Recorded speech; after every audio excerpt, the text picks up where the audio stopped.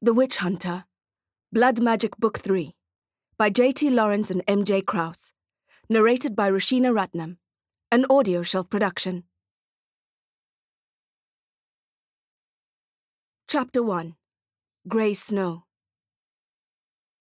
"I need your help," she said on the phone. "Could you come in? Today?" It wasn't the best timing, but is there ever a good time to face an old enemy? I eased my bruised body out of bed, slowly, as not to wake Derek. I needn't have crept or whispered.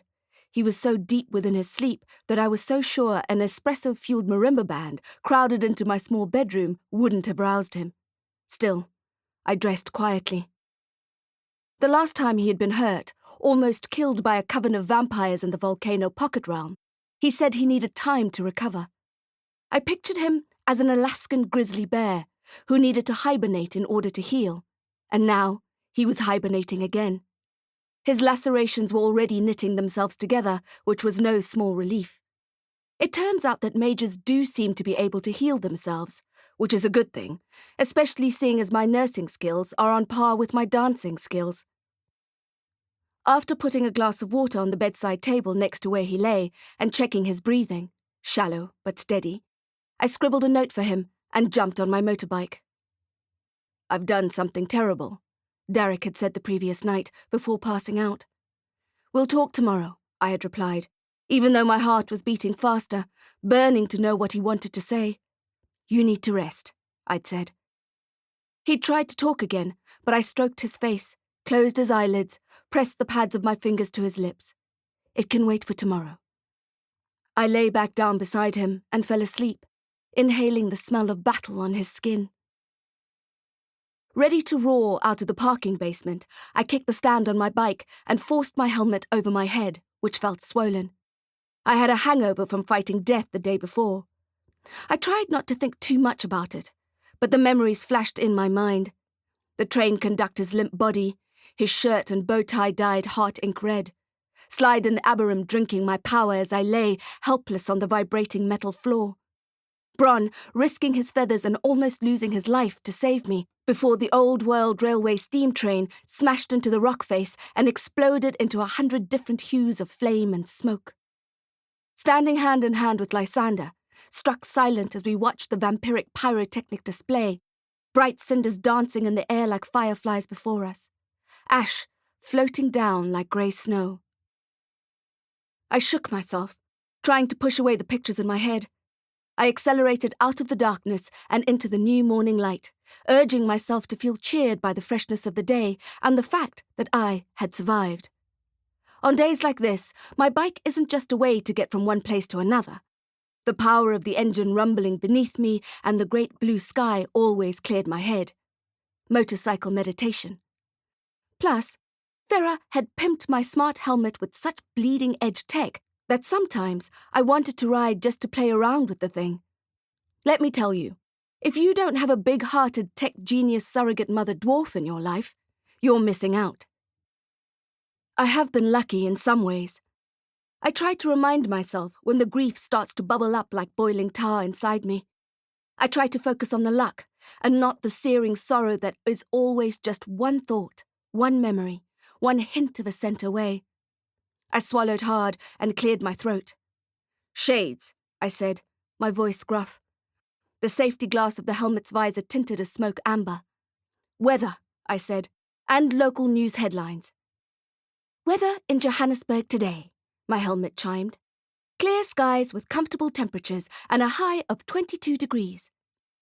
In local news, another Hammerskin attack has left a group of Cargol loyalists in critical condition.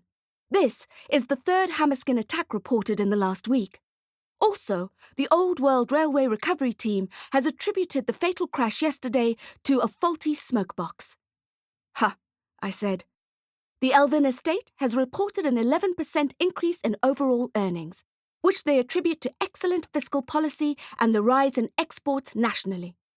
And Goblin City Management has reported a worker missing. More details to follow." "No details," I said. I didn't want to hear it. The headlines were depressing enough without digging deeper. So they had found the train wreck and some bodies. But they'd never know how many vampires were inside when the carriages hurtled into the stone mountain. They wouldn't be able to tell the difference at a glance between burnt seat leather and ashed vampires. I wouldn't forget it, though. The fireworks we saw. The multicolored flames shooting into the sky. Fireworks and fireflies. Grey snow. I shook myself again, trying to dislodge the icy sensation that was inching up my spine. Music, I said. Hellcats. I accelerated as the dirty rock music streamed out of the helmet speakers, and I felt it reverberate through my body along with the thrumming of the loyal engine. I was going back to the Copperfield Institute, and I needed to prepare myself for what I would hear when I got there. Chapter 2. Blushed to Burning. The outside facade of the Copperfield Institute is generously sized, but plain. It is an understated entrance for what is regarded as the most accomplished magical school on the continent. A large, handsome electrical gate truncates the high walls, which are painted a dazzling white that glitters in the sunlight. A bronze-pelted werewolf named Rusty has been the security guard for decades, and he greeted me with his characteristic lupine scowl. "Jacqueline Denner Knight," he growled, and then leapt at me, almost knocking me off my bike. He enveloped me in a hug that smelled, even in his human form, distinctly canine, like dog pellets and damp fur. "I didn't think you'd recognize me," I said. "I recognize all Copperfield alumni." Rusty was panting slightly, blowing white puffs of breath in the early morning air, and the glare of the white wall made his eyes sparkle a deep Atlantic blue. His dark lips turned up at the corners as he opened the gate for me. "Plus," he panted, "the directress told me you were coming." He bowed and waved me through, and only when I looked down did I realize he had planted a tracking pixel on my trench coat. It was disguised as a visitor badge, but I could practically feel the thing ticking against my chest. Security at the Copperfield Institute had always been tight, but a pixel seemed paranoid. Or maybe there was something I didn't know. I parked my bike under the shade of a giant jacaranda tree, which was bright green with new spring leaves. I remembered it from before, remembering the pale purple blossoms it would rain down on us during exam times, promising a positive result. I found myself wondering if today's kids still believed in silly superstitions like that, like the kissing arch twin trees in the third quad, where nailing your shoes to the bark ensured you and your beau would be lifelong lovers, or putting a white crayon on your windowsill and a silver coin under your pillow to bring on a snow day. We did it knowing full well that snowfall in Johannesburg is as rare as good dental hygiene in an orc's mouth. There was also the myth of Minerva's owl. We never could agree on what finding that ephemeral hooting owl hidden in the folds of the robes of the copper statue would get you, but we knew it would be good luck in some form or another. I found the owl one sweltering summer, when no one else was around to corroborate my discovery. I was in 10th grade, and in the difficult transition period between street urchin and Copperfield scholar. I laid my palm on the owl's cool, shaded head, and imagined it cooing softly in the night.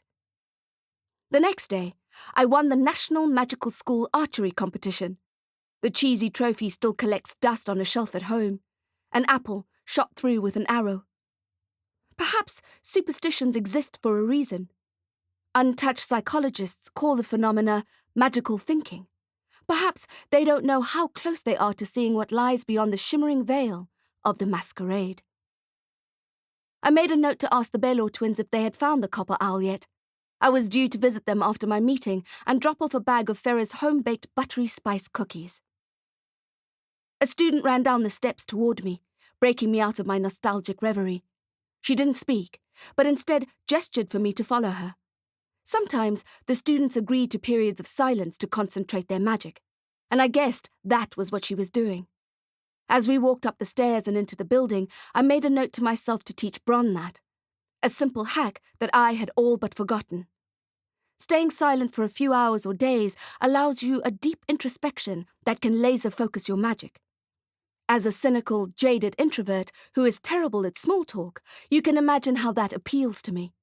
But alas, my line of work involves speaking, as would be evidenced here in the cool, refined offices of the Copperfield Institute. The student knocked gently on the blonde timber door that stood slightly ajar, and the directress looked up over the top of her stylish bifocals and smiled. Sunshine streamed through the large windows, and, just outside, soft leaves, all shades of green, fluttered like wings in the breeze. The dapple light played on the walls and the polished pinewood floors. "Ms. Knight," she said, her enunciation as elegant as I remembered from my school days. I estimated her age to be around 90 plus, but her face told me a different story. Her dark skin glowed with vitality. Black don't crack, and her eyes were diamond chips. Her silver-white braids were clipped back with neat metallic clasps. I had always thought of Directress Copperfield as a titanium woman. Her titanium wand, which lay on her desk before her, was legendary, and she had a spine to match it. Now that her hair was the same color, it looked and felt right. "Good morning, Directress," I said. I felt a keen sense of loss looking at her wand. Mine had been a similar style, vintage and finely engraved. I had taken it from my mother's limp hand as she lay dead in her bed, and now a vampire had taken it from me. Heartache welled up within me. I knew that coming back to Copperfield would be emotional. It would always be a reminder of what I had lost. "Please," she said, gesturing at a chair. I sat down, and the student was dismissed. "I really appreciate you coming to see me." She made it sound like I had a choice, which I guess I did, but I don't know anyone in the realm who would turn down a request for a favor from Copperfield. I wasn't sure how to reply. "It's a pleasure." It wasn't. "You're welcome." You're not. "Any time?" Nope. This is why I'm bad at small talk. I'm too honest, and not in a good way.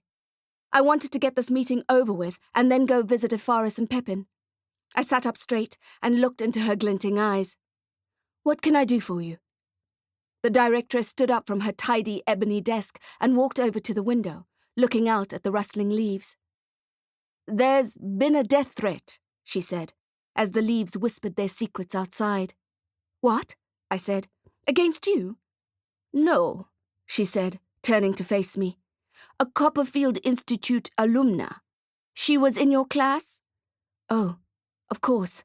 The old enemy I needed to face. The directress had mentioned her name on the phone earlier. "Isadora Crowe." Izzy Crowe. Spiteful, smug, sexy Izzy. That old witch. After graduation, I had hoped to never see her again. Turns out, that wasn't going to happen. Copperfield didn't break her eye contact, making me feel intensely uncomfortable. "Her life is in danger." A part of me thought, so what? My life has been in danger plenty, especially in the last week, and I don't see the Institute recruiting former pupils to help me. Couldn't Crowe just fight her own battles? And who wanted her dead anyway? Did she deserve it? And why was Directress Copperfield asking me instead of Izzy asking me herself? I knew the reason, of course, because I would have said no to Isadora Crowe. "Of course, you'll have your reservations," said Copperfield. "Isadora told me you two weren't the best of friends." That was putting it mildly. Once, while I was sleeping, she cut off all my hair during the night. She made it grow back the next day with one of her potions, but not before I woke up horrified and my skin had blushed to burning. "But I must remind you that those of us who fight evil must join our light together or be lost to the darkness." I stared as her words hung in the air between us. "We're not talking about Crowe anymore, are we?" "There are dark times ahead," said Copperfield, and a shadow scudded over her face like a dark storm cloud. I suddenly felt chilled. "You feel it too," I said, and Directress Copperfield turned again to study the garden outside. I followed her gaze and thought about the plant on my kitchen windowsill. It had now grown so much that it was blocking out the light completely and was beginning to penetrate the cupboards around it and crack the cheap wall tiles along the warped sink. I knew what this meant. The Silvano clan of vampires were growing in power. They had an unknown quantity of mages banked, and they had the High Fire crown. The future of the realm was looking dark indeed, As Faire would say, when in doubt, have a cookie. You'll never know when it'll be your last.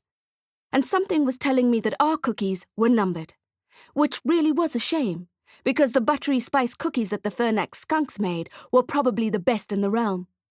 And if there weren't going to be any copper-cog cookies in the afterlife, then, well, best we try to keep our feet planted firmly in the here and now. My stomach growled then, reminding me of Rusty the werewolf guarding the entrance of the school and the pixel planted on my chest. A death threat, I said. Can't Crow come stay here for a few days, until it blows over? Or even better, move to another country, I thought.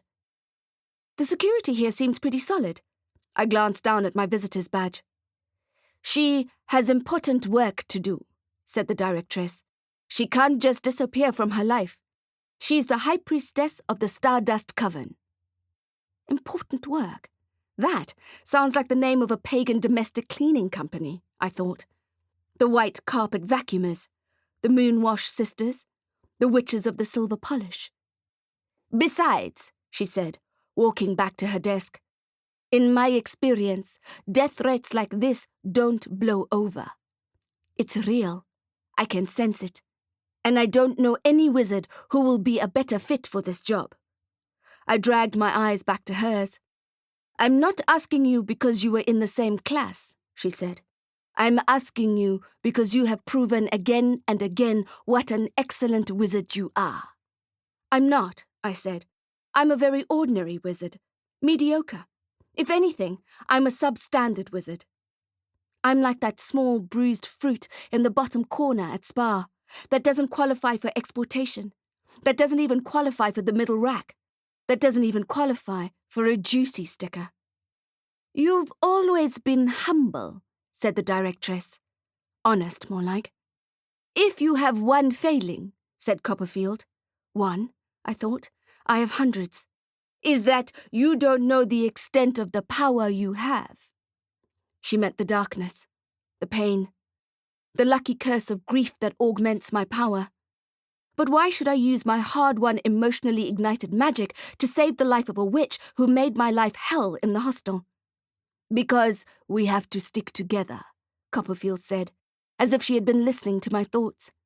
Because Crow is one of us, and because you are the only one who can save her life.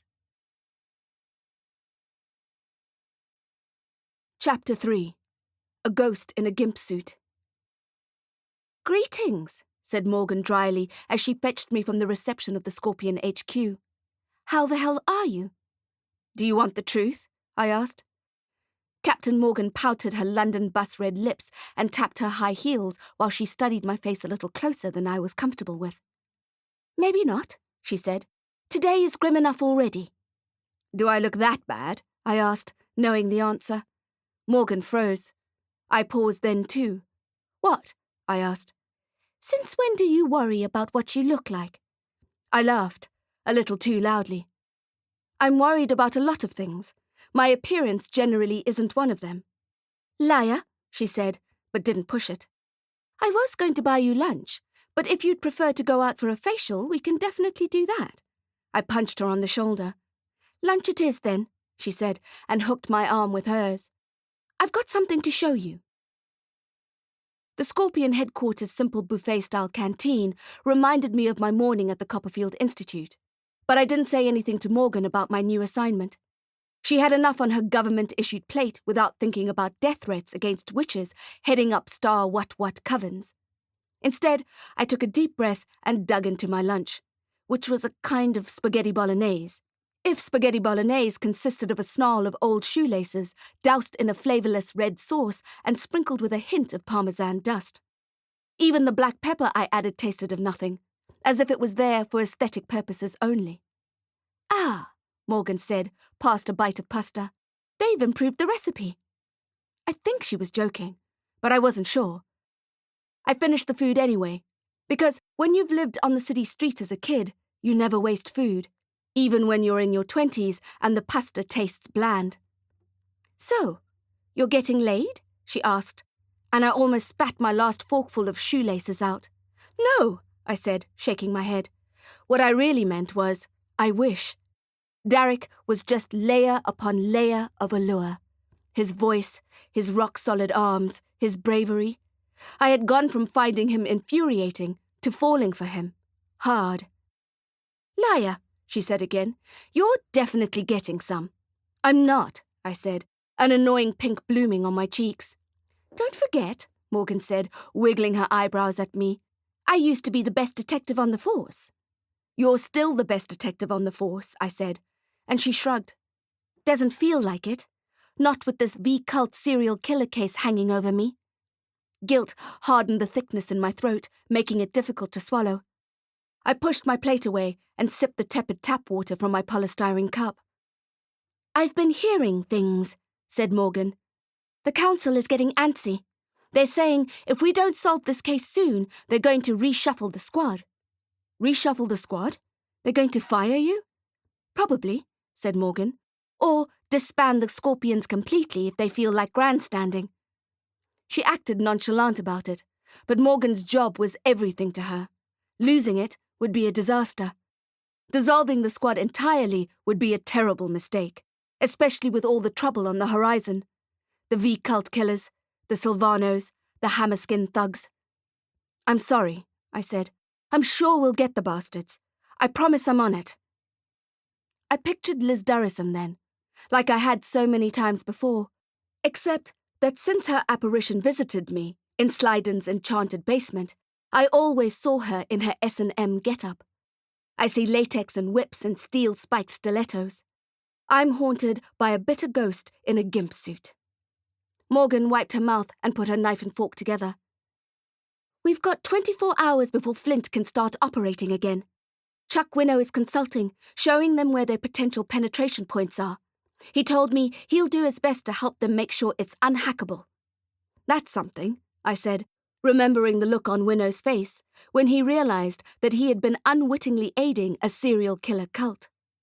"Either way," she said, "the V-cult is resourceful. They'll find a way to target their demographic." By demographic, Morgan meant me. All the victims so far bore a striking resemblance to me, and the candid picture Chuck Winnow had of my face in his drawer was proof that it was no coincidence. "I'm still trying to work it out," she said, doing that unnerving thing where she stared at me without blinking. "That photograph of you. Why you?" My skin felt cold then, and I pulled my coat a little tighter. "Is it a warning?" she asked, "or a promise?" I understood then that while Morgan was worried about losing her job, she was more worried about losing me, because all current evidence on the table pointed to the idea that I was on the very top of the V-cult's hit list. "I have something to show you," said Morgan. "The reason I asked you to come in." We left the canteen and made our way up to her office. She rotated her computer screen in my direction and clicked play. "The security team of the store sent this to the police, and they forwarded it to us." The video was grayscale and grainy. A young man walking, probably in an alley, moving in a strange way. Not striding with purpose, nor ambling. It was like he was listening to music in his head and swaying to it. Then he stopped and fell to his knees and ripped his shirt open, shouting at the sky. There was no anger in his face, and we obviously couldn't hear the words, but it seemed more like some kind of invocation or prayer. Then there was a black swooping shadow across the lens, and it seemed that the man disappeared into thin air. I frowned. Morgan replayed it. The man was there, and then he wasn't. "He portaled somewhere?" I said. "Who is he?" "No portal, no magic. He's not touched." I watched the clip again. That swooping shadow. Vamp attack? There would be a body, or at least a police report. Instead, when my officers followed up on this, they found the man at home, with his family, as if nothing had happened. In fact, reports on vampire attacks are way down. I found this surprising. "Really? I had expected the opposite." Morgan nodded. "Lowest it's been in years. Hardly any coming in at all, and that includes evidence of bleed farms." I scratched my head. I knew for a fact that the vampires were growing in number and strength. So what was going on? "And the security footage. The disappearing man. You're sure it's the same guy? Yep. My officer said he was even wearing the same clothes at home as he was in the clip. And he seemed 100% okay? Apparently. She looked down at the open file on her desk. A bit nervous, they said, but they attributed that to being visited by a blue light halfway through his dinner time. Weird, I said. It gets weirder. Morgan closed the file and reached for a pile of 20 or so more, dropping them in front of me. This guy is the only one we have on camera, but these other people, she tapped on the top of the pile with her manicured finger, at one point in the last week or so were all reported missing for a few hours, only to return with no memory of where they were or what had happened in the time they were gone. I opened the first file and scanned over it. I imagined the people each doing their own thing, sitting at their open-plan office desks, making lunch, chatting with a friend. 1 second, they were slathering mustard on a gypsy ham and cheddar sandwich. Then the next second, they're gone. Like the rapture, I said, but they come back. A temporary, drug-induced rapture, Morgan said, her lips turning up into a grim smile. Sounds pretty tempting, actually. I stopped paging through the top file and looked up at Morgan. What? I was kidding. No, I mean about the drugs. You said drug-induced? Not all of them agreed to have their blood tested. Some of them were cagey. We couldn't force them, they haven't broken the law. But when our medical examiner checked Dempsey out, that's the guy in the security footage, the examiner did the standard blood work, and there was some kind of anomaly, some red flag. So he tested more and found traces of an unknown psychoactive pharmaceutical. An unknown psychoactive pharmaceutical? What does that mean?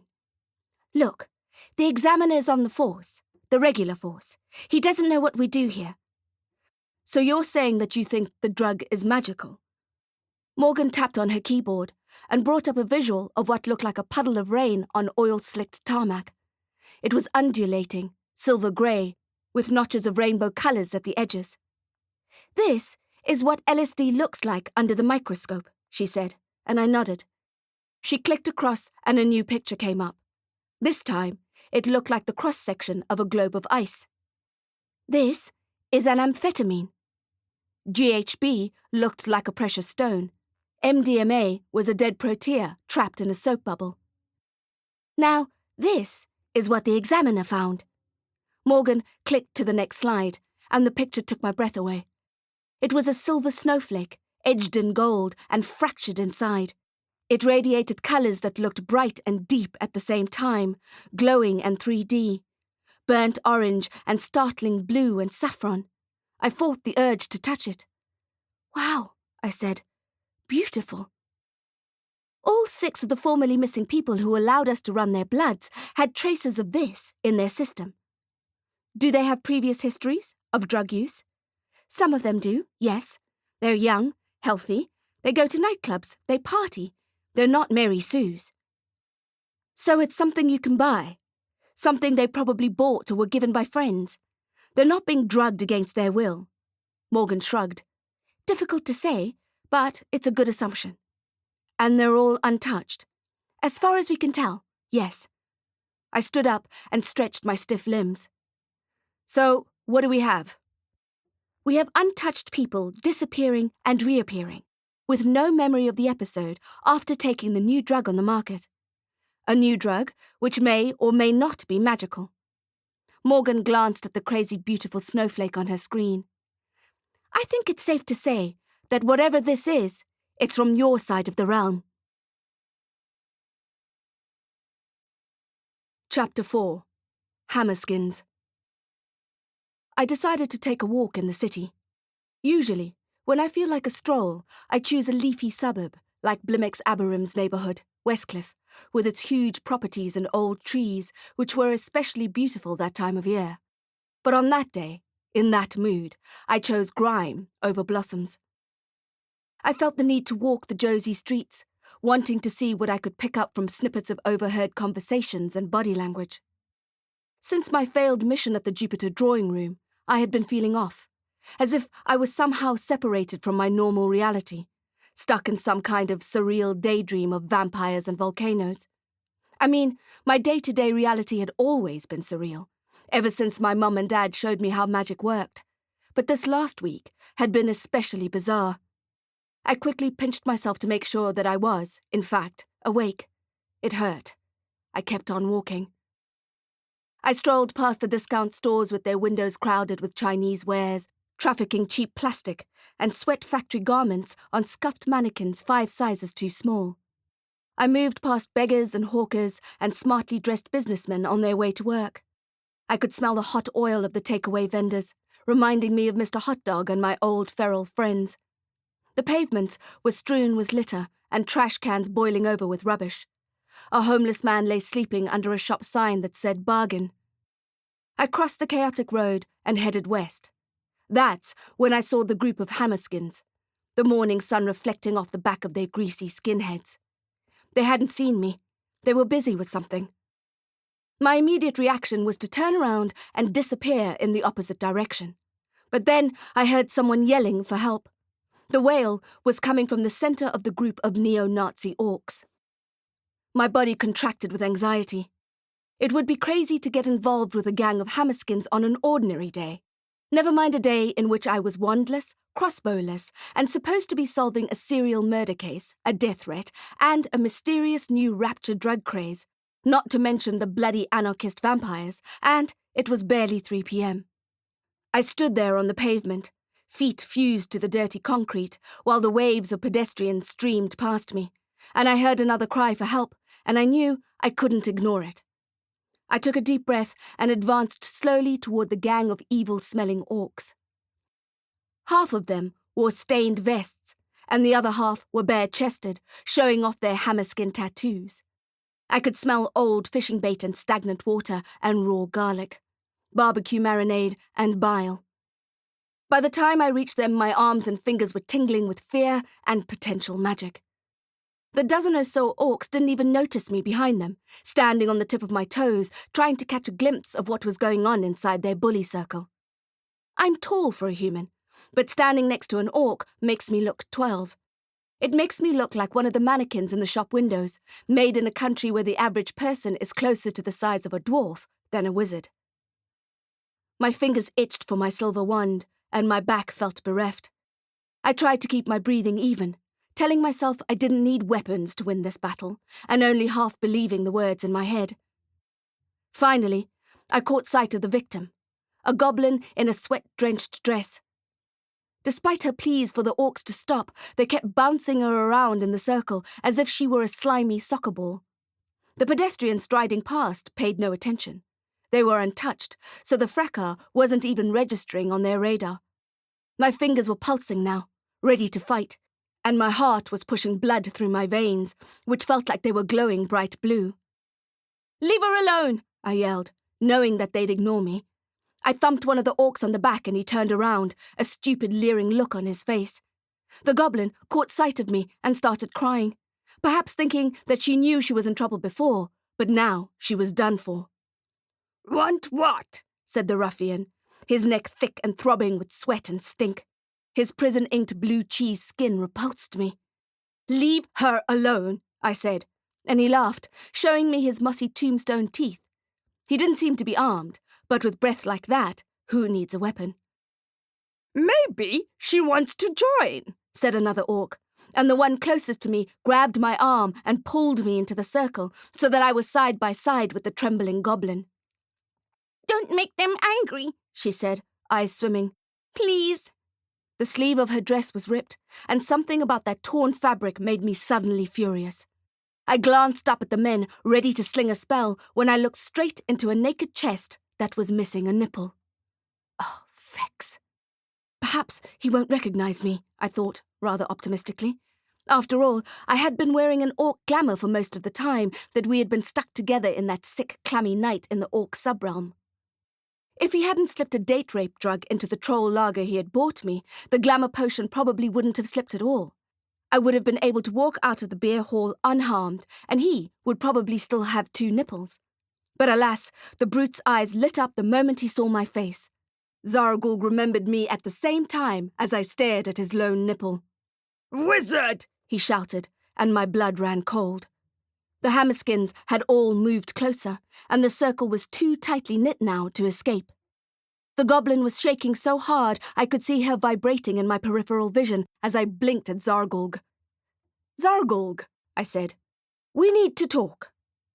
Talking is not a great orc pastime, but I was grappling for ideas, trying to buy time while I thought of what to do. He sneered at me, then backhanded me so hard that my jaw cracked and my eardrum burst.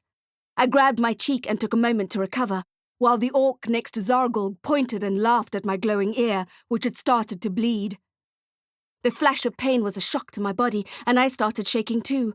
But somewhere deep in my mind, I was grateful for the gift of the agony, because it shot through my body like an electric current. I was primed to sling a spell before I had entered the circle, but now I was zinging with power. And I knew instinctively that, even without my wand, I could take on every single one of them. I didn't need to gather my force or focus my emotion. My magic was right there, under my skin, waiting to be let loose. "Fiat Fulga!" I yelled, and a huge bolt of lightning shot from my palm and speared Zargulg exactly where he deserved it. He screamed and grabbed his crotch, and there was the smell of burnt orc skin on the breeze. Then I sent the same spell zinging at his mate, the one who had laughed when he had seen me bleeding. I got him on the ear. The goblin shrieked and dashed behind me while I picked off 4 more Hammerskins with my lightning spells. My hand was burnt then, my palm brittle and black, and I knew I couldn't use lightning anymore. The 6 remaining orcs advanced in a rage, furious that a girl wizard had gotten the best of their gang members. The one that had originally pulled me into the circle reached out and grabbed me by the front of my trench coat and picked me up off the ground, and as my boots left the pavement, I kicked the air helplessly. "Let me go! Let me go!" I yelled, and he sneered at me as he had done before. The goblin in the ripped dress stepped forward and kicked him on the shin, but he didn't even feel it. "Urk," he said. He was about to swoop to pick her up too, but I wasn't going to let that happen. I looked up at the sky, clustered with solar scrapers and a buzzing helicopter. "Averse him!" I shouted. Distraction spells are always a bit tricky to get right, mostly because they're highly unpredictable. Unless you're a highly accomplished wizard, you never really know what you're going to get with an Aversum spell. Sometimes that makes them fun. But when you have a foul-breathed orc dangling you a meter from the hard-baked concrete pavement, it's a bit less so. Nothing seemed to be happening, so I cast it again. "Aversum!" I shouted, wondering if the deafness brought on by my damaged ear was affecting my pronunciation. Or maybe orcs were just too dumb to be distracted. Or maybe they were so dumb that distraction was their default state of being. "Urk," said the Hammerskin, pretty much proving my theory. The orc frowned, and I matched his expression. One of the other orcs threw a Hessian sack over the goblin and pulled the drawstring tightly shut. The goblin lost it, screeching and flailing about, trying to escape. Another bag was brought out, presumably to grab me, and adrenaline coursed through my body, giving me a fresh round of metaphysical ammo. "Glacium Exquiris!" I shouted, and I was so close to my attacker that the spell seeped instantly into his body, literally icing him where he stood, like a carcass in a deep freeze. Still dangling from his frozen meat hooks, his bratwurst-sized fingers, I leaned over and slung the same glaciating spell at the other orcs, sweeping the freezing energy across them like a giant paintbrush loaded with liquid nitrogen. You know when you're a kid, and you pull ugly faces, and a grown-up tells you that you'd better be careful, because if the wind were to change direction while you were pushing the tip of your nose up and squinting like that, you'll stay that way forever? Well, the Hammerskins looked like the wind had changed direction. Their violent body language and cruel, curling lips were frozen as solid as statues. I wriggled and squirmed to loosen the iced orc's grip on my coat, and finally, one of his fingers snapped off, and I fell down to the ground with it. Oops, I thought. I wrenched open the sackcloth bag and let the goblin scramble out. She was holding her neck and hyperventilating. "Are you okay?" I asked, helping her up, but she couldn't talk past her constricted throat. I changed my angle. "You're going to be okay," I said, and she nodded. She reached up toward my ear and looked sorry that I had been hurt. The anger had left my body, but the pain was still dashing against me in waves. When I stood up, I almost pitched forward. My balance was off, so I guessed that my eardrum must have been burst. When I put my hand to it, my fingers came away slick with blood. I was more hurt than I had guessed. The adrenaline had glossed over the injuries to get me through the battle, but now it was wearing off, and my skull felt like it was glowing neon with pain. I shook my head to clear the stars that were popping up in my vision, hoping my thoughts would clear too. I started walking away from the debilitated orcs and the traumatized goblin who shouted after me. My ear was buzzing so loudly I couldn't hear what she was saying. I needed to get better, ASAP, and I didn't have time to see a doctor. I had 3 urgent cases to solve, and I needed an unclouded brain to do it. Chapter 5. Pocket Pebble. When I opened the front door of my apartment, I hoped to see Derek in the kitchen with a healed body and a sleep-crumpled face. But the room was bare and lifeless, apart from the manic pot plant, which had now cracked its pot in its unfettered desire to take over the world. I washed the dried blood off my face and neck, then padded through to my bedroom to check on the mage. He was still sleeping, still breathing, rocking a napping gizmo on his chest. The bruises that had previously looked like floating purple continents on his skin were fading into the background. I had an urge to kiss his cheek, to wake him up, as if I were the prince in the fairy tale of Snow White. We just needed Faire's family in there, I thought, a tribe of dwarfs and an open coffin made of glass. The doorbell rang, startling me. My nerves were shot from the clash with the Hammerskins, and my skull was still aching. Despite being deaf in my right ear, the doorbell had sounded loud and clamorous and sent a spike of pain shooting through me.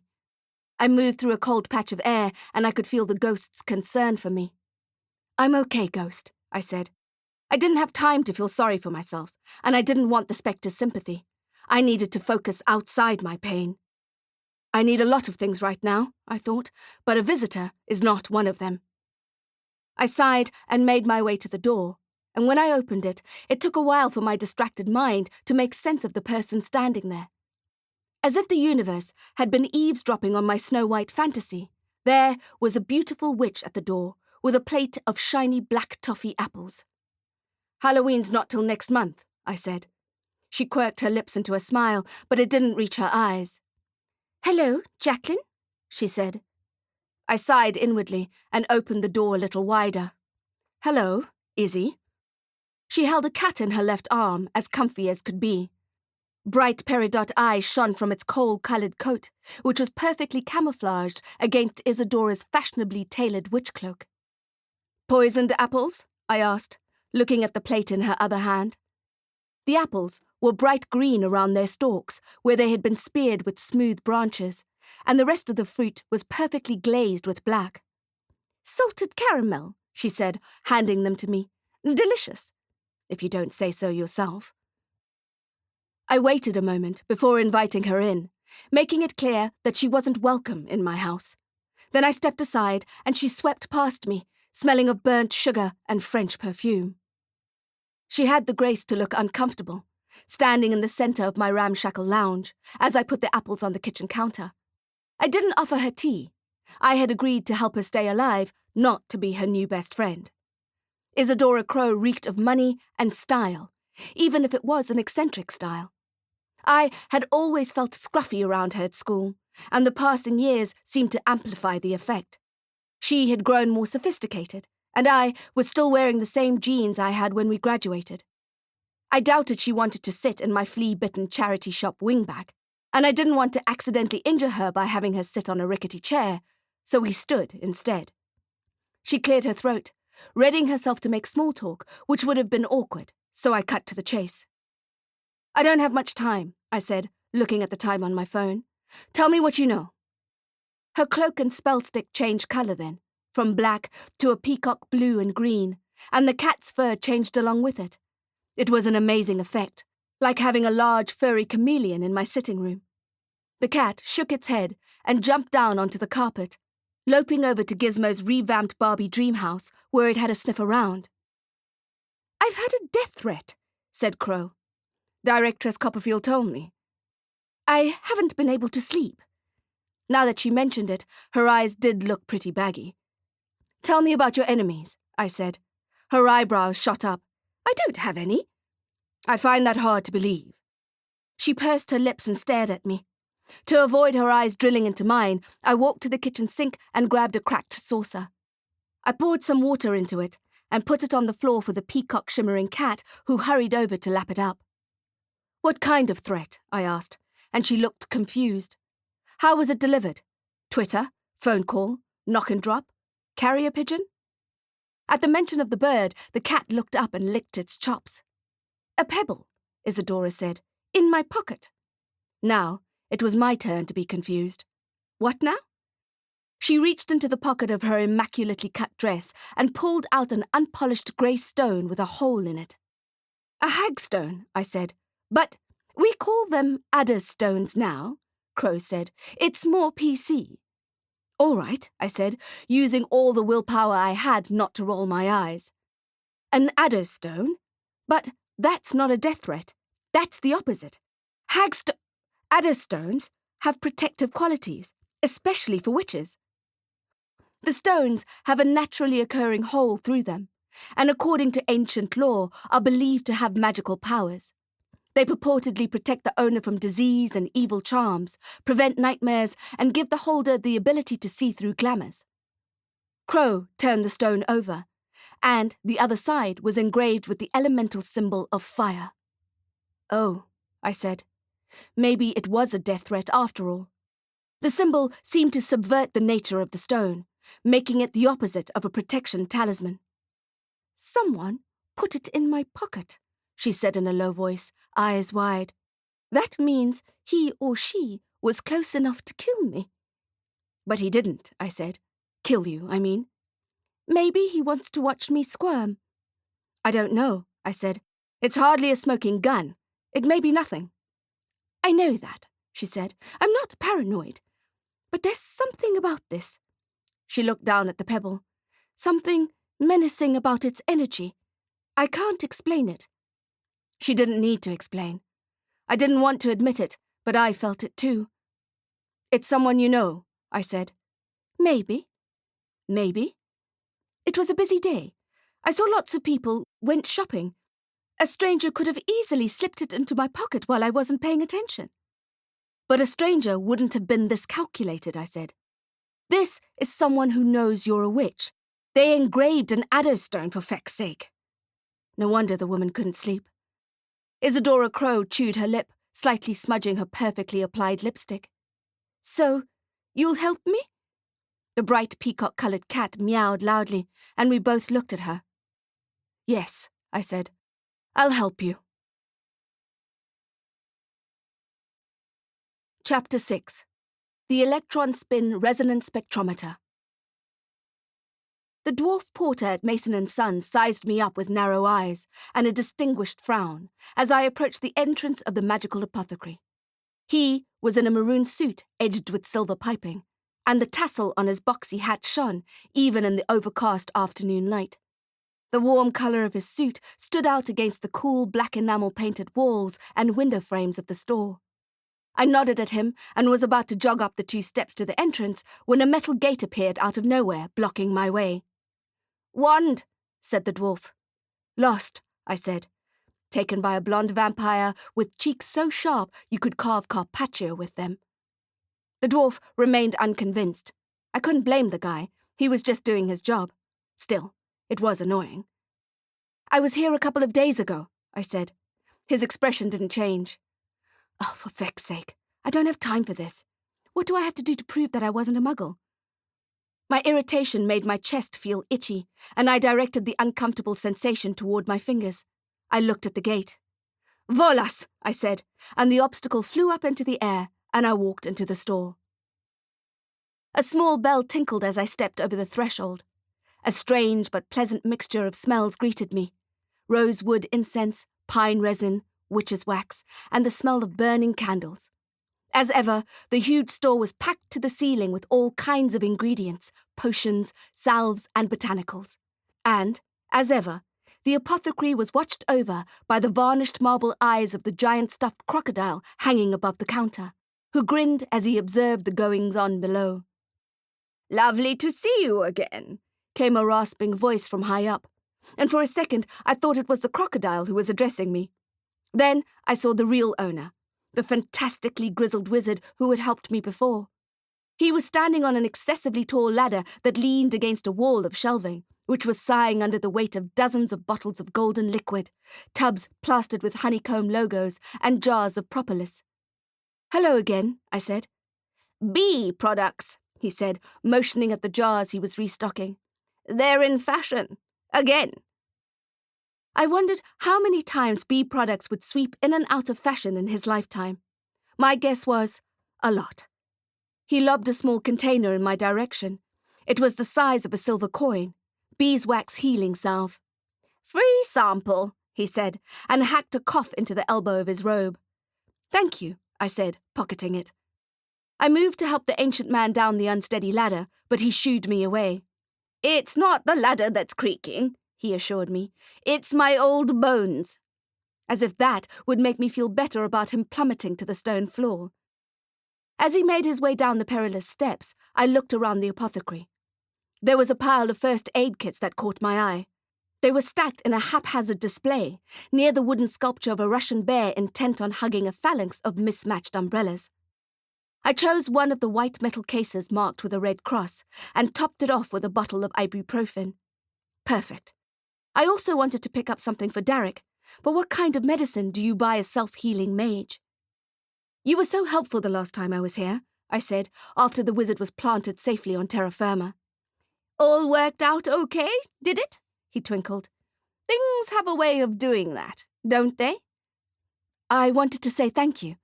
"Just doing our jobs," he beamed. "I'll tell Grandad you came by." "He's not around today?" "He's taken the day off. Took his new boat for a spin on the Val Dam." I guffawed and waited for the wizard to join in, but apparently he hadn't been joking. "Did you want another consultation?" croaked the old man, squinting at the antique watch on his paper-thin skinned wrist. "He should be back soon." I didn't have time to kick around. "Maybe you can help me," I said. "I'll try my very best." We took our places in the newspaper-walled corner, and I sat in the antique barber's chair next to the stuffed dodo lamp. "There's a new drug on the market," I said. He pushed his glasses up the bridge of his nose and blinked at me. "Oh?" "A magical substance that somehow made it past the masquerade. Untouched humans are taking it, and we don't yet know the consequences. I want to find out what it is and where it's coming from." "Well," said the coffin dodger, "do you have any for me to look at?" I shook my head, and the wizard stroked his snowy beard. "Any idea what's in it?" "No," I said. He blinked his watery eyes at me, about to tell me he couldn't help. "The people that take it seem to disappear for a few hours," I said. "Then they come back with no memory of where they've been." "Disappear?" he said. "As in, get on a bus?" "Disappear as in, poof." He drummed his bony fingers on his knees. "Could be some kind of portal potion," he said, "or an invisibilis factus filter. But neither of those would wipe their memories." "True." "And we should keep in mind that magical drugs don't accidentally make their way past the masquerade." I nodded, and waited as the wizard coughed up some tumbleweed. "I think we can safely assume that some magical person is, for whatever reason, purposefully introducing the drug to the untouched people." "If I get a sample for you, will you be able to analyze it?" I asked. "Oh, yes," he said. "Dad's a whiz on the electronic microscope. He's got one of those newfangled ones with the fiber optic illumination. And Granddad's just got a spinning machine." "A spinning machine?" I said. I pictured the ancient man wearing a lycra unitard and neon sweatbands and cycling in a stuffy gym class to the blare of 80s rock. But then I realized the wizard meant lab equipment. "When he's feeling fancy, he calls it his Electron spin resonant spectrometer. But really, it's just a spinner. A standard lab analysis machine." "Okay then," I said. "I guess that's what I'll need to do." Back at the counter, I took out my cash from my pocket and counted out some notes onto the counter. I didn't have much cash left over from the Aberim assignment, but it was money well spent. At least I had a way forward. I would get a sample of the drug and bring it here. "I don't need to tell you to be careful," the old wizard said, looking a little alarmed. If this person has truly evil intentions, well, he motioned at the first aid case in my hand, you might need a little more help than that. Chapter 7. Venom. I waved at the porter on my way out from Mason & Sons, and as I gave the dwarf a backward glance, the gold lettering of the store name glinted against the dark paint on the building, as if it was winking at me. I shook some pills into my mouth and swallowed them dry. I climbed onto my bike, unlocking the security enchantment I had placed on it 20 minutes earlier, and ignited the engine with a click of my fingers. Strictly speaking, the clicking bit was not necessary, but it felt good to do it, like when I was a toddler and used my power to clap my bedroom lights on and off. I didn't know it was magic at the time. I just thought that's how lights worked. My motorbike hummed as I set off down the narrow city street. My ear was still aching, and my jaw made an odd clicking sound when I opened my mouth. But by the time I got home, the anti-inflammatories had kicked in and the pain had receded. I parked in my apartment's basement, in my usual spot, next to the swift entrance and the recycling bins.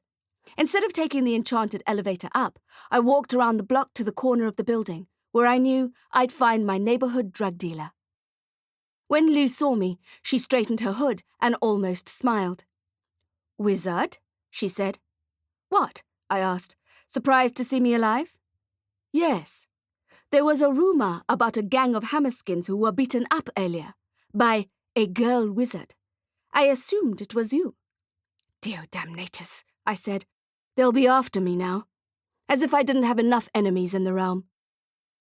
I looked at her ebony face and matching dreadlocks. Her quinine iris seemed brighter than ever, flickering from within the dark shade of her hood. "I have a question," I said. "Of course you do. What's that supposed to mean?" She shrugged, but I knew what she meant. I only ever approached her when I needed help. I had been in survival mode this past week, doing only what needed to be done to stay alive, and I hadn't worried about bruising anyone's feelings on the way. I thought that perhaps that was why Salty Snap was cold toward me the last time I saw her, when we went on the safari ride together. She hadn't called or texted me since then. I made a mental note to bring her a gift, rainbow popcorn with extra salt. Or maybe I would take her for maple syrup pancakes and a lime milkshake at that awful coffee shop at Goblin City. "I still owe you for that medicine you gave me," I said. I used the term medicine lightly. They were more like hallucinogenic troll-strength painkillers. They worked really well. Thank you. Lou shrugged it off and looked away at the street, which was now crowded with hooting traffic and hawkers. Exhaust fumes and vernacular coloured the air. "I mean, they really helped. And I'd like to pay you back," I said. "Is there anything particular you need?" "Not yet," she said. "Let me know when you do." I wondered if I would come to regret saying that, but fair is fair. "To answer your question," Lou said, dusting a piece of flint from her jacket. "Yes, he was here." I haven't asked my question yet. Then I registered what she'd said. "Wait, who was here?" "That vampire, the hot one that was here before. Blondie." Lysander. My stomach leapt, and not in a good way. "When?" "A couple of hours ago. He was looking for you." "He asked for me?" "No." My heart beat a bit faster. "He was just skulking around?" "Kind of. So I asked him what he wanted. He said he had something for you." "Had something for me? What? A bullet? A pair of fangs? Would it be insanely optimistic of me to think he would return my wand? Or—" "I offered to keep it for you," she said, "but he wanted to deliver it himself." Hope and dread mixed together, painting my insides a toxic yellow. I never knew where I stood with Lysander. Talk about a dysfunctional relationship. I'm a proficient vampire slayer, and he's a vampire. At the very least, it made things a little awkward. "But that wasn't your question," Lou said. "Right." I took a deep breath. I tried to pull myself together. Having an extremely good-looking vampire problem was pretty far down my list of urgent issues to solve. Lou kept looking at me, waiting. "The new drug on the market," I said. "I need to buy some." Lou shook her head. Nope. It's not what you think. It doesn't matter what I think. You're not going to get it. Why not? You don't sell it? I don't sell anything I haven't tried myself. Don't tell me, I said, blood draining from my face, and the toxic yellow glowing brighter like a bulb about to burst. I need to go back to Evershade. No, said Lou, shaking her head. You must never go back there. I never wanted to return to that evil black magic market for as long as I lived. Besides, you won't find any venom there. Venom? I said. That's what it's called? Yes, she said, and it's not for wizards. Who is it for? I asked, but I already knew the answer. Listen hard, wizard, she said, every trace of friendliness gone from her face. You do not want to get involved in this. Do you hear me? I heard her. Don't start to think you're invincible. I don't, I said, touching my cheek. I wasn't close to invincible, and I had the cracked jaw to prove it. Chapter 8. The ScreamCoaster. Good. You're here, I said to Bron, who was waiting patiently outside my front door, practicing his Latin incantations. My orc security guard, Gnaw, was asleep, as usual, and he didn't stir as I opened the door and we went inside.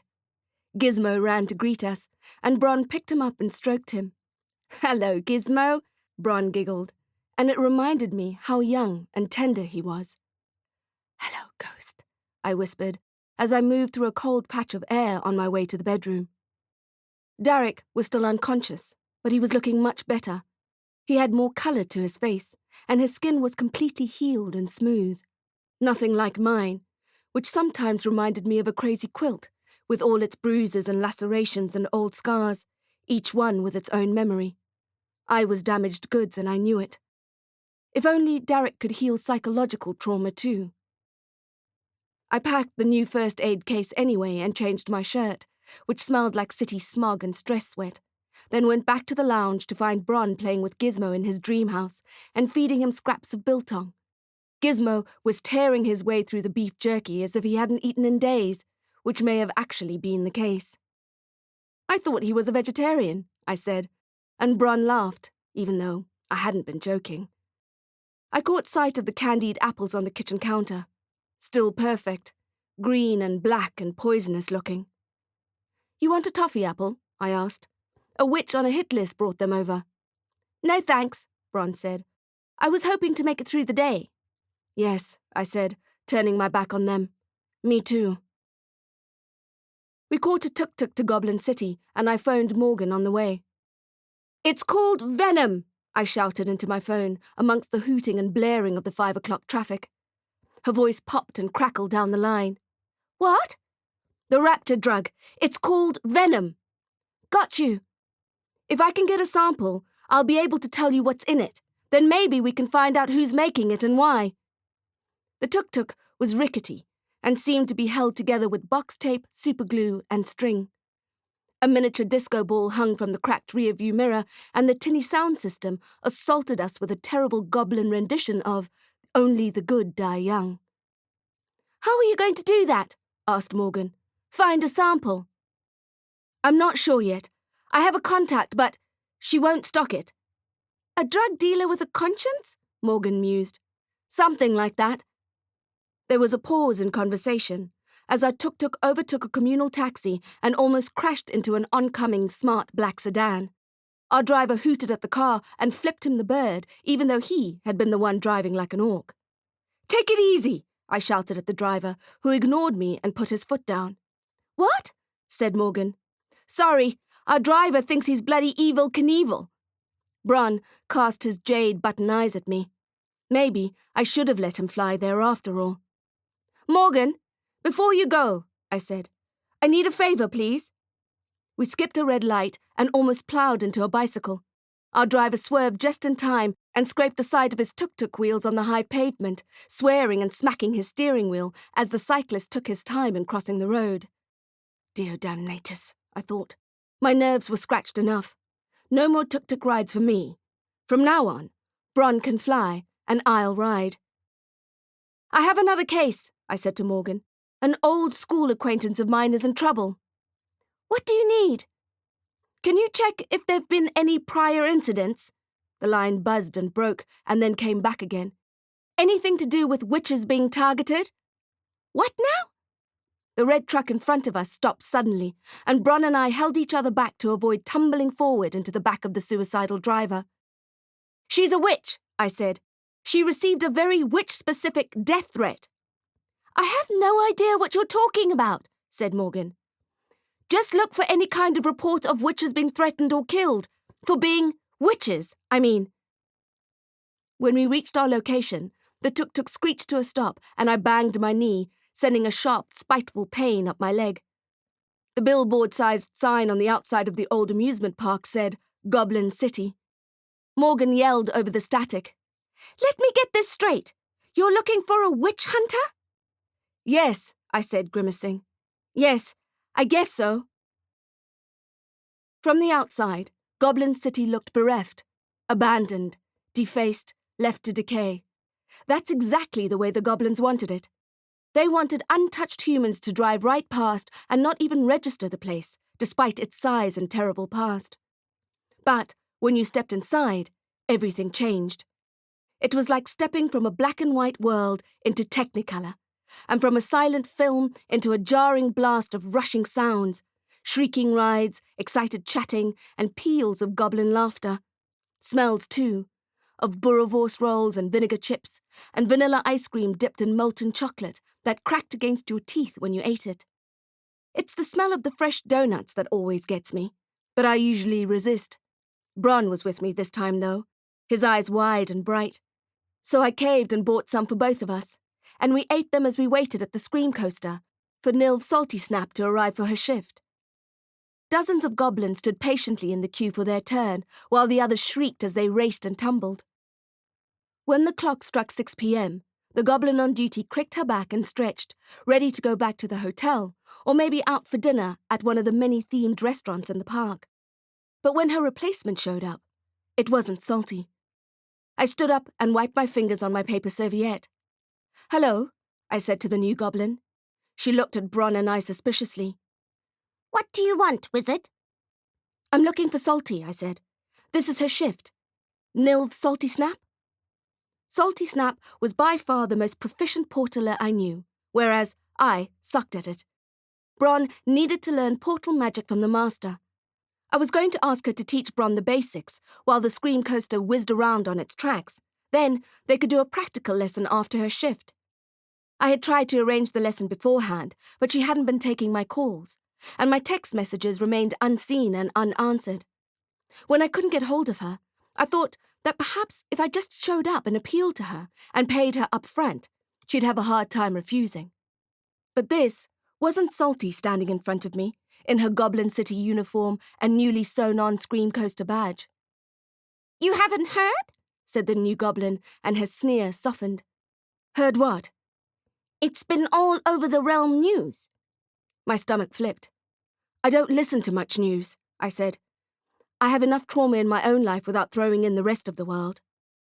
Nilv was a great goblin, sniffed the one who was just knocking off work. What do you mean, was? I asked, my voice high. The roller coaster barreled past us with a trail of delighted screams, then rocketed up into the circular track above us. Salty Snap is missing, the replacement goblin said. She just disappeared. Chapter 9. A Rage of Orcs. We have a problem, I said to the orc who was twice my size and made my athletic legs look like cheap matchsticks. The orc looked down on me. He could snap me in half without even trying. Perhaps I needed to be a little politer. Boss, I added. He was standing in the late godfather's office at the back of Cucina au Capone, the Cargol family restaurant, in front of the wide gas fire that gave the cave-like room a cozy feel, despite the obvious menace in the air. He was warming the back of his legs and playing with an ornament from the mantelpiece, a large, smooth, black oval rock that looked like it might be a fossilized dragon's egg. Hello, wizard, he said, and I felt appropriately embarrassed by my lack of manners, especially seeing as the man was paying for security at my place 24/7. The least I could have done is greet him before launching into a rant. "Gnaw making problems?" asked Boss. I didn't know the head of the Cargill security team's real name. I don't think anyone did. Everyone just called him Boss, and he seemed happy enough with that. "Gnaw is fine," I said. Sure, the guy sleeps a lot, and he let a strange vampire into my apartment when I wasn't there. Plus, he dislocated my shoulder by accident the other day. But he's not a bad orc. He keeps my stinky landlord away, which is a perk that cannot be underestimated. And I had the feeling that if something really dangerous happened, he'd be up and at 'em. It was a good feeling knowing I had an orc in my corner, even if he was narcoleptic. "I'm talking about the Hammerskins," I said. "Ugh," said the boss. His face twisted up in anger and disgust. His arm started shaking, and I saw that he was unknowingly squeezing the dragon egg in his palm. I hoped he wouldn't crack it. Instead, he turned around and slammed it into the mantel, cracking the grey marble. "They're getting out of hand," I said. "Out of hand," he murmured. I could feel the fury coming off him in waves. "They're going around in groups terrorizing people. That attack on the Cargill loyalists yesterday? 7 orcs were killed. And this morning they were trying to kidnap a goblin off the street." I thought of her ripped dress, and I didn't even want to guess what they were planning on doing to her. And I didn't want to guess what they would do to me either once they'd tracked me down, because I knew they would. Not only had I hurt them, but I had humiliated them in broad daylight. Everyone in the realm knows that orcs take both pride and vengeance pretty seriously, and I assumed it was doubly true for neo-Nazi orcs. I knew without a doubt that it was just a matter of time before I had a rage of orcs storming my door, especially the crotch-scorched Zargulg and the particularly vicious orc whose frozen finger I had accidentally snapped off. Our looming reunion would not be a pretty one. Bus was still turned away from me, perhaps watching the flames. A honeyed portrait of the late Don Vito hung above him, oversized, overly flattering, and framed in gold. This kind of errant behavior would never have happened if he was still alive. We both knew that, and it made Boss as mad as hell. Orc Capone would have shut the neo-Nazis down immediately and without mercy. He wouldn't have stood for any kind of uprisings or rebellions in his tribe. He was known for taking out entire families of dissidents, children included. It seemed cold-blooded at the time, but now I saw the bigger picture. If we allowed the Hammerskins to overthrow the existing Cargill rule, it would wreck the realm. I had the feeling that Bus was a more moderate guy, which was good in general, but not good when dealing with psychopathic skinheads intent on destroying the realm's rocky status quo. "A friend of mine is missing," I said. "A goblin." I suddenly felt emotional and had to swallow the thickness in my throat. "I'm worried she's been taken." Boss turned around. "I'll see what I can do about that," he said. "If the Hammerskins have her, I'll make sure she's returned safely." So, he was moderate and optimistic. I didn't fancy his chances of survival much, never mind holding on to his precarious position of power. A blush crept up my neck and bloomed on my cheeks. Maybe it was the heat in the room, or maybe it was the dawning knowledge that the realm was going to be totally, utterly screwed. The Hammerskins were rising up like nefarious weeds, and soon they'd be choking out the rest of us. I pictured blood on the streets and smoke in the air. Our eyes connected, and we held each other's gaze. A civil war was coming, and there was nothing either of us could do to stop it. Chapter 10. The StarDust Coven. When Isadora Crowe had asked me to attend her coven's moonlit gathering, I immediately thought of around 100 things I'd rather do, including sharing breathing space with an orc, being French kissed by a goblin, and going for a bikini wax/root canal combo special at my local Thai spa. But Izzy did have a point. It was the perfect way to meet the people in her life and get to know a little more about her and the StarDust Coven. It would be awkward and uncomfortable, but it may lead to finding the first domino in my witch hunter case.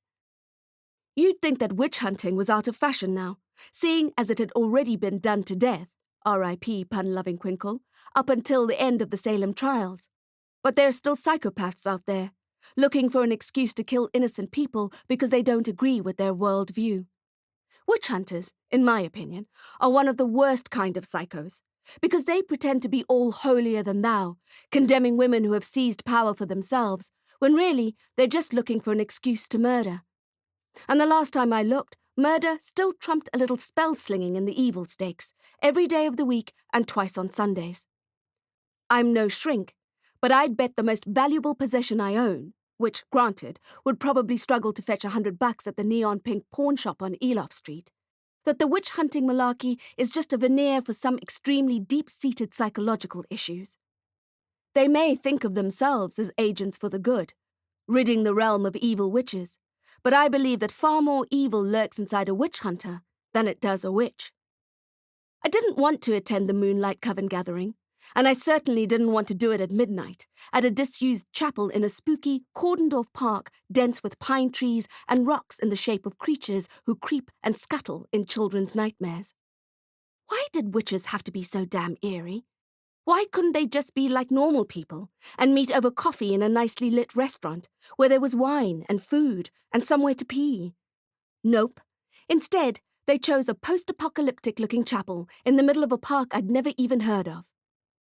"That's the point," said Crowe, "so that no one will disturb us." "Waiters at nice restaurants don't disturb you," I wanted to say. "They just bring you whiskey and nice things to eat." "I could even arrange to book the private dining room at the Copper Cog and Ale," I said, "and have steaming plates magically appear," but she didn't buy it. I didn't know what she had planned. Perhaps they needed to slaughter a goat or something, and I guess that wouldn't go down well at any establishment. Not even at Faire's steampunk pub for magical creatures. So, against my better judgment, I made my way to the secret park.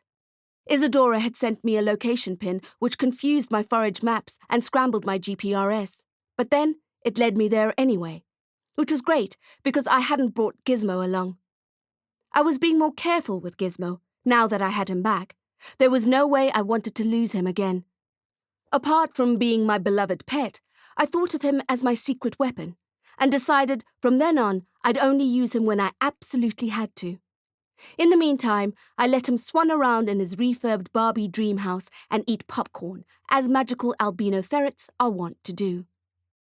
I parked my bike, which was warm from the ride over from Cucina au Capone, and I thought how very dark the forest surrounding me was. The pine needles were fragrant as I bruised them underfoot. I made my way toward the chapel, which was glowing with lunar light.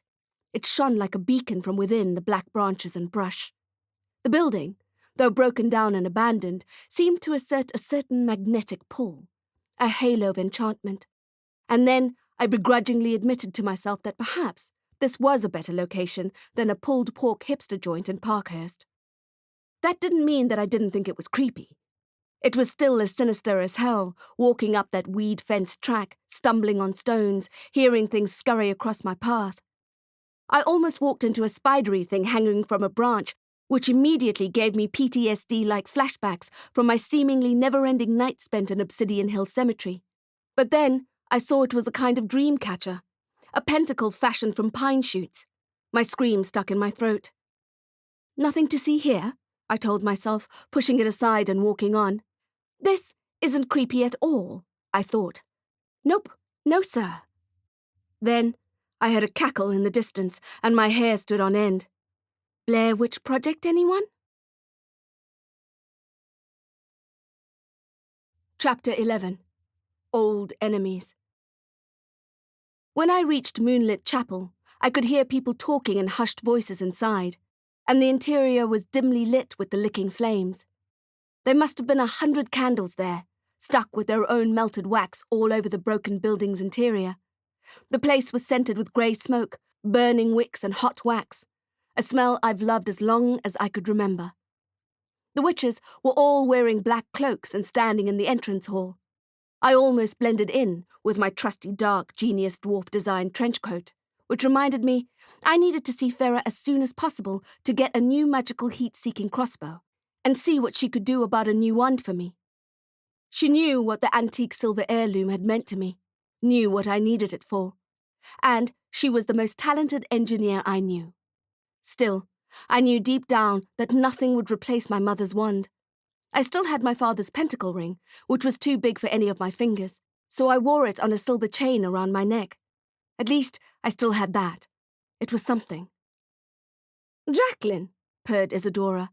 The old witch, High Priestess, came forward and clasped my hands in hers as if we were dear friends instead of old enemies.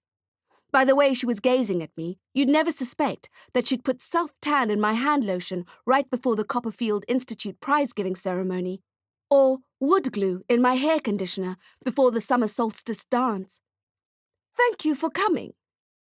A witch's cloak is not designed to be sexy, but on Izzy, it looked boss, and her makeup was perfect. Only Isadora Crowe could look sophisticated in a sackcloth. All right, it wasn't a sackcloth. It was a beautifully tailored cloak the colour of ink, and it was shot through with gold glitter, as if someone had sprinkled the dress from the top. It was a bit flashy for a witch's robe, but I guess the glitter was supposed to symbolise the stars. When I looked closer, I saw that the stars were moving, ever so slowly, as if they were based on actual stars in our Milky Way. They fizzed and faded against the night sky of the fabric. It was mesmerising to watch. When I looked into her eyes, I saw them sparkle there too, and I thought she looked composed and right and utterly beautiful. And I realised then that I still hated her a little bit. It was childish, but it was true. One day I'd be a better person, but that day was not today. "Isadora," I said. Most people would have smiled and played along. I am not most people. I wanted to get on with everything, and that did not include pretending to be friends with someone I really would rather have not seen ever again. It had been a long day. It was almost midnight, and I wanted to get back to Derek, who I was sure was close to waking up. "Can we start?" Isadora's cat looked me up and down. She was as black as Crow's coat, and she had a sprinkling of the roving star glitter too. Her irises were bright green as ever. "Of course," Crow said, her smile tightening, the fluid movement of her fake friendliness turning brittle before my eyes. Isadora Crowe clapped her hands gently, and the sound reminded me of a raven taking flight, the snap-snap of wings working against the wind. "Let's take our places," she said, and the other witches who had been milling about and chatting in hushed whispers gathered around, smiling and nodding. Apart from Crow, there were 11 witches there, 9 women and 2 men. "Paige," said Crow, smiling, "you may begin." Paige, a tender-faced woman of around 19 or so, was Crow's second. She nodded and took the broom that leaned against the vandalized wall and used it to sweep the concrete floor at the front of the chapel while the others watched in silence. "Hazel," said Crow, "please go ahead." A cross-looking witch walked over the just-swept floor and used one of the 100 candles that decorated the ruined building to light the bouquet of dried herbs in her hand. The smudge stick caught alight and sent perfumed white smoke billowing into the cool night air. The sweet-smelling scent of the white sage reminded me of the interior of the magical apothecary, Mason and Sons. With the little church freshly swept and cleansed of bad energy, it was time to move past the old timber chairs stacked at the back, which I couldn't help thinking were a bit of a fire hazard. We all headed toward the front, where the candles painted the chipped plaster with their flickering colours of yellow and orange, and their movement made it look like the pentagrams and elemental signs drawn there were moving along with them. The cross-looking witch Hazel put the still-smoking smudge stick into a clay vase and out of our way. "Fidelis," said Crow, smiling at one of the older witches, a tall, slender woman whose cloak only reached mid-calf and gave the impression that she had grown overnight. Fidelis smiled back and rummaged in her scruffy bag, bringing out a piece of magical chalk. She strode with purpose out in front of us and cast a perfect circle on the dry, grey concrete screed floor. The coven moved toward the circle without having to be told, and stood along it, toes touching the line. Isadora Crowe put her cat on the floor, and spent a few moments looking at each member, acknowledging them, making them feel welcome and necessary to the night's proceedings. The gold-flecked cat made a beeline for the side door, lined with glowing candles, and disappeared outside. The coven waited in a patient silence for every witch to have their turn with the High Priestess's beam. Normally, I would have felt annoyed, but it gave me time to take in each witch's face, Crowe had texted me a list of the Coven's members after our first meeting. There was Isadora's assistant, Page Periculum, and the tall, older woman, Fidelis Wolfmoon. The cross-looking one was Hazel Shackleton, and I thought then how her surname suited her locked-in face. The man to her left was Eric Tenebris, who was Hollywood handsome. You'd think that standing next to a man with a body like that would cheer the old hag up, but it seemed to have the opposite effect. The woman on the other side of Tenebris was Violet Maleficum, and then there was the married couple, Ophelia and Dylan Knox. Their matching cloaks looked new compared to the witches on either side of them, and their star glitter glinted cheerfully, which also seemed to make Shackleton cross. Every time she looked in their direction, her eyes narrowed and her lip curled. I wouldn't take it personally if I were them, I thought. If her eye daggers when she looked at me were anything to go by, that sneer seemed to be like her default expression. Finally, the High Priestess began to talk. "May life thrive now and always," she said. "The circle is ever open, never unbroken. May the goddess awaken in each of our hearts. Merry meet and blessed be." "Blessed be," chanted the witches in return. "Hetty Frost is not here," Crowe said. "That is unusual." The witches nodded in agreement. Fidelis Wolfmoon looked concerned. "She hasn't missed a StarDust gathering before." "She didn't say she wasn't coming," said Paige. "Perhaps she's just running late," murmured Violet, looking at the watch on her wrist. Fidelis glanced at her own watch, which looked like a cheap flea market trinket, and shook her head. "Hetty is never late." I saw uncertainty, perhaps fear, flicker on Isadora's face. I could tell she was thinking of the pebble in her pocket. "Paige," she said, a little breathless, "phone Hetty. See if she's okay." Paige brought out her phone and scrolled for Hetty's contact number, the white lighting up her face, and the technology looking out of place in the warmly lit chapel. I noticed that her fingers were trembling ever so slightly. Crowe must have told her about the death threat. "A mobile phone?" scolded Shackleton. "At a coven meeting? Whatever next?" A couple of the witches rolled their eyes. Paige found the number and clicked to dial. They all waited while the phone rang and rang. A couple of the witches began talking at once, including Fidelis and Tenebris, who both asked at the same time, "Should we be concerned?" And Shackleton said, "Is there something you're not telling us?" "No answer," said Paige, although she didn't need to. Isadora took a deep breath and put one hand on her chest while she exhaled, and she held the other hand out to quieten the coven. "I'm sure Hetty is okay," she said, not sounding sure at all. "But we do have something troubling to discuss." The Knox couple looked at each other with concerned expressions, and Tenebris frowned, his eyebrows joining together in worry. Violet glared at me as if I were responsible for Hetty Frost's tardiness, and I glared back. Bloody witches. I'd had enough of them already. The panic and the politics. "Thou shalt not suffer a witch to live," said that guy in the Bible. I forget which. And I kind of understood where he was coming from. About the suffering part, anyway. We hadn't been there for long, and I was already tired of standing in a drafty chapel waiting for a latecomer to arrive while they freaked out around me. Even at school, the witch contingent irritated me. They were always so highly strung. I'd prayed to not get too many of them in my homeroom class. On the back of the restroom door outside the potions lab, someone had scratched and inked into the wood, "Witches be crazy bitches." Extremely sensitive to energy, Crowe would say, I'm sure. It's all about the atmospheric vibrations with witches, which made times like these especially challenging for me. My jaw began to hurt, and I realized I was clenching it. There were scrabbling hens squawking at an imagined axeman in the coop. I may have imagined it, but I thought I saw Dylan Knox look a bit irritated too. We caught each other's eyes and his lips twitched, a hint of a smile, and I returned it. His wife looked on, wide-eyed and oblivious to our exchange. "What is it?" asked Violet. "What do we need to discuss?" "I have an old friend here tonight," said Crowe, and the witches all quietened down and looked at me with such interest that I squirmed. Old enemy, more like, I thought, How convenient memory can be. How easily the past can be glossed over, turning foes into friends. And then I told myself to get over it, because I was on a job there and then, and it's best not to get distracted by long-forgotten vendettas. Jacqueline Denner Knight is the best wizard private eye in Johannesburg, said Crowe, and she's agreed to help us.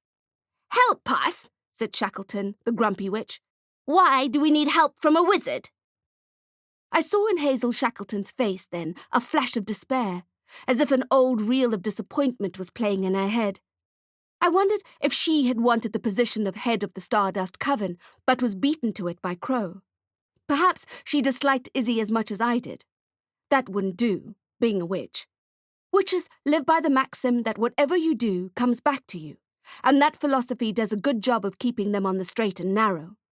Wishing evil on your coven leader, even subconsciously, would not be a good idea. Older generations of witches and Wiccans say that whatever you do will return threefold. The younger witches don't put it as delicately, saying, karma is a bitch, or it'll come back to bite you on the ass. Either way, most witches believe that doing evil is never worth the potential repercussions. There is something I need to tell you, said Crowe, and I don't want you to be alarmed. She plunged her hand into her pocket, presumably to get the engraved adderstone, and the witches stared and tittered.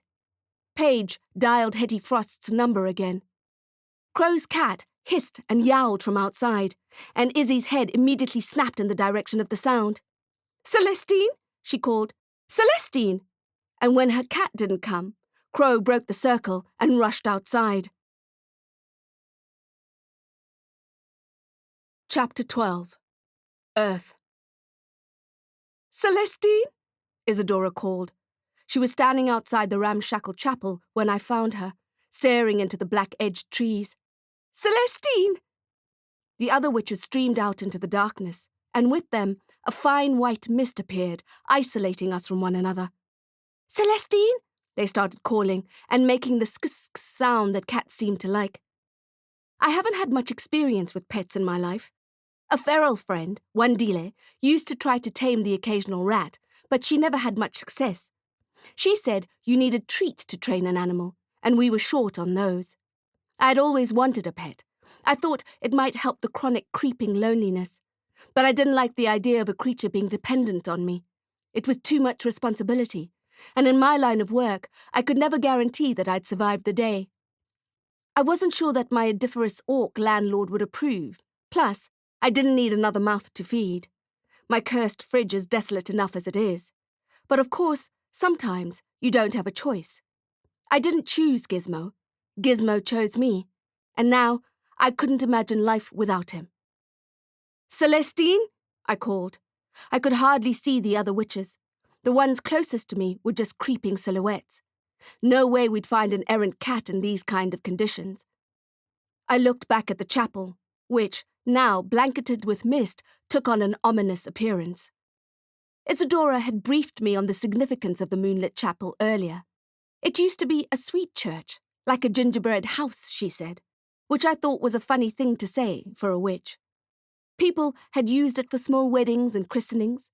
It was painted white, inside and out, and had beautiful stained glass windows in the pointed arch frames that ran along the sides. Coloured glass that would light up and sparkle when the sun shone through them, and paint the floor with rainbows. Ivy used to grow up the sides, sometimes pushing itself through one of the small open windows, and the clay vase used to be filled with the wild flowers that grew all around the property. Then, overnight, something happened. When the groundswoman came to do her usual maintenance work one day, she found the wild flowers surrounding the chapel flattened, and the stained glass smashed so thoroughly that not a pane remained in place. There was no sign of vandalism, no graffiti on the walls, yet it seemed to her that something more sinister than human-led destruction had occurred. Her suspicions grew when she investigated further and found a wide path of burnt grass leading away from the building.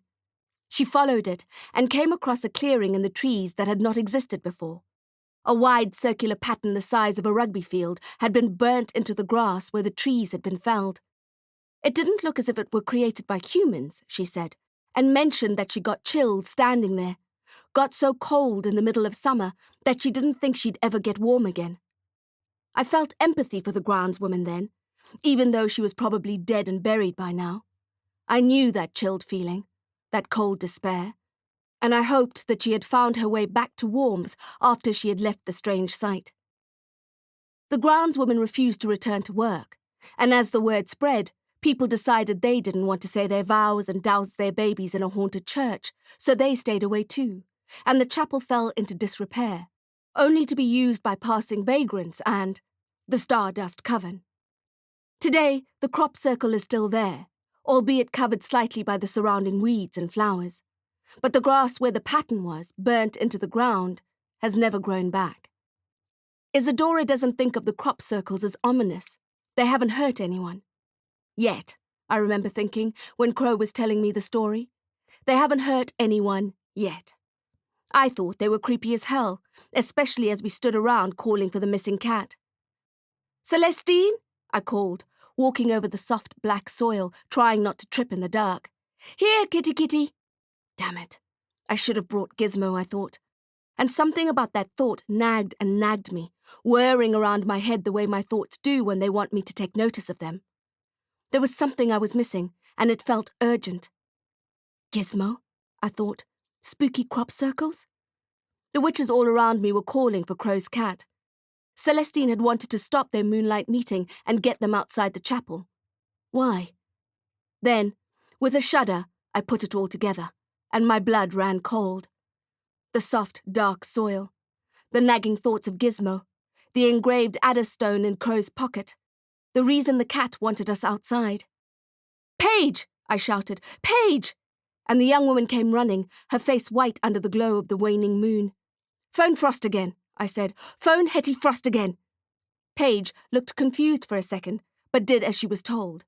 Isadora came running along with some of the other witches. When they reached us, they stopped suddenly and looked at us askance.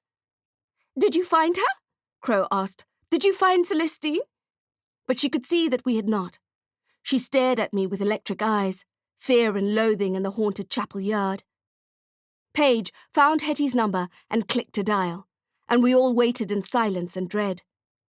"It's ringing," Paige said, but she needn't have, because under the soft black soil, the freshly dug soil, we could hear Hetty Frost's phone ringing.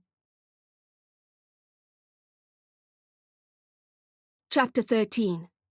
Tears turned into ink. "Faex!" I shouted, and the witches around me exclaimed in shock too, although none of them in Latin, which I guess is their loss more than it is mine. I find that swearing in an ancient language is a uniquely satisfying experience.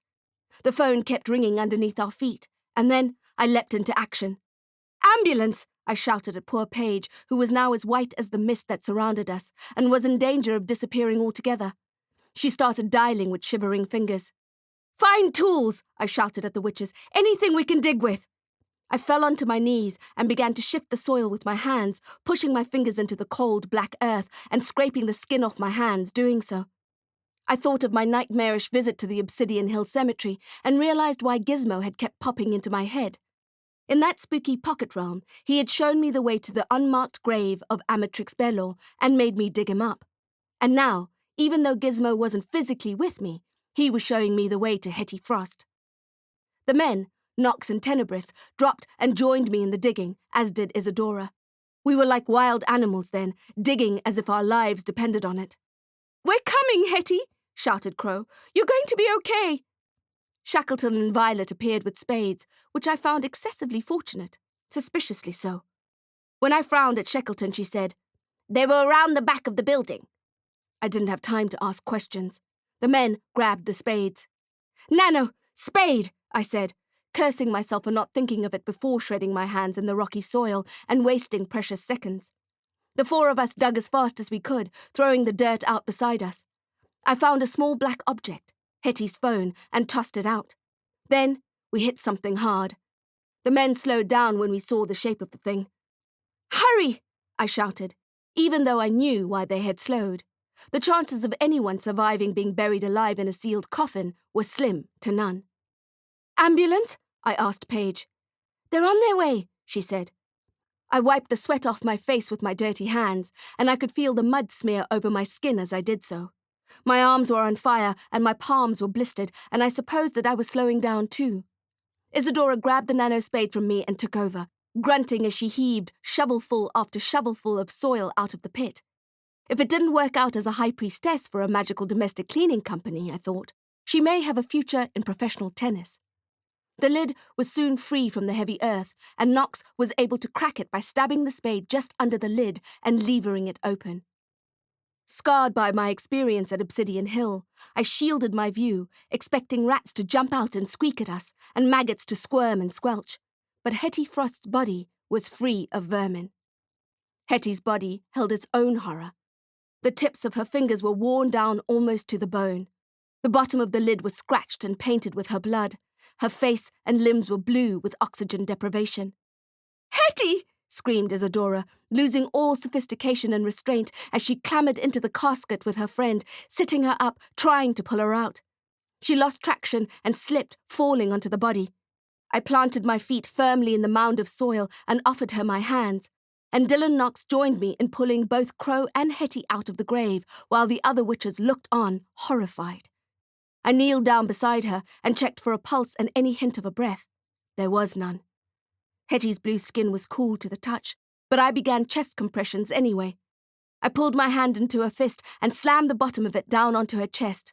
Then I laced my fingers together, heels down, and began pumping the witch's breastbone with all the weight I could offer, counting as I did so. After 5 compressions, Isadora pinched Hetty's nose shut and gave her mouth to mouth. Hetty's chest ballooned and fell, and then I started the compressions again. My own heart was beating so wildly in my chest I could hardly hear anything. It was just Hetty's blue body and Crowe and I working in perfect rhythm, and everything else disappeared, apart from the mist that was still rolling and swirling around us. Tenebris tried to cut in to give me a break, but I shook him off. If I just kept going, maybe Hetty's heart would kick into action. Her mouth remained slack, her body limp. Looking down at her worn-down fingers made me cringe. Compressions, counting, breathing. Compressions, counting, breathing. Compressions, counting, breathing. Crowe gave no sign of giving up, and I rode the punishing path with her, not giving up until she decided it was time. Feeling for her pulse again, this time on her wrist, I saw in one of Hetty's hands an adder stone. While Crowe was breathing into her lungs, I picked it from the witch's palm and looked at the engraving. Isadora saw at the same time that it was the elemental symbol for Earth. I heard Paige sobbing, and a few others muttering in anguish and fright. Shackleton stepped forward. "She's dead," she said. But Isadora kept trying, and so did I. My arms and shoulders were burning, my knees were numb. The witches engaged in some hushed talking, then disappeared inside the chapel. They returned with a candle each, clasped in both hands, and formed a circle around us and the gaping hole in the earth. They began to chant, and the combination of their flame-lit faces against the dark night and the mist swirling around us was evocative and moving, and spooky as hell. It was some elaborate incantation, one I didn't know. As they chanted in unison, I felt the humming of their voices deep in my body. I hoped it wasn't any kind of necromancy, because any flavor of magic that attempts to raise the dead is invariably dangerous to everyone involved. Their spell work became louder and faster, and the humming zipped up my spine, almost taking my breath away. I glanced up at the witches and saw their eyes were all liquid and black, as if their tears had turned into ink. And as their chanting increased in volume, I felt the energy rising in the air, as if it meant to float us all. Crowe and I kept working at the CPR, and when I looked at her face, just a breath away from mine, her eyes had turned black too, and it struck fear in my heart. The chanting reached fever pitch until I didn't think I'd be able to stand it any longer. Then there was a loud gust of fire as the flames on each candle grew and burst before us, lighting up the ground and Hetty's pummeled body for a moment. And in that overblown moment, Hetty gasped and scrabbled at her imaginary coffin lid and then sat bolt upright, wheezing and choking, and looked right at me with her wet black eyes. Chapter 14. What the Faex. The wail of the ambulance in the distance snapped everyone out of the weird surreality. It was like tumbling down from some kind of plane back to the soft black earth that had suffocated Hetty Frost. A gale snuffed out every candle and washed away the magical residue from the faces and eyes of the StarDust Coven. Regular eyes blinked back at me now, as I stood and Crowe and I hoisted Hetty up and carried her still stiff body into the chapel, where Fidelis and Violet had made a bed for her. "Hetty!" shouted Isadora, completely exhausted. "Hetty!" Hetty didn't move, didn't blink. Her skin was still blue, but she was alive. Celestine, Izzy's cat, came running in from outside, and Crowe grabbed her and hugged her to her chest, planting her trembling lips to her head, and stroked the dead leaves and soil off her galaxy-coloured coat. "Good girl," she muttered, Hetty's adderstone still in her palm. "Good girl." The winding of the ambulance siren stopped, and we heard slamming of doors. A few moments later, 3 paramedics ran into the chapel. If they thought the gathering of witches in a haunted chapel was an unusual sight, they didn't show it. They slammed a black stretcher on the concrete floor and moved Hetty's stiff body onto the sturdy fabric. "Name?" one of them demanded. "Hetty Frost," I said. The chief paramedic clicked his fingers in front of Hetty's face, but she didn't blink. He clicked his penlight and looked into her eyes, but her pupils didn't contract. I watched his face pull in a concerned way. "Hetty," he said. "Hetty, can you hear me?" She didn't react. "Do you know where you are?" he asked, as the other men tore open the plastic and paper packaging of needles and tubing. The man with the red hair slapped the crook of her arm, looking for a vein. He jammed in the IV needle, while the darker-skinned man shoved an oxygen mask over her face and turned it up to its maximum setting. The sound of the air hissing filled the chapel. They wrapped a space blanket around her, the silver fabric rustling as they tucked it into place. I could smell the oxygen that escaped the mask, and I could smell my own trauma and fright mixed with mud. My fingernails were black. "Lift!" said the chief, and the other 2 hoisted up the stretcher at the same time, moving swiftly to the ambulance. "I'll come with you," said Crowe, visibly shaken. She'd need some treatment too, I thought, once they'd sorted Hetty out. She was clearly in shock, pale as paper under a film of soil that all but covered her, and her teeth were chattering. The paramedic glanced at the cat in her arms and looked as if he were about to say something about no animals being allowed in the ambulance, but then he took in her grim state and decided to look the other way. "All right," he said, giving a curt nod. "Let's go." We heard the emergency vehicle's doors slam shut and the engine and siren started up again. We listened to the ambulance speed away, leaving us standing there in silence. I think everyone was thinking the same thing, and that was, what the Faex? The witches had arrived for a peaceful moonlit meeting, and then things went south so quickly, we were left breathless in all senses of the word. I found myself staring at the pentagram spray painted on the graffitied wall. "You did a good job," said Dylan Knox. "You saved her life." "I don't know," I said, shaking my head. I didn't know if she would make it. Yes, we had forced her heart to start beating again, but sometimes a beating heart is not enough. And how much of it was a resuscitation, and how much of it was the creepy spell work they had done? I wasn't even close to understanding what kind of magic they had performed, and I wasn't sure I wanted to either. I thought of the engraved adderstone that had been clasped in Hetty's hand, a death threat, Isadora Crowe had called it. Hetty's stone was carved with the elemental symbol for earth, and Crowe's had been fire. It was clear to me then that the threat was very real. I looked around the rest of the coven, pallid faces and worried eyes. Paige was crying in the corner, being comforted by Fidelis and Ophelia. Would they all receive a stone? I didn't like this. I didn't like this at all. I slept terribly, despite having Derek's body in bed to keep me warm. I had nightmares about being buried alive and suffocating slowly, while people walked over my grave. When they finally noticed I was missing, they dug me out. But by then, I had been chewed up by starving rats, and my skin was a stew of maggots. I woke up choking on my own vomit. As I hugged the toilet bowl at 3 a.m., I felt overcome with the darkness of the world, the evil and pain and suffering. And if it weren't for Derek and Gizmo, I wasn't sure I would have decided to carry on. So intense was the dark dagger in my heart. It felt so hopeless, and I felt a keen longing for my parents. I would have done anything to see them again, feel their arms around me. I was like a brittle bone, and only the love that I had lost would be able to soften me. But there was no chance of that happening. There was more chance of my crashing to the ground and shattering, and the destructive part of my psyche told me to go ahead and smash myself. It would just be a matter of time anyway, till someone else did it. And wouldn't I prefer to be the leader of my own demise than have someone else break me? A Hammerskin, perhaps, or a hungry vampire?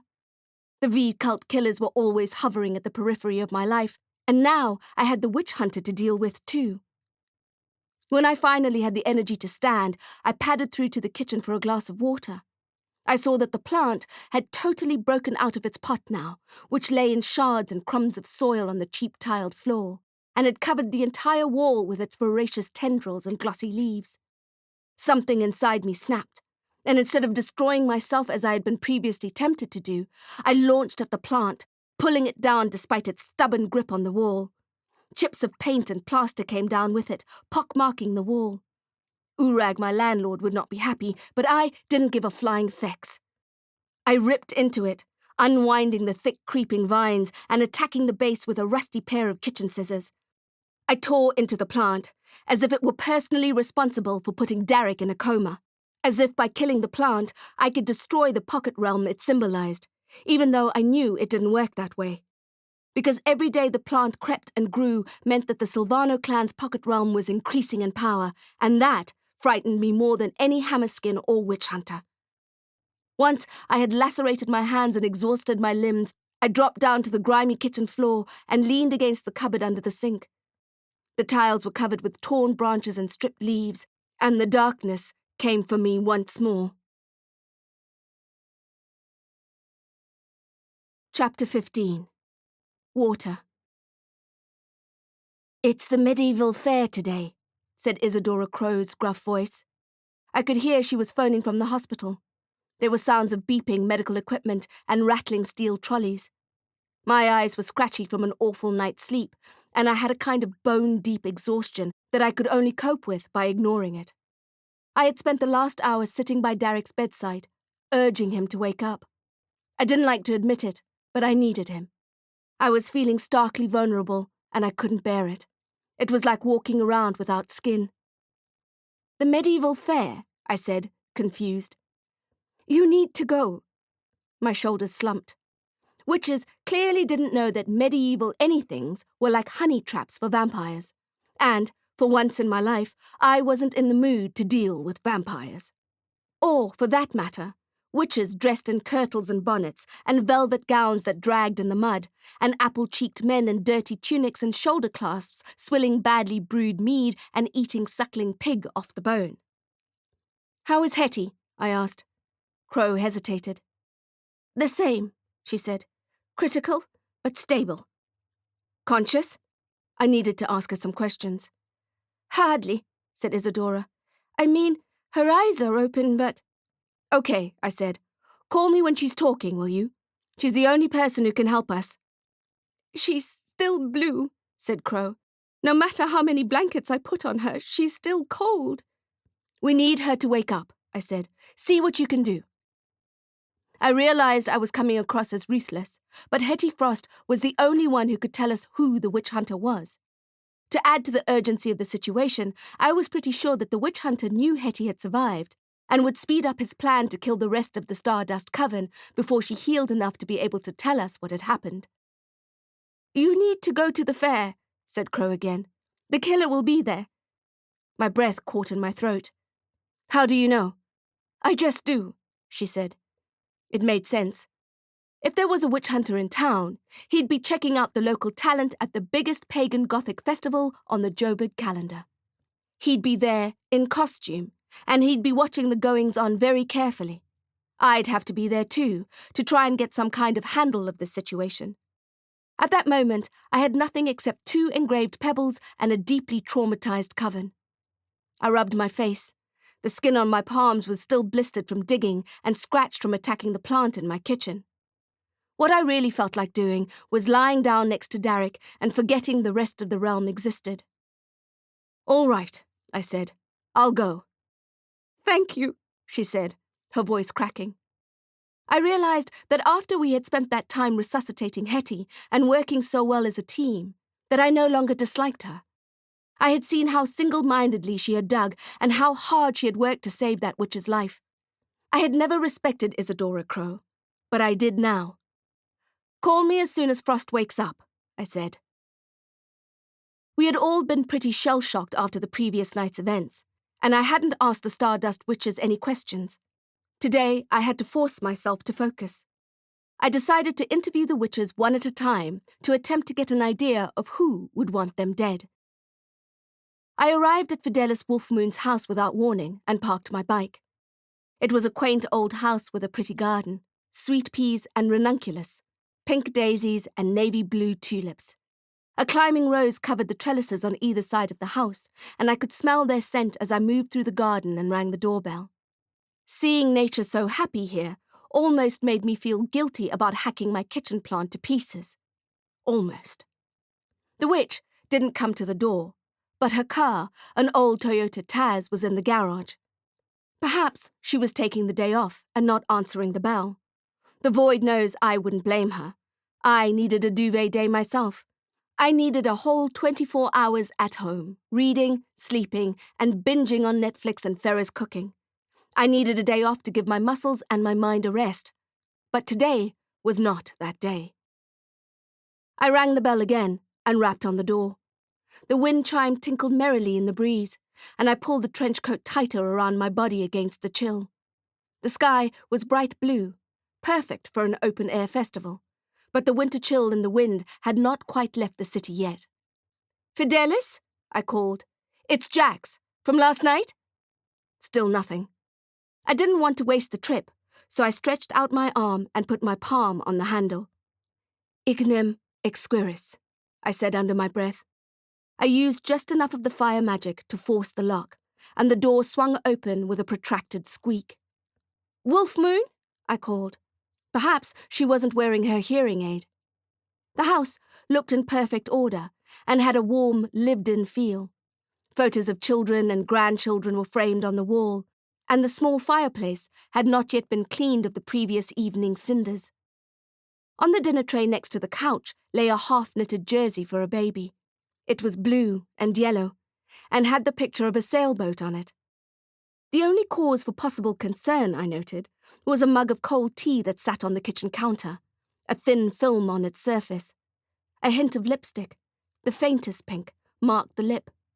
Now, I let cups of tea get cold all the time, so I was not immediately worried. But then I saw the poisoned apples. A platter of Crowe's toffee apples sat speared on their plate, perfectly green and perfectly glazed, exactly like the ones Isadora had given me when she had visited my apartment. And they, like my apples, remained untouched. "Fidelis?" I called. Perhaps she had gone for a lie-down. She would have been tired after last night's events. I wended my way past her kitchen and down her passage, in the direction of her bedroom, checking what I guessed was the spare room on the way, crowded with craft supplies and a quilting machine. I tapped on Wolfmoon's bedroom door, then gingerly pushed it open. "Hello?" I said. The last thing I wanted was to catch her off guard, or worse, off guard and naked. But she wasn't in her room, and her bed was neatly made. I looked around, tentatively, not wanting to invade her privacy, which was an optimistic aim as I was already standing uninvited in her house in her bedroom. But my need to find out more about the StarDust Coven was more pressing than my desire to not disturb her. The breeze was blowing into the room, and the voile curtains billowed and swayed. There were sounds of spring outside, birds tweeting, leaves rustling, and a particularly enthusiastic neighbour with a lawnmower. I walked up to the window and shut it, and there was instant peace and quiet. Only then did I hear it. The sound itself was innocent enough, but for some reason it raised the peaceful feeling in the room and curdled my insides. I moved toward the sound of the dripping tap. Chapter 16. Adrift. The sound of a dripping tap would not usually make my nerves flare, But I knew immediately it was more than that, and my breath caught in my throat. I took a quick look around, checking for intruders, but the only one I saw was my reflection in the scalloped vanity mirror. Closer, closer. My heart started beating hard and fast, a 1900s racehorse on cocaine. I stopped and took a few deep breaths to calm it, but it galloped along as if it wanted to break out of my chest entirely. The dripping was louder now, and I was just a few steps away from the ensuite bathroom. By then, I knew something was definitely wrong. But when I saw Fidelis, I was still taken aback, and I heard my own gasp, too loud, as if it had come from someone else beside me. I rushed over to the bath and plunged my hands into the freezing water, my movement causing the water to spill over the edge and splash onto the tiles below. I slipped and then recovered as I wrenched Wolfmoon's body up, shoving my hands under her arms and lifting her so that her head surfaced, but she did not take a breath. I heaved her body up and out, dragging her onto the floor, soaking myself in the process and not even feeling the cold or the wet. In the split second I had seen her alone in that porcelain bath, she had seemed at peace. She was lying on her back, fully dressed, eyes staring through the clear water at the ceiling, her hands crossed over her chest. I smashed that veneer of deadly calm, shouting at her to wake up, slapping her face, turning her on her side so that the water could run out. But just before I was about to administer CPR, I noticed she was still wearing her watch, a flea market bargain, not waterproof, and its face told me it was just past 7 a.m. When I looked at my phone for the time, it was 9:15. The witch had been dead for over 2 hours. No amount of chest compressions would bring Fidelis Wolfmoon back to life. I called Morgan with the address, then covered Wolfmoon with one of her thin embroidered bath sheets. I sat with her on the wet bathroom floor for a while, cradling her head and holding her hand, thinking of the little baby that would never get his hand-knitted jersey with a sailboat on it, or another hug from his grandmother. When I heard the rumbling engine of Morgan's SUV pull up outside, I stood up. My legs were stiff. That's when I saw the Pebble in the bath. I reached once again into the water, but stopped myself just in time. The forensic team would be here soon, and I had already trampled over all kinds of potential evidence. Best to leave the stone where it lay. I didn't need to hold it to know that it was an adder stone, engraved with the elemental symbol for water. Captain Morgan took one look at me and blanched. "What is it?" I was dripping on the grass lawn where I stood. "One of the witches," I said. "I think I'm going to need your help." She threw a towel over my shoulders and sent her forensic team in, and they bustled around in their white uniforms and stockinged feet, taking fingerprints and photographs as they worked. I stood shivering in the cheerful garden, telling Morgan about the previous night's StarDust Coven gathering, about finding Hetty Frost buried alive, about Isadora Crowe's death threat and the 3 adder stones. Standing in a pretty garden made the whole experience feel even more surreal, remembering the swirling mist and dark-leafed trees, the heavy black soil that almost killed Frost. "I'll send a team to guard Hetty Frost's hospital ward," said Morgan, taking her phone out of her pocket. "Did you find anything?" I asked her. "Any other recent murders of witches?" "We're still looking," said Morgan. "You know what it's like. We don't have the resources for jobs that aren't briefed in through the system, so it's moonlighting or nothing." "Yes," I said, looking down at the grass beneath us. "I know what it's like." "But now that this has been reported," she made eyes at the house, "it'll be investigated. Officially, I mean." "By you?" I asked, and Morgan looked uncomfortable and looked away. "Maybe," she said. "There's a new detective on the block. Maybe he'll get assigned. I don't know yet. But I promise you that I'll follow up. I'll go right now and see what I can find." "A new detective?" "Council approved," she said. "Or, more like, council mandated. He just kind of swooped in and hit the ground running, telling everyone how to do their jobs. You know, the jobs they've had for years, while he's been in the unit for less than 24 hours. The powers that be have already given him half of my cases." "They're grooming him to be captain of the Scorpions?" I asked. Morgan sighed and curled her fingers into a fist. "Looks like it." "Dio damnatus," I swore. I didn't know what was up with the council lately. I know we're not supposed to ever doubt the council or criticize them. They have all that power for a reason. But they don't seem to have been functioning optimally. When I had hotlined that I had Slyden Aberim locked up in his basement, they never even contacted me. And as far as I know, they never arrived at his house to arrest him. Also, they had been extremely quiet on the Hammerskin uprising, and I had expected them to have taken some course of action by now. Yes, they were pretty much all-knowing, all-seeing, with their agents on every corner of the realm. Maybe there was a bigger picture, a plan I wasn't seeing, but their inaction left me puzzled. Also, everyone knew that Morgan was by far the best detective the Scorpions had ever seen. Honest, hard-working, bright as a pin. If I was allowed to criticize the council, I would say they were in danger of making a big mistake. "What's his name?" I asked. "Telexon," Morgan said. "Telexon Musibarin. Quite a mouthful." "Wait," I said. "He's a wizard?" What was the council up to? "The teen doesn't know," she said. "It would make them jumpy. It's one thing investigating magical crime, but I don't think they'd like the idea of having a wizard for a boss." "I have something for you," said Morgan. We walked over to her SUV and she opened the passenger door. There was a large gift on the seat wrapped in blue wrapping paper and bound with a gold-coloured ribbon. The illustration on the paper, copper cobs and pistons, whirred and ticked away. "It's not my birthday," I said, although, to be honest, I didn't know when my real birthday was.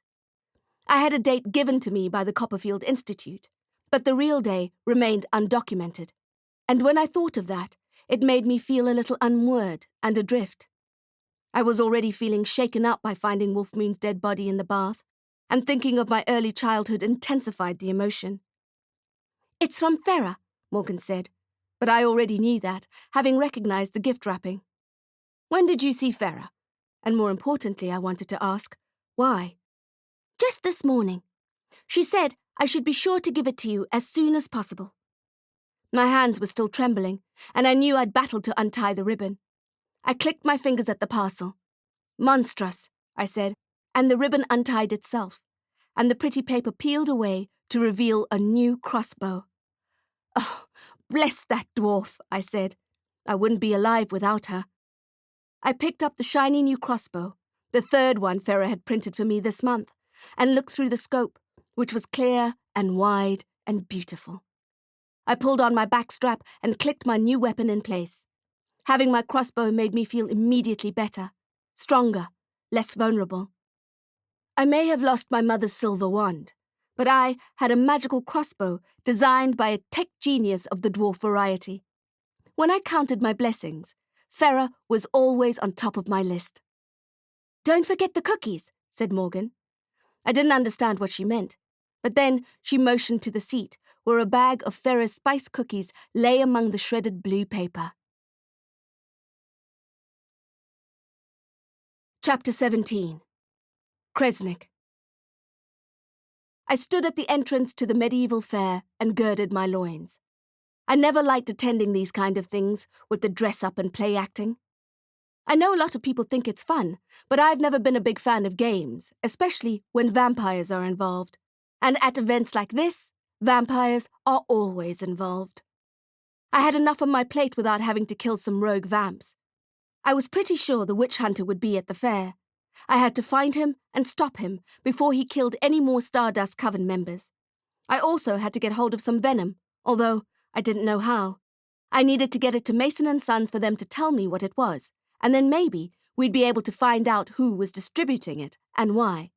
Then, of course, there was Liz Durrison, the dominatrix in my dreams, tearing her shirt open to show me her V-cult branding and whipping the table with a loud snap, telling me to get on with finding her killers or die trying. I hoped it wouldn't come to that, but the odds didn't seem to be in my favor. Durrison was getting tired of living out in Limbo Land, and, as her stilettoed gimp-suited ghost liked to remind me, it may be too late for her, but I still had a chance of survival if I found the killer cult in time. I knew I was numero uno on their kill list. I just didn't know when they were planning on striking. I've got 99 problems, I thought to myself, and being on top of the hit list of a vampire killer cult is just one of them. "Welcome, welcome," yelled a man, and blew through his dented brass trumpet, making me jump. "Welcome to the medieval fair." He was dressed in a grubby linen shirt that he was wearing under multiple tunics, and his legs were sheathed in bottle green leggings. He wore a wide leather belt with a flashy copper buckle around his potbelly, which looked like it had seen its fair share of roast turkey and mead. On his head was a silly hat with a black feather in it, which gave me an idea. I pulled out my phone and speed-dialed Bron, hoping that he was up for a lesson. Within 5 minutes, a raven darted overhead, and I watched as it flew against the brilliant blue of the crisp African sky, then circled down toward me. It flew into a nearby tree, perched on a branch, and angled its head at me, staring with its alert, beady eyes. Then it dropped lower in the tree, so that it was obscured, and soon I saw a small brown hand curl around the bark of the tree trunk, and then Bron's naughty street urchin face appeared, green eyes reflecting the morning light. He was clearly happy to have been summoned, and I was grateful for the help. He gave the word wingman new meaning. "Ready for a lesson, Bron?" I asked, and he nodded. I thought then that when I bought myself a new wand, I had been putting it off, forever hopeful that I'd get my mother's wand back, that I'd buy one for Bron too. He had put in so much time and hard work into learning magic, it was time for a reward. Not to mention the fact that if he could focus his power, it would help me too, especially in sticky situations. In the meantime, I'd have to give him something else. He stepped in the direction of the medieval fair's entrance, and I shot out a hand to him and pulled him back. "Bron," I said, and he looked up at me with his sparkling jade buttons. "You're a good student. You're doing really well. I'm proud of you." "Thank you," he said. "Thank you, Jax. Not to mention the small detail that you saved my life on that train." "I was just returning the favour," he said, and smiled with all his teeth. "You saved me from the dragon." A needle of guilt pierced my side. I wouldn't have had to save him from that fire-breathing chimera if I hadn't created it in the first place. Oh well, it was inconsequential now. No one's perfect, right? "I want to give you something." "It's not necessary," said Bron. "You're teaching me. That's all I want. You know that." Oh yes, I knew that. The boy had pestered me for weeks before I finally resigned myself to the fact that he wasn't going anywhere, and that I may as well take him on as the apprentice I never knew I needed. "I'm going to give you a name," I said. His eyes grew wide. "Really?" "Really," I said. "What's your surname?" "I don't have one." Of course he didn't have one. He had never been given a chess piece name that would brand him for life as a Copperfield orphan. Well, I would name him after his special ability. "Kresnik will be your new last name," I said. "Kresnik?" he said, tasting the word in his mouth. I thought it tasted of straight vodka and borscht, maybe solinyanka soup. It certainly had an Eastern European flavour. "I realise it sounds slightly—" "I love it," he said, hugging me. And I was reminded by his small, slender frame of how very young he was, and the needle was back in my side. But there was no going back now. I needed Bron Kresnik as much as he needed me. I paid for the tickets and a roving map. Then we walked, arm in arm, into the fair. Chapter 18. The Great Oak's Medieval Fair. As part of the fun, we were required to dress up in appropriate costumes, but when I saw the old clothes on the rack provided, it gave me the heebie-jeebies. Not only were the costumes old and shabby, and probably worn by 100 people before me, they were all full-length dresses, which made any kind of vampire hunting or parkouring extremely difficult. I had made that mistake before, in the elaborate steel stairwell of the Jupiter drawing room, and I wasn't about to make it again. Also, there was no way I was taking my trench coat off, not in this kind of place. I didn't want to wear the perspiration-perfumed balding velvet on offer, but I knew I had to make some kind of effort or I'd be denied access. I thought of my nano, but it could only stretch so far. There was one dress on the rail that looked like it could be my style, but I didn't want to get fleas. Instead, I locked my eyes on the costume I liked the look of and conjured up a clone to fit over my jeans and t-shirt. Evoco et excito. Nunc et semper res ac mortalis, I whispered under my breath. I stared at the dress and imagined my trench coat turning into a version of it. I felt the fabric grow around me, felt the corset tighten around my waist and push my breasts up. Lace feathered my wrists and ribbons pulled and tightened around me. Extra layers of fabric fell around my legs. I leaned forward and tore off the front section of the skirt so that it wouldn't impede my movement. I inspected the conjured costume in the mirror provided, and it looked good. I looked around, ready to offer an outfit to Bronn, but he popped up in my vision fully dressed as a page boy in navy blue, which suited him well. We made our way out into the sunshine and the bustling merchants' market. There were lines and lines of stalls which reminded me instantly of Evershade and the Black Magic Market, except that these were friendly and jovial and didn't make you so scared that you wanted to melt into a puddle on the floor. Gold-crested bunting decorated the royal pavilion and tournament ring, which were huge and set in the middle of the sports grounds, and the feast preparations scented the air everywhere we walked. The merchants were selling everything medieval, from handcrafted jewelry and precious stones to antique furniture, leather everything, live chickens, silks, candles, and gold swords. We reached a stall that was selling ugly clay fairies, dream catchers, and wands. Bronn stopped and stared at the flare of wands on the table, but I squeezed his shoulders and moved him gently along. "You don't just buy a wand," I whispered in his ear, and he nodded. I bought Bronn and myself a packet of hot roasted chestnuts from a man with a travelling pot of fire. We walked around to get the lie of the land, passing the reading tent, the games area, the knighting stone, and Tark's muddle. "Now, what do we know about places like this?" I asked Bronn. "Nostalgic and quaint?" "Vampires," he said, crunching his chestnuts. "Correct." This setup was a vamp magnet if I'd ever seen one. "Is that why we're here?" he asked. A fire-eater walked past us, stinking of paraffin and sending a roar of fire out in front of him. "No," I said, "although it's tempting." A short, balding man stepped up onto a box and blew his trumpet to alert us to his forthcoming announcement. He was dressed as a court jester. "Hear ye, hear ye," he called in a booming voice in sharp contrast to his stature. "The Great Oak's medieval fair is about to begin." There was some clapping and cheering from the merchants and a few passers-by. "Enjoy our continuous entertainment, jewelried crafts and artisans, and foods fit for a king. Celebrate with us in the Brimware Grove. Our Shire of Dogwood is filled with outstanding entertainment. Shop for treasures from silk to swords, and hear the pounding of the blacksmith echoing through the misty forest." I shuddered at the idea of the misty forest. I think we'd be giving that one a skip. "Hand-blown glass art, soap makers, and more. Try your hand at archery, axe-throwing, and other games of skill. Step back in time to an age of romance and chivalry where brave knights battle for the favour of the queen. Fair damsels and minstrels frolic, and the villagers enjoy a festival harvest day with much merriment."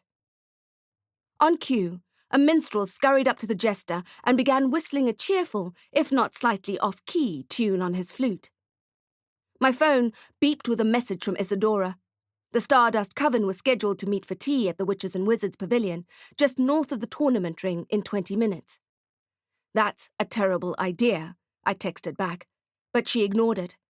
So Bronn and I reluctantly made our way over to the shelter, which was decorated with swathes of blue, black, and purple fabric and gold stars. We stopped on the way to watch the visitors try their hand at archery, and my fingers itched to use my brand-new crossbow from Faire, which was clipped to my back. Suddenly, I felt a presence behind me, and I whirled around ready to do battle. But it was just a man, walking with his young family. His face snapped up at my quick movement, and I put up my hand to apologize for startling him. I was seriously on edge. I wanted to get out of there, but we had a job to do. "We're looking for a witch hunter," I told Bronn. "He's already killed one woman and put another in ICU." Bronn, watched as the Faire visitors ambled past us, eating fire-roasted turkey legs and frozen custard popsicles. "What does a witch hunter look like?" he asked. Of course, you can't help picturing Van Helsing when you hear the term, but unfortunately for us, I'm sure this man wouldn't make himself so obvious. We scrutinized the people walking by, especially the men walking alone. "He wouldn't be out in the open like this," I said, and looked in the direction of Brimware Grove, a shaded woodland to the east of the grounds. "Not this one. He's cunning, calculated." I had said that Crowe's idea to meet was a terrible one, because it would be flaunting the StarDust Coven members in the open air, essentially making them bait for the hunter. Was that Crowe's plan? To lure the hunter in? Perhaps it wasn't as stupid as I had thought. Reckless, yes, possibly lethal, but maybe not stupid. When we reached the Witches and Wizards Pavilion, most of the members were already there.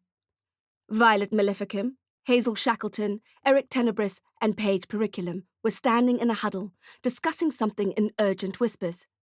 When Brun and I walked up to them, they stopped talking and looked at us. "Don't let me interrupt," I said. Before they had time to reply, Dylan and Ophelia Knox arrived, smiling and waving.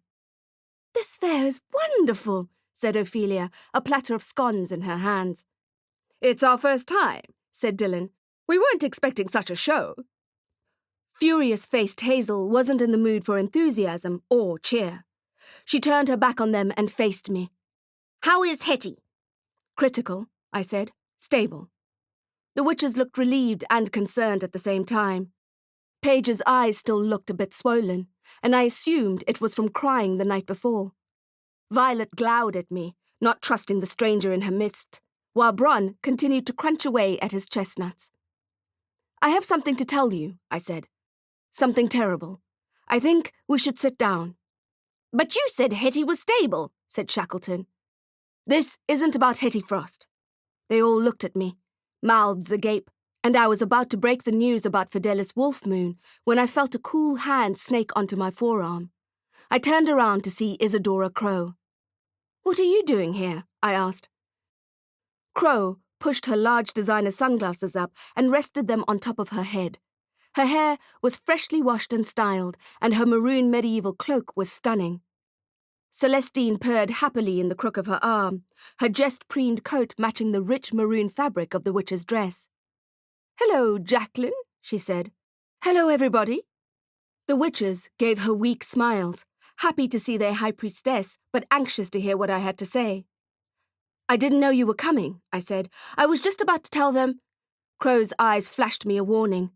"It's not the time," her expression said. "What?" said Violet. "What were you about to tell us?" "Why don't you help yourselves to tea and scones?" said Crowe, gesturing at the refreshment table at the edge of the pavilion, covered in a blue satin cloth. "I heard the elderberry jam is particularly good this year. I need a word with Miss Knight, and will join you in a couple of minutes." The witches nodded meekly and moved away, and Shackleton stomped after them. There were a few other magical folks around, and when they saw Hazel's face, they instinctively moved away from her. She practically radiated fury. Brun didn't need to be told twice. He skipped away from us and joined the coven at the generous platters of scones and clotted cream. Crowe clawed my arm and pulled me away to behind the corner of the pavilion, where a wide-trunked climbing wisteria sheltered us from the sun. "I didn't know you were coming," I said again. "Of course, you should be the one telling them about Wolfmoon, which is obviously why you're here." Isadora looked at me, the shade of the moving leaves of the wisteria dappling her face and adding mystery to her eyes. "I'll tell them, of course," she said, "but only after the Hexenwald." "What?" I sputtered. "Are you crazy?" "It's a tradition," said Crowe firmly. "We do it every year during the spring equinox. It's essential to the coven's morale. We need it today more than ever." "Filius Canis, Izzy," I said. "Can't you find another time and place for your bloody team building?" Did I have to remind her that there was a killer out there who had an obvious penchant for StarDust witches? Couldn't she just plan a paintball match or something, instead of a creepy ritual in a dark forest? "It's important, Jacqueline," said Crowe. We're going through an especially difficult time. The Coven is in danger of breaking up. We need to join hands and align our spirits. You're crackers, I said, and I don't mean in a good way. Hazel Shackleton runs the Hexenwald, said Crow. Imagine if I took that away from her. I saw her point, but I wasn't interested in the Coven power play. My job was to keep Crow alive, and I'd prefer it if we didn't lose any more witches on my watch. Let me put it very simply, I said. If you go through the Hexenwald, I'm off the case. I was sick of trying to protect people who didn't heed my warnings. If these witches wanted to walk into the dark woods when there was a witch hunter on the loose, then let them. No way I was going in there. My brain bubbled over with all the Latin curse words I could think of. Isadora looked at me with a pained expression. She bit her lip and shuffled her feet, wasting my time. I'm walking away, I said to her, taking a few steps backwards, my hands at my sides. I'm walking away, Crow. Stop, she said. Please. You're right. Of course you're right. I'll cancel the ritual. Finally, I thought, the madness is over. We could have a scone and get out of there. I was really thirsty then, and looking forward to that refreshment table. But then there was a shout from the middle of the grounds and a loud cry of pain. Crow put Celestine down and we both started running toward the archery area where a crowd was gathering. A man, the portly jester, lay on the dry grass, bleeding, clutching the shaft of the arrow buried in his chest. Chapter 19. A Knight in Burnished Armour. The man dressed as a court jester lay on his back in the middle of the archery zone, his brass trumpet on the ground beside him. His hands were wrapped around the arrow shaft that protruded from his chest. He was yelling in pain. Isadora elbowed the rubberneckers out the way and kneeled down beside him on the dry grass, and I followed. I wondered if we'd have to tag team a resuscitation again. But as Izzy touched his face, he looked at her and winked. We both stopped, puzzled, until I took a closer look at the arrow shaft, which was not, in fact, embedded in his ribcage, but stuck on with Halloween magic. Next, a knight in burnished armour arrived, his horse snorting and stamping on the ground, whinnying as he kicked up a low cloud of dust. The knight held a sword. "Knave!" he shouted across the field, and a ruffian with a bow and quiver cowered against the bales of hay. I looked down at the jester and smelled the artificial blood. It was the manufactured kind, created for vampires but used for all kinds of things besides, including, apparently, impromptu medieval skits. Crow and I looked at each other with the same combination of relief and irritation. It was just a game, I thought, a setup. But there was still something nagging at me. A setup. And then I felt like someone had shot me in the chest, so visceral was my reaction to the realization that this had all been a distraction. Yesterday, I had tried to distract the Hammerskins with an Aversum spell, and it didn't seem to work. The witch hunter's magic appeared to be stronger than mine, because both Crow and I had fallen for this diversion, hook, line, and sinker. "Faex," I said, under my breath, looking up at the witches and wizards' pavilion. "What is it?" asked Crow, wide-eyed at the way the blood drained from my face. "We need to get back," I said, gesturing to where we had left the coven dangling like low-hanging fruit. Crow realized then too, and her face paled to match mine. We sprinted back in the direction of the pavilion, straight to the refreshment table, but no one from the StarDust Coven was there, apart from Celestine the cat, who was lazily grooming her maroon coat. Not for the first time in my life, I wished that animals could talk. Sweet crumbs lay on gold-patterned side plates next to tea-stained cups. The crockery had been stacked neatly, so it didn't look like they had left in a hurry. It seemed to be a deliberate move, a decision, rather than a forced removal. And none of the other witches or wizards milling about looked in the least bit concerned. Well, not until Crow started yelling. "Ophelia!" shouted Crow. "Eric! Violet!" We searched the veranda, and Crow went to check the restrooms. I stopped a young man who I recognized from before Isadora had pulled me away. He was drinking coffee and eating a ginger biscuit. "There was a group of witches here," I said, "gold glitter on their cloaks." He frowned and nodded at the same time, then wiped his mouth with a paper serviette. He pointed at the back of the building. "They went that way." My spine chinked with ice. He was pointing in the direction of the forest. Did you see... who... Was there anyone with them? I asked. He started to shake his head no, but then changed his mind. There was someone, he said. A boy, dressed as a page. My phone began to ring, and I grabbed it with trembling fingers. Hello? I asked. My mouth was dry, and it felt like all the air had been sucked out of the room. Jax, said Morgan, I think I have something for you. Crowe reappeared and shook her head. She hadn't found them. I swallowed hard, trying to force words out. Tell me. You asked me to look into that witch case for you, right? Right, I said, my voice thin. Well, we're still looking for other incidences of witches being targeted. We may have something for you there, but something else came up. I'm listening, I said. Hazel Shackleton. She's a member of the StarDust Coven. I know her, I said, picturing the perennially grumpy old hag. She has a record. What kind of record? I asked. It's not unusual for someone living on the fringe of society as a witch or hermit or mage to have a criminal record. These people colour outside the lines and live by their own ever-shifting moral code rather than the country's rigid set of laws. And conservative cops love to throw their weight around and make their lives difficult. A proper criminal record, said Morgan. As long as my arm. Also, she's been in and out of psychiatric institutions since her husband died in, get this, mysterious circumstances 20 years ago. Filius Canis, I said. How did he die? Are you ready for this? Morgan asked. As ready as I was ever going to be. He was found drowned in the bath. The picture of Fidelis Wolfmoon was still fresh in my memory, lying with her body and head submerged, staring up at the surface of the water, her wet watch no longer ticking. Morgan's words echoed in my ears. Criminal record, psychiatric institutions, drowned in the bath. Hazel Shackleton wasn't sojourning in Venice on her leave of absence from the coven. She was being locked up in loony bins.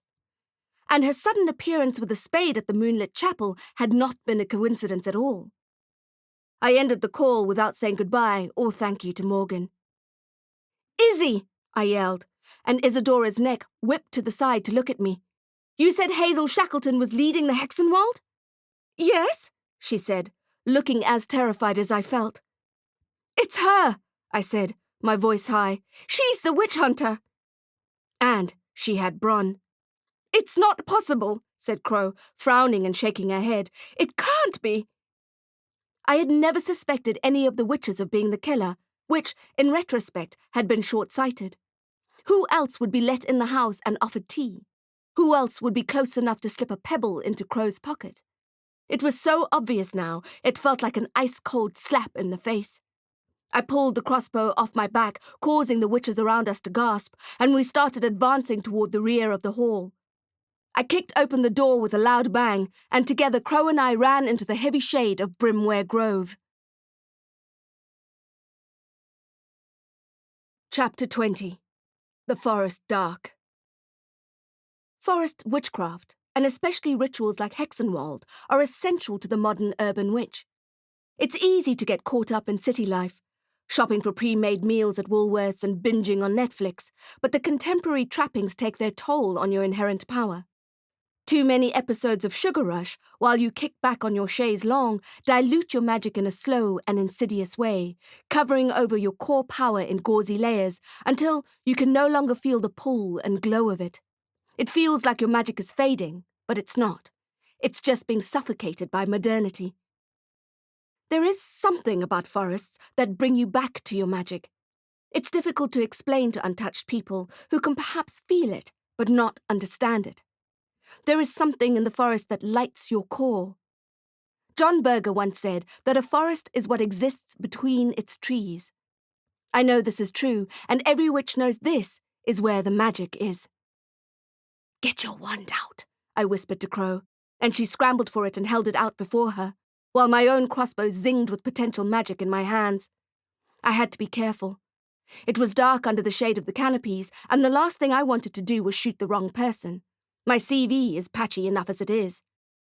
The deep shade was at first welcome and cooling, But as we moved further into the forest, it drew my skin out into goosebumps. The tree trunks were gnarled and rough to the touch, and the ground was a carpet of decaying leaves and dry twigs, cracking and snapping as we advanced. Every now and then, I scanned the higher branches for vampires, but I saw none. "Gallon Rock," whispered Crow. "The sacred edifice. They'll be gathered there." We trooped further into the dark, and my hands, clutching the crossbow, started to sweat despite the cool of the shadows. I heard my heart beating, and the adrenaline painted over the pain of my injured eardrum and cracked jaw.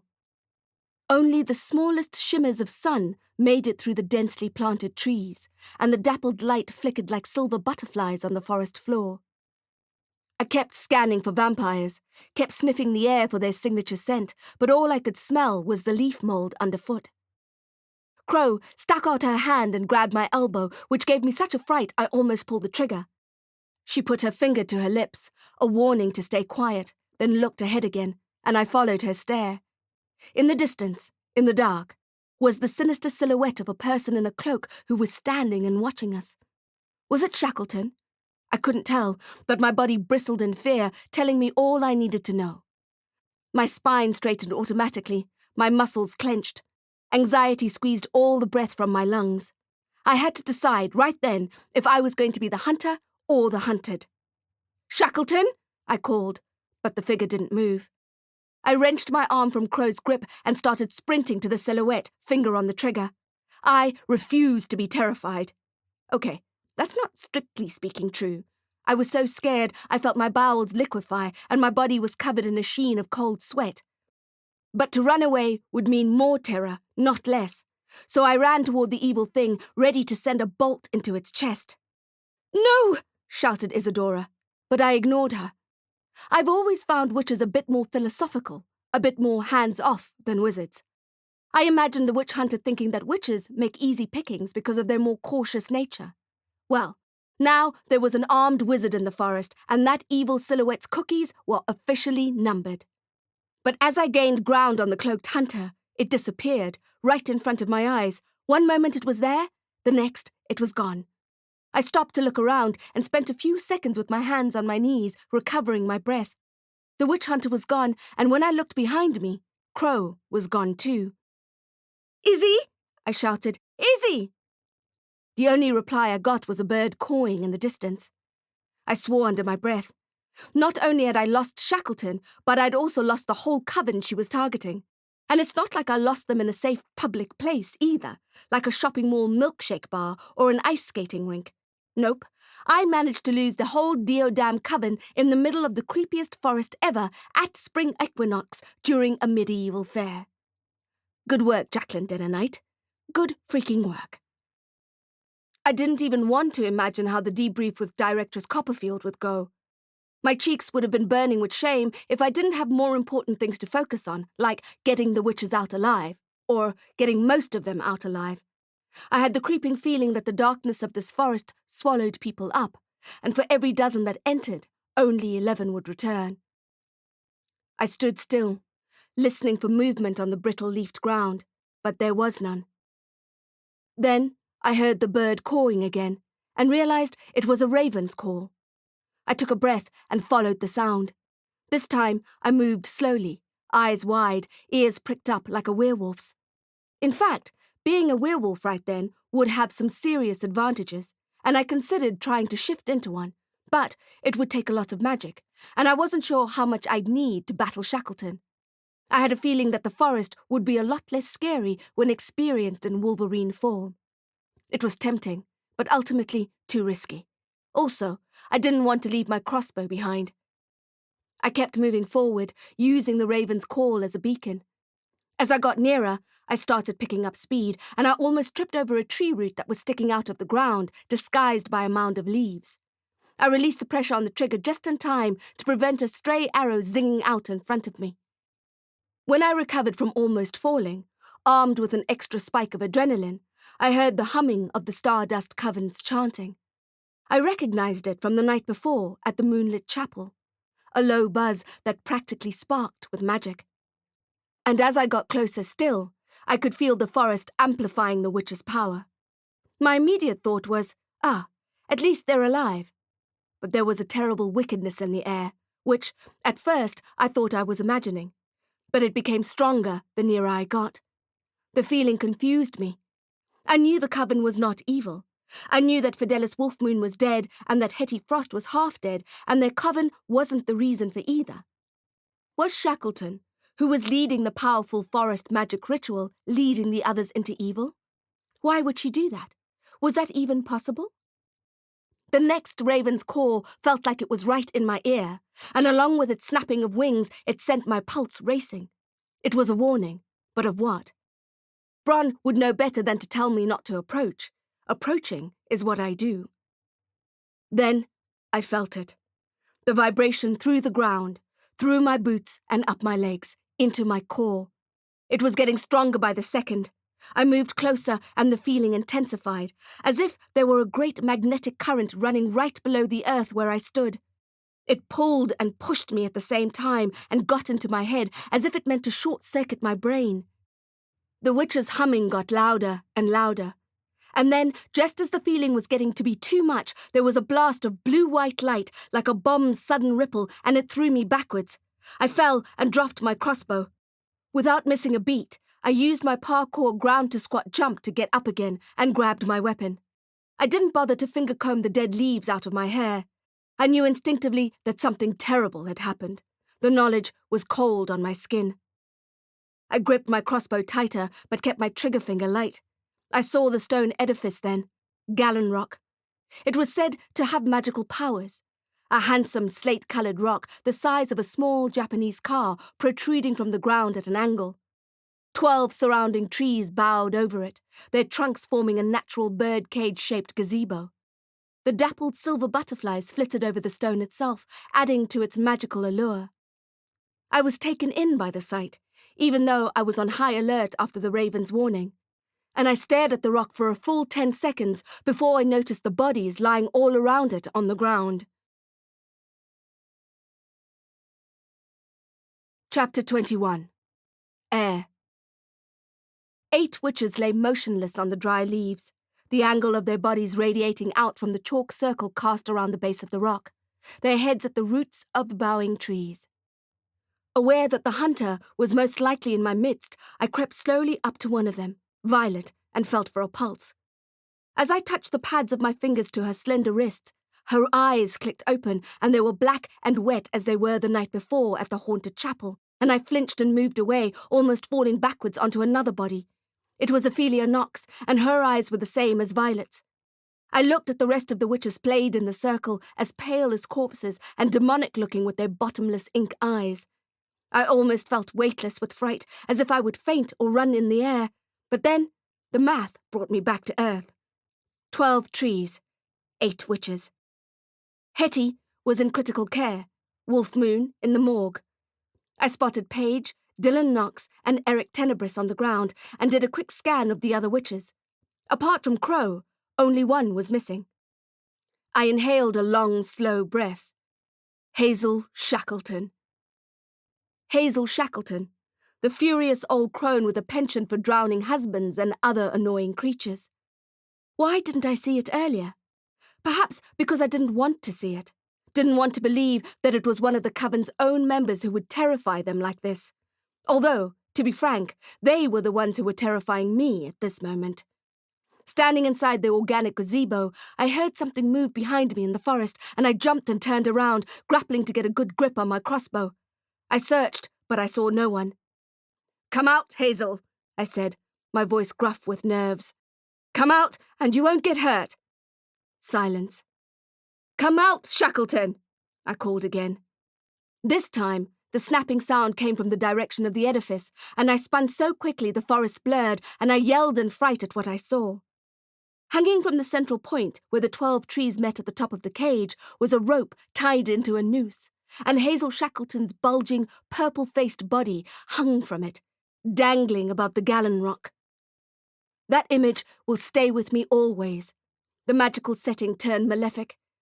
Hazel's fury finally snatched away from her, leaving her meek and mild-looking, arms hanging by her side in her witch's cloak, so faded it was a dark shade of grey. the shifting sun rays highlighting her body as it swayed ever so slightly. "Help!" I shouted without thinking, without worrying that the killer was probably right there in the shadows.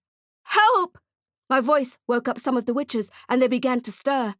I clipped my crossbow to my back and climbed up onto the rock with my dirty boots, its sacred magic be damned, and tried to push Hazel up to release the pressure on her neck.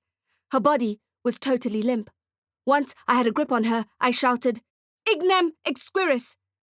The fear in my body focused into a white laser, which I used to cut the rope just above her head, and I tumbled to the ground with Hazel, smacking my elbow on the rock on the way down and sending blue sparks of pain up my arm.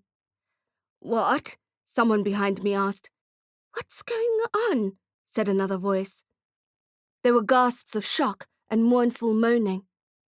Once we were on the ground, I straddled Shackleton and wrestled with the noose around her neck, tried to loosen it. But as I was doing so, I knew I was too late. The way her head lolled on the floor told me that her neck was broken. I fought to remove the rope anyway. I couldn't stand it coiled around her throat like that, and eventually I got it off and threw it onto the ground beside us. Someone was standing at my shoulder.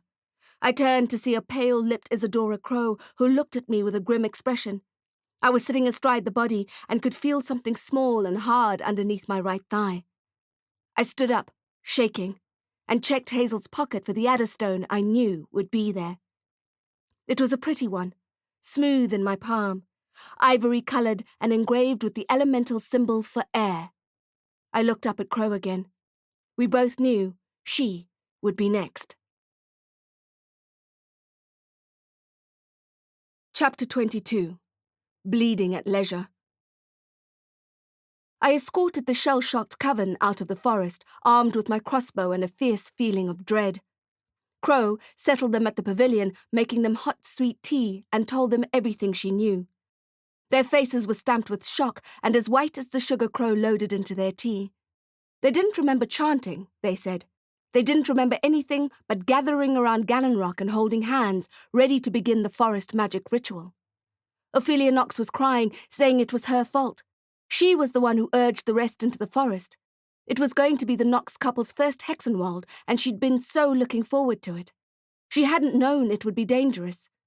Dylan, her husband, held her tenderly and comforted her. "It's going to be okay," he whispered into her hair and kissed her head. Isadora Crowe was the palest of them all. She may as well have had the fingerprints of the Grim Reaper all over her, so clearly marked was her fate. Even Celestine seemed spooked. I made her promise to meet me at my apartment the minute she finished debriefing the coven. I wasn't sure I could protect her, but without me, she was a sitting duck. I took her assistant Paige aside and told her the same thing. "Make sure she comes straight to my place," I had said, and she nodded. I called Morgan, but she wasn't available, so I logged the incident with the Scorpion receptionist instead, who said she'd send a team out right away. Bronn was nowhere to be seen, which worried me. Had he followed the witch hunter, or had something worse happened? I didn't want to think about it, but the anxiety clawed at my stomach. "Mr. Kresnik will come back to me," I told myself. "He'll find me." I biked back to my apartment feeling supremely on edge. Usually, the ride comforts me, but my nerves were buzzing so loudly in my ears that I could hardly think. Every bird in the sky made me do a double take. I hoped like hell that Bronn would already be home safe and sound and ready to tell me what he had seen at Gallenrock, but somehow I knew that life, or at least my life, didn't seem to work out quite as neatly as that. Case in point, there was blood smeared on my front door when I arrived home, and Gnaw was awake, for once, and wide-eyed. I frowned at the stain, and then at my orc security guard. "Bronn home?" I asked him. "The boy Raven?" Gnaw shook his head. "Woman!" With the rest of the StarDust Coven either dead, in hospital, or back at the medieval fair, I couldn't guess which woman would be bleeding at leisure in my apartment. "Hello?" I called, pushing the door open. There was a streak of blood on the wall and drops on the floor. I entered cautiously, in case it was a trap. The Void knows I had fallen prey to one distraction today, and it had proved fatal to Hazel Shackleton. The picture of her hanging limp flashed in my mind as I knew it would. I'd have to get used to that image. I was going to live with it forever. "Hello?" I said again, and walked through a cold patch of air that made my breath turn white. Ghost was there, and he didn't seem frantic, so I took that as a good sign. I didn't have to venture far to find the source of my apartment's new colour scheme. Lou, the neighbourhood drug dealer, was slumped over in my charity shop chair. "Holy Faex," I said. "Are you all right?" Lou looked up at me. Her quinine eye was fused shut, her nose broken. Her lip was split in more than one place, and her whole face was freshly bruised and swollen. Hazelnut skin turned cruel navy blue. "What the hell happened?" I asked. "Who did this to you?" When Lou spoke, I saw that one of her front teeth was chipped. "Give you one guess," she said, and winced, grabbing her torso. "They caught me off guard. If I had seen them coming, I would have been able to protect myself." She winced in pain. "Broken rib?" I asked. "Probably." I ran to get the new first aid kit I'd bought at Mason & Sons, quickly checking on Derek on the way. He seemed healed now, but still he slept. Was something else wrong? Was I missing something? Gizmo looked happy, curled up and sleeping on his broad chest. "I'm no doctor," I said to Lou when I returned with the case. "I assumed as much," she said. I knelt down on the injured Mona Lisa pillow and opened the sealed case, relieved to find the stacks of clean white cotton pads, bandages, plasters, and bright antiseptic liquid inside. "Your timing is bad," I said. "Next time, I'll plan to get beaten up at a more convenient time," snarked Lou. "I just meant that... Do you remember the stalker that used to hang around? You warned me about him." "I haven't seen him stalk you in a while," she said. "Good riddance." "Actually, he's in my bedroom." Lou exclaimed in pain as I applied the antiseptic-soaked pad to her grazed forehead and cheek. "Funny one," she said, then grimaced and held her ribcage again. "Not kidding," I replied. I worked slowly, attending to the smaller lacerations before taking on the more serious-looking ones. I wouldn't be able to do anything about her broken bones. I could try to heal them, but I didn't like the odds of it working. I was notoriously bad at mending things in general. Plus, I didn't have my wand to concentrate and focus my power. If only Derek was awake. "I told you to be careful of him," said Lou. "He saved my life." "So, he's charming. I get it." "No, he literally saved my life. I was dying on the floor and he fixed me. He found the bullet in my chest and stitched me up with nothing but his hands. I said your timing was off because if he was conscious, he could fix you too. He's a mage with healing powers." "You've got an unconscious healer mage in your bedroom?" "Yes," I said, even though I didn't think it was really a question. I gingerly started on her swollen shut eye, and she flinched and held up her hand. "Leave it," she said. "Please." I saw then that her knuckles were cut and bruised too, and I wasn't surprised. I imagined her as a fighter.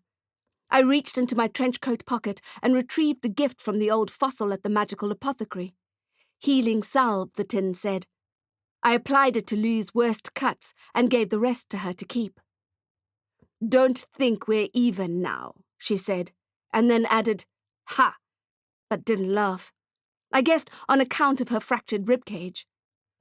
"You'll need to see someone," I said, "about the broken bones."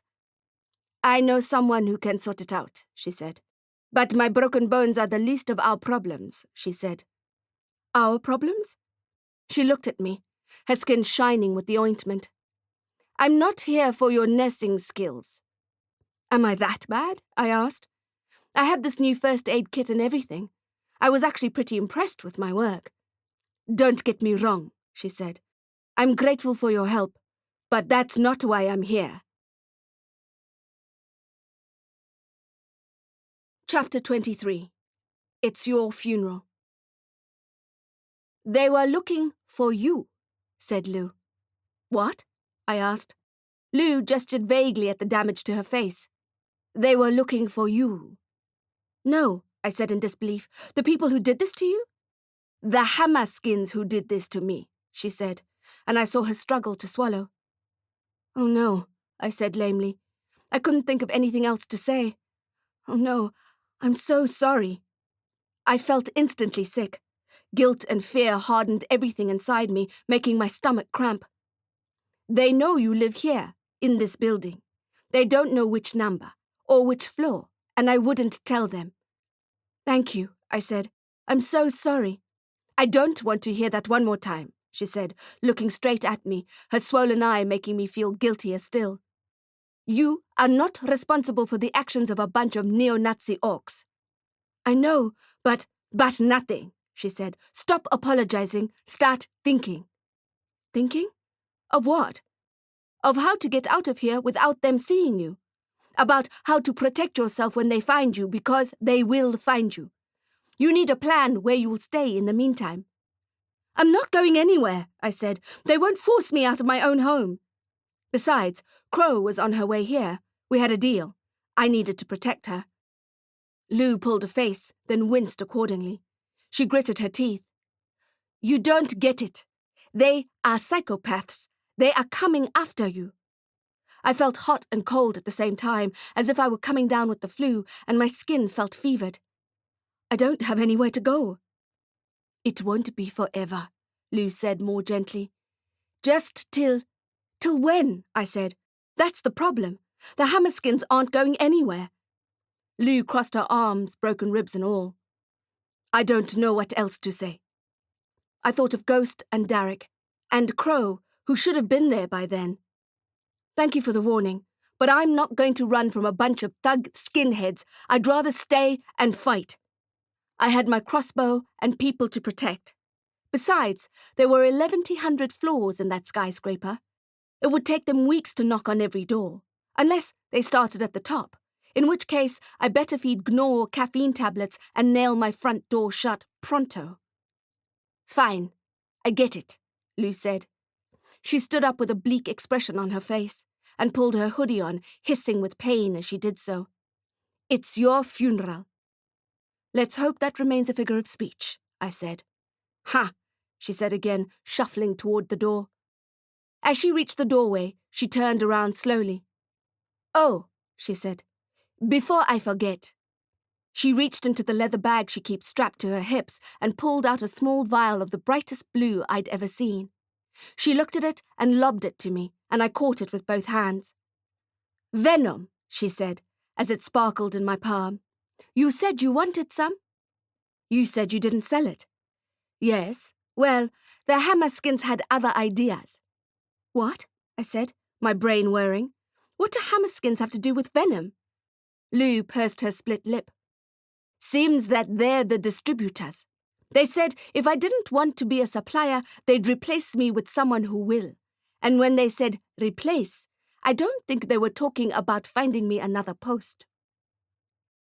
After Lou left, I paced my apartment floor, which is trickier than it sounds, seeing that my entire square meterage is roughly the size of a postage stamp. After our street brawl, I knew the Hammerskins were going to come after me. I just didn't expect them to find my building so quickly. A part of me was desperate to run, but I knew that wherever I chose would not be safe for long. Anyway, where would I go? Would I just show up at the Cargol aisles to surprise the pregnant pickle in a bikini, Sugar? Or to London, from where I'd received a postcard from Estelar Pavaris, who had moved there with his new lover and joined the Royal Theatre?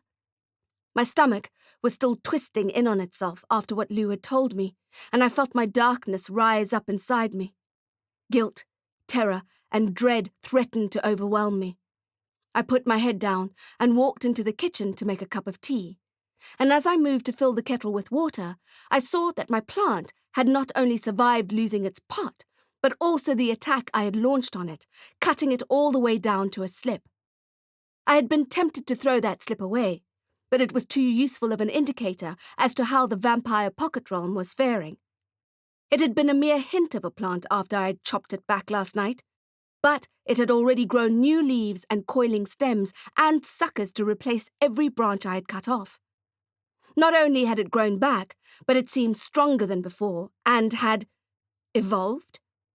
I could swear the thing didn't have those suckers before, and its leaves seemed thicker, less destructible. I shuddered. It was a scary idea that by cutting it back, I had just made it stronger. What did that mean for the Silvano clan? And what did that mean for the realm? Suffice to say, I skipped the tea and opened a bottle of Faire's cinnamon whiskey instead. I grabbed a scuffed tumbler from the cupboard that had not been colonized by the invasive vine and poured myself a double shot. I drank it while I stared at the plant, thinking. The whiskey did nothing to dissolve the darkness. I dragged my eyes to the small vial of venom on my kitchen counter. It was really the most incredible tint of blue. And it wasn't a flat colour, but shimmered and changed shades in flickers of cerulean and sapphire. I could tell, just by looking at it, that it was more of a potion than a hard drug. No wonder it had looked so strange under the microscope when we compared it to other non-magical drugs. I had to figure out why the Hammerskins were distributing it, and why they were trying to feed untouched humans a newly designed potion that no one had ever heard of. I wondered briefly if I should tell the council, but then I remembered they hadn't responded to any of my previous hotline messages, which added to my 99 problems. Because if the council wasn't functioning properly, well, we were all in for a world of pain.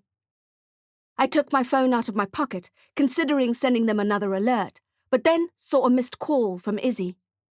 Faex. She must have tried to phone me when I was busy with Lou. I tried to call her back, but her phone was off. I took a deep breath and tried not to let my nerves get the better of me. She was probably just calling to say she was on her way, or that her battery was running low, or both. What was taking so long?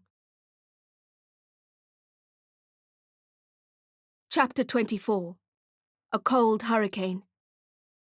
I paced some more and drank some more, then repeated the ritual while I felt the pull of the vial of venom on my kitchen counter, which was glowing at me in azure, cobalt, and cyan with sparks of silver.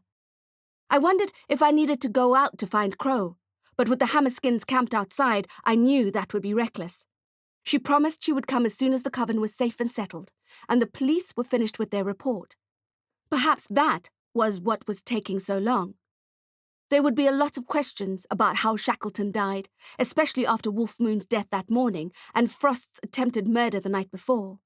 In fact, the cops had probably shut down the medieval fair down mid-feast with all its honey mead and succulent turkey legs and made sure no one got out of there without a thorough interrogation. Without even trying, I had made my way through a third of the bottle of coppercog whiskey, and it made me miss Faire like crazy. No matter what, I decided, I'd make time to see her the next day. Faire always seemed to be able to settle the dark stuff inside me. She'd feed me a golden pot pie, beef and stout perhaps, with gravy, and spiced pumpkin and a good cold lager, and she'd punch me on the arm, and I'd see her ruffle the hair of one of her dozen kids, and everything would feel better again. Just get through tonight, I told myself. Everything will seem better in the morning. Sometimes I'm an expert at lying to myself, but at other times I know better. Nothing would be improved in the morning. If anything, it would be worse. The plant would have doubled in size. The witch hunter would be zeroing in on Crowe, and the Hammerskins would find me, sans wand, and probably with a mean hangover. Derek would still be hibernating, Salty and Bronn would still be missing, and Lou would still be in pain. And my darkness would still be swirling around me like it was then, like a black mist, a cold hurricane trying to vacuum out my heart. Something came over me, a despair that I can only remember feeling when I was sleeping out on the winter streets with an empty belly and no promise of food in sight. A cold, deep bone ache. I tried to fight it, but it was strong. I felt as if it was pushing me to the floor, but I would not be laid low by it. Pictures of my parents, alive and smiling in childhood memories, and then dead in their bed, came to me. Also, the memory of what it felt like to lie dying on the Cargol carpet while Quinkle's crazy bullet wrecked my insides. The pool of blood, the pain, almost choking to death in Slyden Aberim's enchanted basement, surrounded by hungry, squeaking rats. Liz Durrison's branded corpse. Hetty Frost's fingers worn to the bone, trying to scratch her way out of the coffin, and Hazel Shackleton hanging from that noose. I felt like I was going insane, like my mind was trying to tell me something or torture me or both, and I pressed my palms up against my temples and whispered for it to stop. Please stop, I said. can't stand it. Please, stop. There was silence for a moment, and peace, and then my eyes were drawn to the vial on the counter again. It was the most beautiful potion I had ever seen. I thought then that I should try it on myself. If I knew how the drug worked and felt, I would have a better understanding of it. Sure, it was a little dangerous. I had already seen how the untouched people had reacted when they tried it. They just disappeared for a little while for their mini-rapture vacation and came straight back to their regular lives, right? Well, what if I could somehow remember where I went in that time and use that knowledge to help Morgan solve the case? The Void knows I owe that woman a favor, after all she's done for me, and after all the waiting around on the V-Cult case she's been doing while I was blithely solving all the other cases around it. The more I thought about it, the less crazy the idea seemed. But you've had a bit to drink, I cautioned, eyeing the well-dented whiskey bottle. You shouldn't make this kind of decision on a belly full of Faire's delicious home-distilled cinnamon bark-barreled whiskey. And you certainly shouldn't mix potions with alcohol. You learn that in Potions 101, and they remind you of it every year should you not have been paying attention in class that first time around, dreaming of finding the owl hiding in the robes of the copper statue of Minerva or the white crayon lying on your windowsill. I moved closer to the counter and watched the potion flicker like the eye of an ice dragon. It was powerful and mesmerizing. Those muggles wouldn't stand a chance resisting it. I picked it up and screwed the lid off. It even smelled delicious, which potions seldom do. Vanilla vodka with silver sparks of effervescence.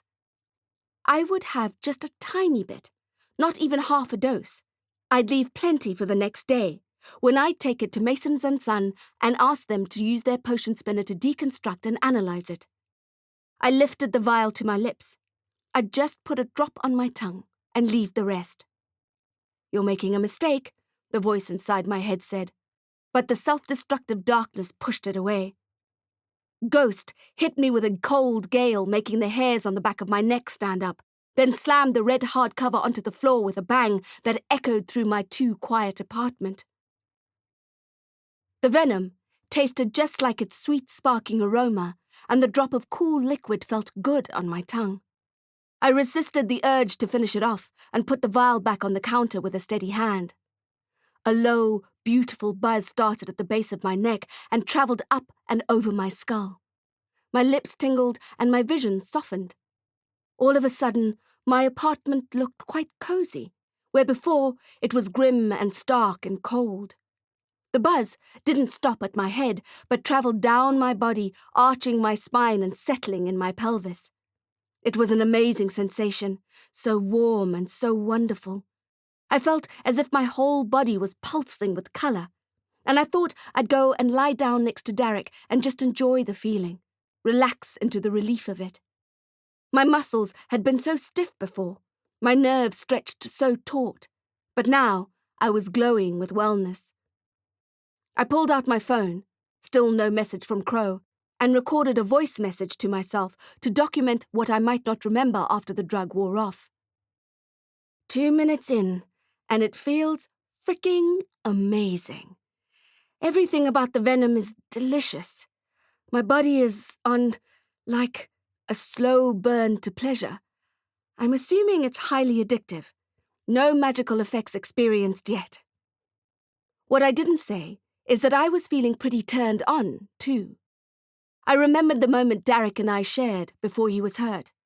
We were in my bedroom, and I was freshly showered and just wearing a towel. I thought of his broad chest, his perfect skin, so unlike mine, which is a map of battle scars. I had dropped the towel anyway. The doorbell rang, startling me and shaking me out of the daydream. Finally, Crowe. I quickly hid the vial of venom in my cutlery drawer and banged it shut with my hip. She'd probably judge me for being as high as a kite, but I didn't give a fex. I rushed to the door and opened it, but there was no one there, and Gnaw was drooling in his sleep. "Hello?" I said. "Izzy? Bron?" I stepped out into the warm night air and looked around. "Ms. Knight," said a voice from the shadows, a vampire's voice, one that I recognized. He stepped out into the light, looking like a Swedish supermodel with his perfectly styled blonde hair and notorious cheekbones. "Lysander," I said, "I heard you have something for me." "May I come in?" he asked. "Since when do you need an invitation?" He smiled. "I don't want to intrude." I almost laughed. "I usually put an arrow through the hearts of any vampires that show up here." "I know," he said. "I was hoping you'd skip that part of the reception." I looked at him while I tapped my boot on the floor, wrestling with the truth, which was that I actually did want him to come in. What the hell was wrong with me? Had the darkness finally overwhelmed me, or was it the drug speaking? Either way, I gestured with a flick of my head that the vampire could enter, and as he brushed past me to go inside, it felt good. Chapter 25. Honey Haze. "I like what you've done with the place," joked Lysander. I frowned at him, not sure what he meant, and he motioned at the smears of blood on the wall. They had all but disappeared in my haze of awesomeness. "Whiskey?" I said, holding up the bottle. The label looked beautiful in the evening light, as the copper cog and leather illustrations on the cream paper whirred away. I got lost in the animation for a minute. Lysander seemed surprised that I was staring at a label and offering him a drink, instead of pointing my crossbow at his chest. "Are you okay?" he asked. "Peachy," I said. I don't know why I said peachy. I've never once in my life used the word peachy. I wasn't even 100% sure I knew what the word meant. I mean, I knew what it meant, but I didn't know why.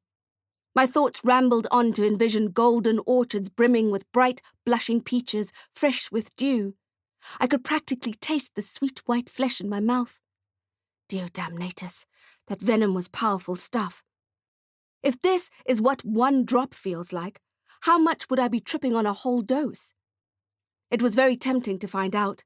I fought the urge and instead looked down at the counter, ready to pour the vampire a drink, and found I had already done so. 2 tumblers stood, waiting, and I had no memory of pouring them. I passed one to Lysander, who thanked me, and was still looking at me strangely. "There's something wrong," he said. "I can see it." "Believe me, there's a lot wrong," I said. "Everything is wrong." But my body had other ideas.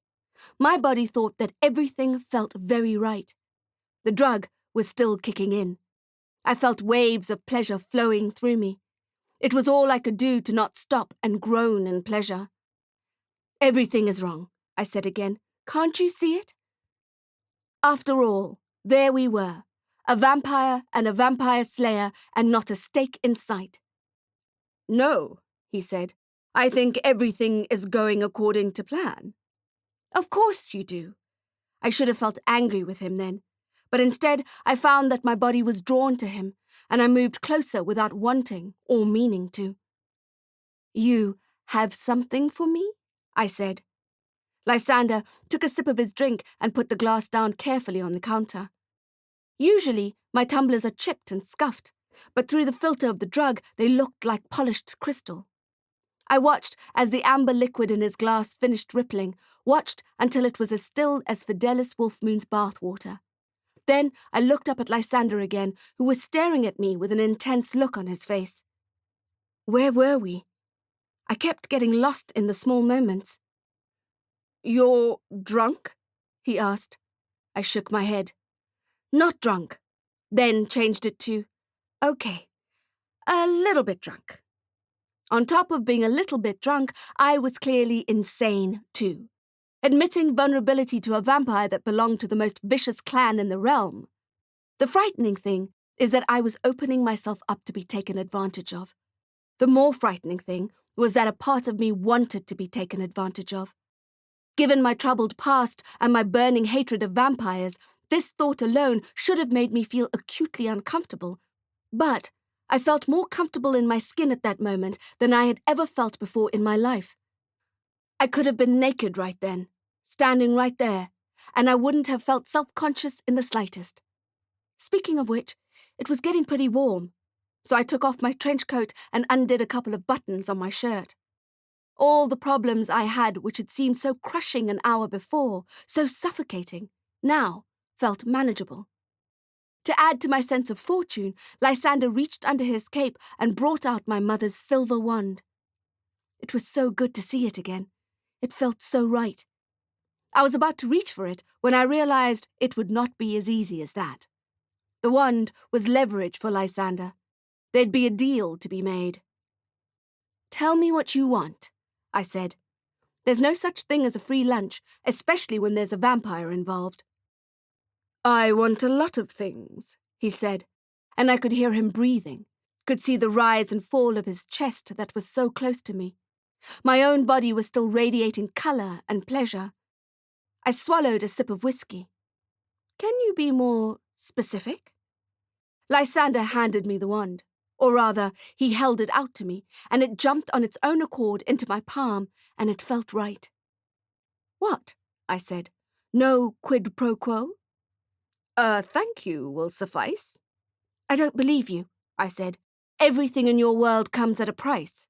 "And what about your world?" he asked. "We do favours for each other without wondering what it'll cost us down the line." This wasn't true, strictly speaking, but I was going to run with it. "Well," he said, "this won't cost you anything." Somehow, I found that difficult to believe, but my gratitude toward him was real. "Thank you," I said, and we stared into each other's eyes for a moment. My body was buzzing, my pelvis throbbing. I was back in my bedroom, standing with Derek, water droplets still on my skin. Expecting Derek to kiss me hard and deep, I angled my face backwards, ready for him, wanting him. But then Derek's face disappeared and Lysander was there. His arm around my back, his face close to mine. Too close, but I didn't move away. I wanted him to touch me. My body demanded it.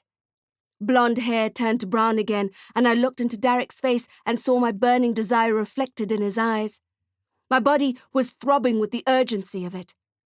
I felt his lips brush my cheek, and my insides felt like they were opening up to him.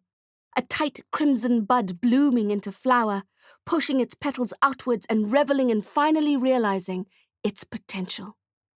I moved closer to him, pushing my pelvis into his and embracing the warmth I found there, which amplified the thrilling buzz of the venom. Derek, Lysander, Derek. My urgent desire could no longer tell them apart. Through the honey haze of the drug, they became one person. I needed this. Lysander. His arm tightened around me, cinnamon on his breath. My body buckled under my desire and he took my weight. I thought of the mesmerizing appearance of the venom, the silver sparks, which I felt now all over my skin. Derek. We were meant to be together. I felt so safe in his arms. I dropped the towel, angled my head, and waited for the deep, hungry kiss. I was so ramped up then. I was ready to explode into stars. Lysander moved his lips toward mine. That's when I turned my face slightly and offered him my neck. "Bite me," I said, and I felt Lysander's body press against mine, and our bodies burned where they touched. Our breathing was deep and full of desperate longing. I moved closer to him still. His lips were on my neck, feather-light, sending an intense thrill right through my body. I'd never felt anything like that before, and I groaned hard, and he did too. "Bite me," I said, the words sounding terrible and right at the same time. I didn't care. All I wanted were Lysander's fangs buried in my neck. Chapter 26. Bayonets freshly sharpened. "Jacqueline," he said, and I opened my eyes. "Jacqueline?" I felt like I was waking up. Lysander held me in his arms as if we were at the end of a dance. A headache rushed into my skull like an advancing army, bayonets freshly sharpened. My mouth was a nightclub ashtray, my fingers numb. The venom had worn off almost instantly, and with a vengeance. The come-down was brutal. "What?" I said. "What happened?" He lifted my body in his arms and walked me across the room, placing me gently in the chair, then crouched down on his haunches to look up at me and feel my forehead. I didn't know what he was feeling for. Proof of insanity, maybe? A psychological break? "What happened?" I asked again. I wished I had absolutely no recollection of what had just occurred, but the hard-to-swallow truth was that I remembered everything. Or almost everything. I remembered enough to make my cheeks burn with an emotion more destructive than shame. I had betrayed Derek and the memory of my parents. I had betrayed every innocent person killed by a vampire and the grief-stricken people they left behind. Most guttingly, I had betrayed myself. I was so shocked and disgusted by it that I retched right there. I felt too sick to cry. "You're ill," Lysander said. "You fainted. I knew it. You haven't been yourself." My face fell into my hands. I felt dizzy and too weak to hold my head up straight. "Venom," I mumbled. "What?" "Venom," I said again. But then I had to dart from the room. Lysander sensed where I was going and moved with me, just in time to hold my hair back as I emptied my worried stomach's contents into the old stained toilet bowl in my bathroom. I groaned and flushed the vile stuff away, wishing I could do the same with the evening's memories. I moved to the basin and rinsed my face and mouth, then buried my head in a balding towel. When I looked up, Lysander was still there, a concerned expression on his face. "Why are you still here?" I asked him, under the unflattering light of the bare, buzzing bulb. "Tell me what's wrong with you," he said. "It's not me," I said. "I would never—" "I know," Lysander said. I rubbed my eyes and replaced the towel on the grimy hook.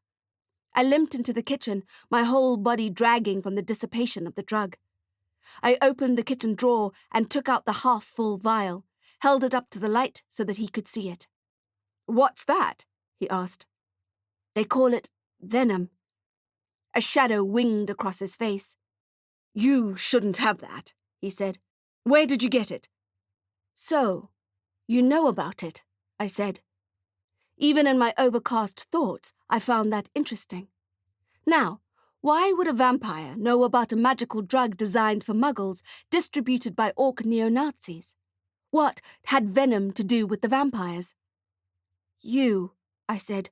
"You did this." He shook his head. "No, this has nothing to do with me." "You did this," I said again louder. My voice reverberated in my flaming skull. "Give it to me," he said. "Let me get rid of it." I clasped the vial tightly and held it to my chest. "No!" Lysander set his handsome jaw. "Jacqueline," he said, "you were never supposed to have it. Never mind drink the stuff." "I wish I hadn't," I yelled. That was the truth. The other, more disturbing truth was that I wanted more. I wanted to finish the bottle. My body was aching for it. The rational, responsible side of me knew I needed what was left in the vial to take to the magical apothecary. It was our only chance of finding out what it was and where it was coming from. I also knew that as soon as Lysander left, I'd gulp down the remainder of the potion whether I decided to or not. Lysander read my thoughts, and he lunged for the vial, inadvertently smacking me down to the floor and landing on top of me, winding me so that my chest burned for air. My lips opened, trying to drag oxygen into my shocked lungs, and Lysander's face was so close to mine, I thought he might try to kiss me. Then I realized the vial had been knocked from my hand and lay shattered on the cheap kitchen tiles. My fury was a white-hot flame. "Fiat Fulga!" I yelled, breathlessly, and the pain in my temples flew down my body and through my arms. The lightning spell shot through Lysander's shoulders and blew his body off mine. He gasped in pain and shock. I jumped up in my parkour move, floor to haunches, and glared at him. "Get out," I said, but he didn't move. The expression on his face told me he couldn't believe that after what we had been through, I would send a current through him. But that was because he didn't know me. I spotted my wand on the kitchen counter and put my hand out to it. The wand beelined straight into my palm, like a magnet finding its mate. I pointed the wand at Lysander. "Get out," I said again. He narrowed his eyes at me, glancing down at the wand in my trembling hand. "You wouldn't." You think you know me, I said, trying to keep my voice even. You think, just because you have my file from 1,000,000 years ago, that you know me. My wand sparked, and he took a step back. I'm not that little girl anymore, I said, gruff and shuddering. I'm not that orphan wizard that you read about. I'm past that. I'm more than that. I know, said Lysander. I can feel your power. I felt it from the beginning. We stared at each other. We had a connection whether we liked it or not. I wiped my mouth with the back of my hand. I'm giving you one more chance to leave. I didn't mean to take advantage of you, he said. I didn't know you were on Venom, or I wouldn't have come. Ha, I said, the bitter laugh hanging in the air between us. You think you took advantage of me? My wand sent a small bolt in his direction, too short to hurt him, but just long enough to get him moving. He put his hands up in surrender. I'm going, he said. You should never have come, I replied. Chapter 27. Vampire Venom. The withdrawal from even half a dose of venom is not pretty. My body felt like it was shrinking from the inside, as if someone had attached my feet to one of those fresh saver vacuum pack machines and was sucking the life out of me, sucking out my will to live. There was a dagger in my brain, and my joints ached like a geriatric after a rock and roll concert. I tried to siphon some of the blue liquid up off my grimy kitchen floor, thinking that even a milliliter might help, but the potion had evaporated. I got the brush and pan instead, and swept up the shattered glass, cursing Lysander with every shard. My betrayal of everything and everyone hurt more than the physical withdrawal. It hurt me so deep down that I didn't think that I'd ever be able to ease the feeling. I still couldn't believe what had happened. I had been under a spell.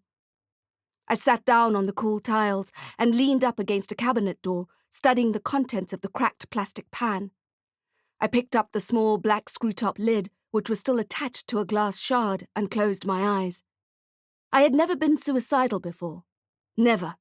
Even on the coldest, darkest days on the street, still freshly keening for my parents. I had never wanted to end my life, and didn't want to now either. But I was somehow tempted to press the broken glass against my pale wrists. It was the darkness inside me urging it. The drug had painted over the desperation, but paint bubbles and chips away, and now the darkness was back, colder and more menacing than ever. Damn you, Lysander, I thought, dropping the lid of the vial back into the pan. Even though, strictly speaking, the man had done nothing wrong. Or at least nothing wrong while he had been here in my apartment. He had brought my wand back with no conditions attached. He had held my hair back while I had ralphed unceremoniously and with great gusto into the ceramic bowl. He had tried to protect me from myself. Most importantly, he hadn't bitten me when I had urged him to, even though we had both wanted it so badly at the time. Two things came to me then. Two new ideas that sparked some hope in my otherwise shadow-struck mind. The first was that Lysander had known what the drug was, so I could surmise that the vicious vampire clan he belonged to had a hand in this new magical drug scourge. I also remembered Morgan saying that criminal reports of vampire attacks on untouched humans was down. I knew that the vampires were growing in power and recklessness, so I was pretty sure that they were not scaling back on attacks. The humans were just reporting it less. Why would they fail to report? I asked myself, and for once, I knew the answer. I had been through it myself. The drug-addled humans weren't reporting the vampire attacks because they thought they wanted it to happen. Something in the potion, by evil genius design, made you want to be bitten by a vampire. It wasn't just venom. It was vampire venom. Although my cheeks burned, I forced myself to relive the hot encounter I'd just experienced with Lysander. In that moment, every fibre of my being was screaming to be touched by the vampire. But not just touched. I craved urgently the feeling of his fangs buried in my neck. I felt that if he just sunk his teeth into me and sucked, that it would make me explode in 1,000 silver sparks. It was all I wanted. It was all I could think about. My body had been ripe in so many ways, ready to be a full-course dinner for a vampire who happened to look like a Swedish supermodel. Lysander had taken the high road, and I'll probably never know why. But what I did know, suddenly and with certainty, was that the Silvano clan had engineered this drug and were getting the Hammerskins to enforce distribution so that the vampires would have access to more willing humans. Not just for an easy blood supply, to feed their fiendish appetites, but for a more sinister reason. The clan was growing their army. I remembered the security footage video that Morgan had shown me in her office. The man walking in an odd manner, clearly feeling strange, and then a shadow swooping. A vampire had nabbed him, attacked him, and he had enjoyed it because that was the essence of the drug. When the cops had asked him later that night what had happened, he said he couldn't remember. Yet, he was wearing a scarf around his neck. I'd bet my bottom dollar, and I didn't have a lot of those, that Dempsey was now a vamp initiate.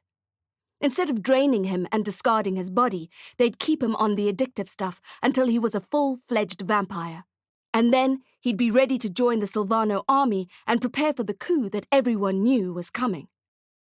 The Hammerskins wanted to rule the realm too, so between the two clans they must have struck some kind of deal.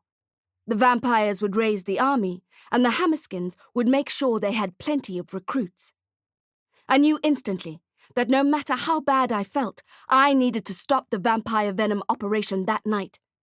Brutal withdrawal be damned. Burning shame be damned. I needed to shut that venom lab down immediately, before they could trap any more untouched humans, before they could grow their vampire horde anymore. The other idea that came to me sitting there on the grimy kitchen floor was the realization that I didn't need to take the potion to Mason & Sons for a total lab analysis in a fancy spinning machine. We were out of venom and out of time. Luckily for me, I had an even better idea. I picked up the lid again and carefully unscrewed the glass shard that was still attached to it. A small black coin remained, a magical credit. The token that was going to get us into the drug manufacturing lab. "Gizmo," I called. I heard a thump on the bedroom floor, then the snow-coloured ferret came scampering to me and landed on my lap. He seemed amused that I was sitting on the floor. I showed him the lid, and he took it from me, sniffing it and turning it in his paws as if it were a miniature steering wheel. For a moment, I was anxious that he'd stick his tongue out and try to taste the potion residue, but I needn't have worried. Turns out that magical albino ferrets are a lot more clever than girl wizards. "Do you think you can find it?" I asked him. Gizmo nodded and looked at me expectantly, nose and whiskers at the ready. I hauled my exhausted body off the floor, fetched my trench coat and crossbow, and I clipped my wand to my utility belt. If I can shut down the lab, I thought, maybe it will go a small way in making up for what had happened here with Lysander. I'd never be able to fully forgive myself, but it would be a damn good start. Chapter 28. Ribbon of Smoke. I knew the Hammerskins would be watching the building, even though it was past midnight, so I pulled my collar up to obscure my face and sneaked out the back. The Orcs would recognize my bike instantly if I were to roar out of there, so I was forced to walk. There were hardly any people walking the streets, and it felt eerie and deserted as I made my way north. Shop signs flickered as I walked past them, and the air smelled of trash and stale exhaust fumes. Gizmo directed me with his snout like a furry compass needle, and after 10 minutes of walking, I felt my head clear. I was going to shut down the lab, then go looking for Crowe. Easier said than done, seeing as she wasn't answering her phone. Gizmo squeaked, and I stopped. He was looking at a nondescript door in the wall, one I wouldn't have even seen despite walking right past it. I tried the metal handle, and it was locked. I unclipped my wand. "Ignem exquiris," I said, and a current shot down my arm and out of the silver wand, melting the lock. It felt good to have the wand back, even if I couldn't look at it without thinking of Lysander and feeling the acid guilt boil inside me. I waited for the glowing metal to cool, looked behind me, then wrenched the door open and stepped inside. The door swung closed behind me, and I was left standing in a black box. I waited, wondering what would happen next. The enclosed space smelt of damp bricks. "I think you took a wrong turn somewhere, Gizmo," I said. But then the floor I was standing on gave way, and we dropped so fast it took my breath away, falling through a vertical portal with edges that shimmered with mercury. I held onto Gizmo, making sure I didn't lose him as we plummeted down, hoping for an easy landing for my aching bones. I did not get my wish. We slammed into the ground, and I got a mouthful of evil-tasting dust and a head full of stars. It took me a couple of moments to recover. When I opened my eyes, I saw that beyond the pile of old cardboard boxes which camouflaged us, there was some kind of warehouse. A repurposed shipping container the colour of a rusted sunset. I couldn't make out where we were, but I guessed at some place in the Orc subrealm. The fetid stink that steamed off Orcs was a dead giveaway. My vision cleared, and I jumped up off the ground. The warehouse seemed to be deserted, apart from a pair of heavily armed, grim-lipped guards that looped around and around the premises. I waited for them to pass me and turn the corner.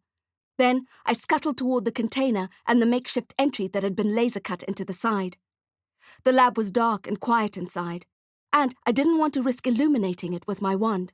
But I also didn't want to risk bumping into anything or sending something crashing to the floor. Soon my eyes adjusted to the low light, and I moved as stealthily as I could manage, my boots making only the softest squeaking sound as I went. I'd expected a seedy kind of meth lab, but the interior of the compact factory was neat and clean and modded out with cutting-edge tech. Faire would have been impressed. Gallons of ingredients waited patiently in their shiny metal vats, and machines with blinking lights whirred quietly in the background. Further into the minimalistic lab, the glass refrigerators that lined the walls were fully stocked with thousands upon thousands of vials of the sparkling cerulean potion, and the doors were locked, not only with elaborate combination locks, but also individual enchantment spells. This lab may be situated in the subrealm and guarded by Orcs, but this was no Orc operation. I could tell by the attention to detail, the minimalism, the neatness. The vampires were the drivers here. The Orcs were merely their henchmen. I needed a way to destroy the lab without getting nabbed by the beefy Orcs in uniform. A stick of dynamite would have come in handy, or a magical grenade, but I had neither. A memory floated in my mind, one I hadn't thought of in years. Sitting in the dimly lit lounge in my family home, at Dad's feet, while he and Mum watched a TV show called MacGyver. I was too young to follow the story, but Mum said something like, "Now he'll make a bomb from some mouthwash and a shoelace." And I remember thinking that was funny. Dad smiled too. Well, it looked like I had no choice but to pull a MacGyver. I tried to remember the list of chemicals we were warned about in our potions class at the Copperfield Institute. The ones that were listed as highly unstable, flammable, oxidizing, corrosive, water-reactive. The ones we were warned to never, under any circumstances, mix together. I crouched down and started looking at the labels of the various lab supplies, drawn to the ones that were in heavy, protective containers with hazard labels stuck onto them. There was a row of especially enthusiastically stickered drums on the bottom row at the back, and I hauled them out. Sodium, said the one. Hydrogen peroxide. Bingo, I thought. I worked as quickly and as quietly as I could, grabbing an empty wooden barrel I had noticed at the front of the lab and rolling it toward the section of the makeshift building that held all the ingredients and the glass fridges stocked to capacity with the finished product. I placed the wide barrel in the middle of the floor and tipped in all the hydrogen peroxide I could find. It had a strong odor, and I hoped that the Orcs outside wouldn't be able to smell it over their own diaper breath. I packed in as much fuel as I could around the barrel. Bags of sawdust, office paper, wooden chairs, anything I could find that would burn easily. I didn't want a flash in the pan. I wanted an explosion followed by a hungry fire. I wanted this whole place up in smoke and ash before anyone had the temerity to save it. I emptied one of the bags of sawdust over the floor, then poured the sodium into the empty bag and knotted it tightly.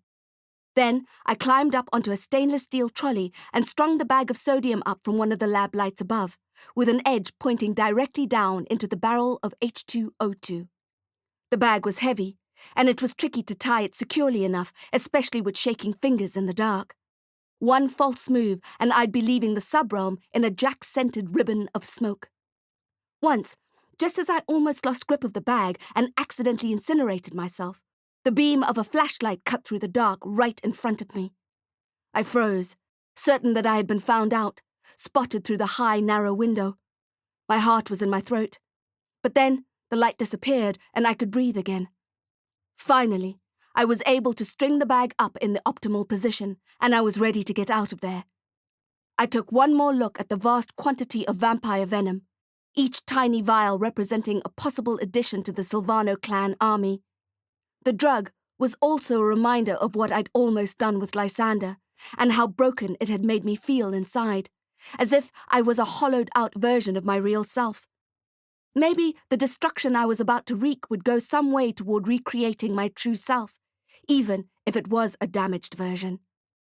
I waited for the Orc guards to circle around. Then I crept out of the shipping container and back to my mountain of litter and boxes. Safely in the shadows, I watched them loop around a couple more times before I built up my courage. Despite my bravado in setting up the chemical bomb, I had never done anything like that before, and I was nervous that it would work, and doubly nervous that it wouldn't. I guessed there was only one way to find out. I was breathing fast when I unclipped the one from my utility belt. If I thought the Hammerskins and the Silvanos were after me before, this stunt of mine would slingshot me to the very top of their respective hit lists. But there was no going back. No way I would allow the venom to facilitate Acheron Baldassar's rise to power. Deep down, I knew I didn't really stand a chance of taking down the ambitious Silvano clan or the brutish neo-Nazis, but I sure as hell was going to make it as difficult for them as possible. Wand in hand, I waited for the next time the guards walked past me, and as soon as they were within spell-slinging distance, I gathered my hatred for them and let it steam inside my chest. I felt my power glowing inside my body, and I concentrated it into a rush of magic eager to flow out of my hands. One of the orcs stopped right in front of the pile of boxes, making me lose my concentration, and my magic began to dissipate. "Did you hear that?" he said to the other one. Hear what? I thought. I hadn't moved a muscle. The other orc grunted and shook his head. The first orc looked directly into the pile of boxes, and I held my breath. He didn't see me. Gizmo moved around in my pocket, and I prayed to the void that he didn't squeak or snuffle. I thought the guard would move away, but he frowned and lifted his automatic weapon, flicking off the safety, while the other one started nudging boxes and pieces of trash with the toe of his factory boot. Fear replaced the hatred, and I began to whip up the power inside my core again, ready to counterattack if the brutes found me. My original plan had been to spare these two guards' lives, but now it seemed they were intent on sniffing out death, and I would be ready for them. Chapter 29. Fizz and Crackle. The Orc security guards, bristling with weapons black and oily against their dark uniforms, got closer and closer to me. I considered an invisibility spell, but I thought it would be best to preserve as much magic as possible in case I'd need to fight it. A noisy elemental spell would be too dangerous. The men were too heavily armed. I knew from previous experience, my latest city brawl, that a distraction spell didn't work particularly well on orcs.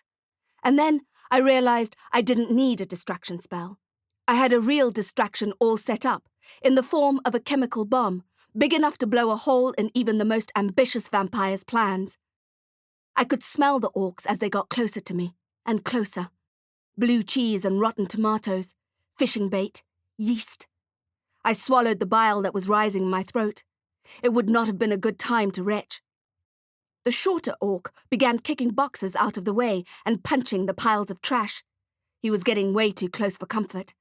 The other didn't let go of his AK-47, and I could see his itchy trigger finger tapping a tune. I inhaled deeply, silently, even though the air tasted like orc, to calm my nerves and focus my power.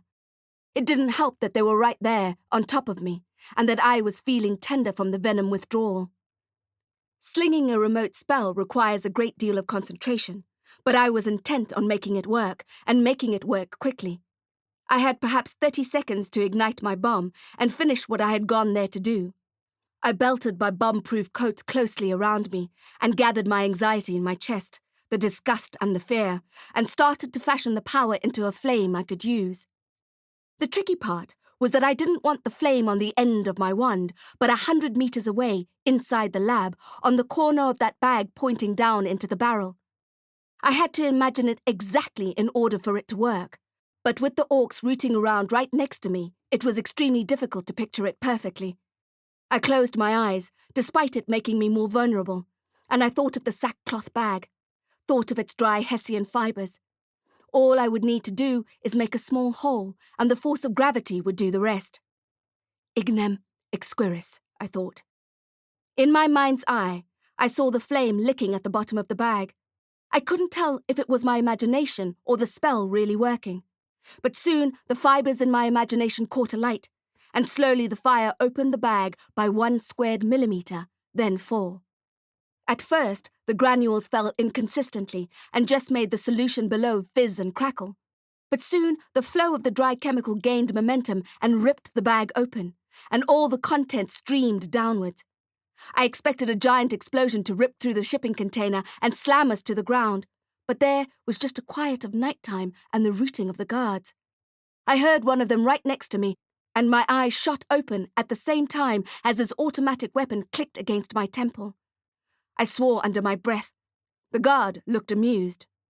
"What have we here?" he said. "What?" said the other one, and scratched his crotch. "Girl," said the shorter one. The scratcher came into view. "Restricted area," he said. "Sorry," I said. "I was looking for the beer hall." The muzzle of the gun pressed harder.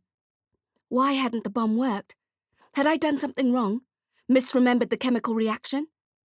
I cast my eyes over the makeshift lab, but it remained still and quiet.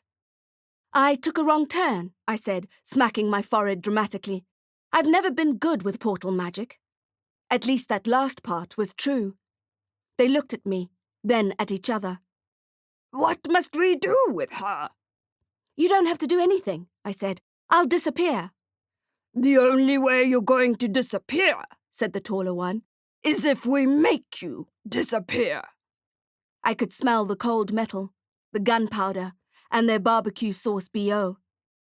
I looked at the silent shipping container again. My spell hadn't worked. I had to retry, but for that I needed time, and these orcs weren't going to give me that luxury. The taller one grabbed me, wrenching my arm toward him, and pulled me out of my hiding place. My mind was whirring with the spells I could possibly use on them. I thought of the hammerskin on the street that I had frozen, but before I could articulate the spell, there was something disgusting wrapped over my head and in my mouth, a stinky gag, and the taller orc instructed the other one. "Tie her up," he said. "Put her in the back of the lab. We'll deal with her once our shift is over." "No," I tried to say, but the gag didn't allow the word to escape from my mouth. "No," I shouted, shaking my head, struggling against the orc's meaty forearms and frankfurter fingers. My strength was a joke to him. He picked me up in one hand and began walking in the direction of the lab. In my mind, I saw the flame again, eating into the Hessian bag, allowing some of the sand-like chemical to drop into the volatile liquid below. "No!" I kept shouting and struggling against him, even though I knew it was pointless. "It's going to blow up!" I shouted, but the gag disguised my words. He carried my squirming body to the back end of the container, where there was a small, basic office and toilet, and he dumped me onto the floor, tying my limbs to my side tightly with thick rope. "Wait!" I shouted. "Please!" But he just grunted at me and slammed and locked the door, leaving me writhing in the dark on the hard metal floor. That's when I finally heard the fizz and crackle of the chemicals next door. Chapter 30. Glowing Metal Carcass. I struggled against the heavy rope and against my gag. Luckily, after my nightmarish experience with the evil wizard Slide and Aberim, I was well versed in escaping when tied up. My only worry was being able to do it fast enough to avoid being blown to Halloween heaven. Aberim's ligatures had been made of enchanted black ribbon, which had been relatively easy to cut, but this rope was industrial strength, like something you'd find on a ship. The popping and snapping of the beginning of the chemical reaction was getting louder, and I knew it would just be moments before the whole container was incinerated like kindling at a Guy Fawkes celebration. Cutting through the rope would take too long, so I needed another strategy. I looked around the dark room, but nothing came to me. I could practically hear the clock ticking in my head. 10 seconds to my own personal Armageddon. At least the vampire venom would be destroyed, which would slow down the Silvano clan's march to power. At least I would have redeemed myself in that small way. Then I heard Gizmo squeak. I had forgotten he was sleeping in my pocket. It was one thing sacrificing myself for the cause, but I didn't want to be responsible for my favourite ferret's demise. I'd have to use the rumpus spell. I was avoiding using it because, firstly, I reckoned it was ill-advised to engineer an explosion just a couple of meters away from a vast amount of incendiary material. Also, because using a destruction spell on a binding against your body was a bad idea. The chances of it just destroying the thing you aim it at and not doing any damage to your own body is pretty slim. There have been stories of wizards who have tried to destroy their shackles or handcuffs but ended up destroying their hands too. I was rather fond of my hands and wanted to keep them. But the crackling was getting louder, and I guessed that losing a hand or two was probably a better scenario than being instantly ashed like an out-of-luck vampire. I took a breath and tried to ignore the tick-tock in my head.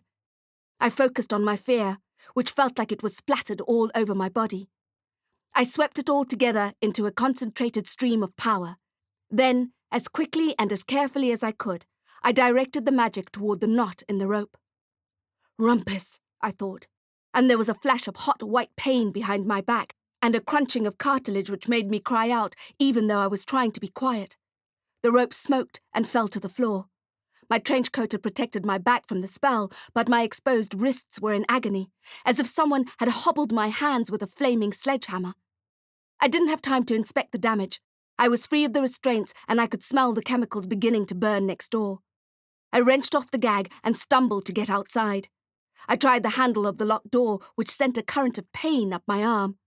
My hands were limp and unable to reach for my wand and unable to blast the lock. I cried out in panic and frustration, wanting to slam my fists against the stubborn door. I was close to losing control then. The anxiety had vaporized my rational thinking. I wanted to scream and kick at the obstacle and let loose a giant rumpus spell that would blow up the entire subrealm. Instead, I swallowed my anger and leaned my forehead against the cool metal of the door. 5 seconds left. 3. I was so used to being able to blast open the lock of any door. I felt completely trapped without being able to do it. Just thinking about it made my wrecked wrists flare with pain. Nano, key, I said, and my nano snaked out of my top pocket and folded inwards into a skeleton key. With hands glowing with agony, I eased the key in and turned it, and the door opened. Nano, helmet, I said, and the key transformed into a helmet. I stumbled down a stair I didn't remember, almost falling to the ground, then made a break for it. Hey! Said one of the guards. Hey! It was the trigger-happy one. I assumed I had just made his day by breaking for it. His mate joined the party, and I could practically hear the bullets being engaged in their shiny black automatic rifles. I ignored their calls, sprinting as fast as I could to put as much distance as possible between my body and the ticking time bomb. They both began shooting at me at the same time, and the missiles zinged all around me, past me, and ricocheted off my helmet and bulletproof trench coat with small golden sparks. They were gaining on me, and I could smell gunpowder and smoke and orc sweat, but none of it mattered, because then there was the mother of all explosions. A gigantic boom that would have burst my injured eardrum if it hadn't already been punctured by the hammerskin the day before. There was a shock of white light, and it echoed in my vision, stealing my sight. Even though the nano-helmet muffled my hearing, I had never experienced anything so loud. The noise vibrated through my whole body and boiled my blood. The force of the explosion lifted me up off the ground. I cycled through the thin air, the heat slamming against my back and whipping my body forward one final meter before crashing me down onto the hard clay ground. The helmet smashed as I landed and sent streaks of light to my already shock-blinded eyes. I blinked them away and levered myself up onto my elbows, trying to see what had become of the lab. I could only make out vague shapes, but nonetheless was able to see that my mission had been accomplished. Just a glowing metal carcass remained, like long dead whale bones, and it was burning in earnest, sending off eruptions of sparks like firecrackers. Floating fire landed all around me and on top of me. A cinder, like a dragonfly, made of flame landed on one of my injured hands and died. Debris fell to the ground as if we were in the aftermath of a tornado, including an unidentified piece of lab equipment, the shattered door of a glass fridge, and the singed forearm of a trigger-happy orc. I found I had no sympathy for him or his dance partner. The blast of the explosion had stripped my heart of emotions. I didn't have any feelings apart from cold relief that Gizmo and I were alive. And as he led me back to the portal, I stroked his head and told him that everything was going to be okay. Chapter 31. The Mage and the Wizard.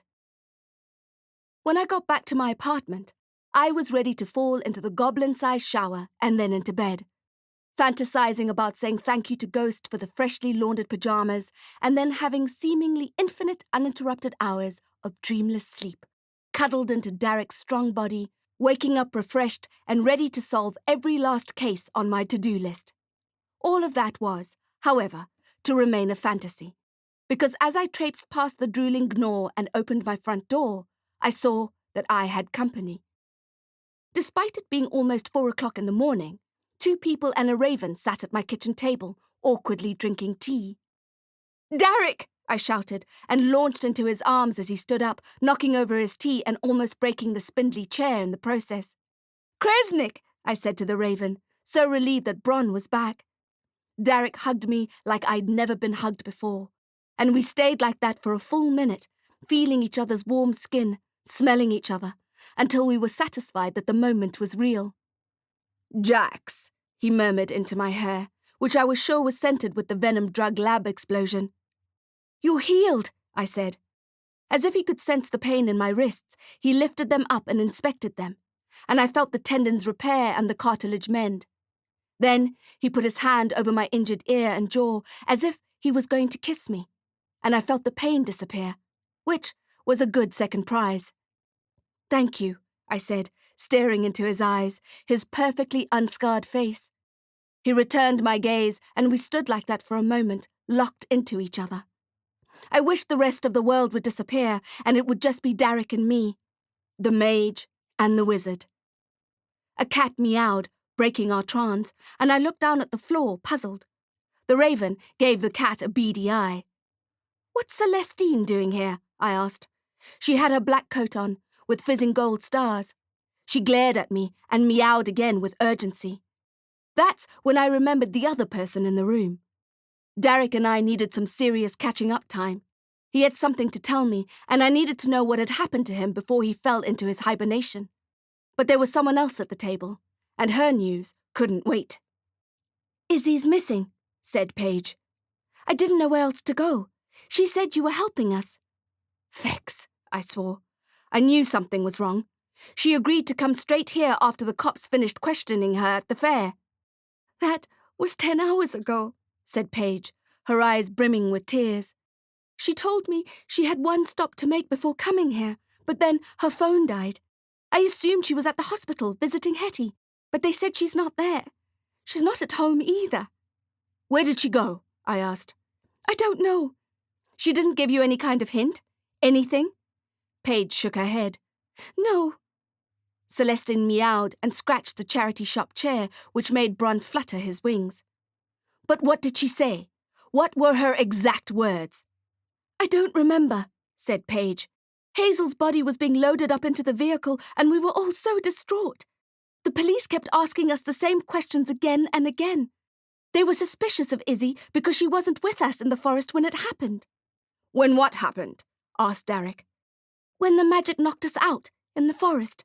She was the only one who wasn't with us. The lead detective really gave her a hard time." I jumped to Morgan's defense. "Yes, well," I said, "she's a thorough investigator."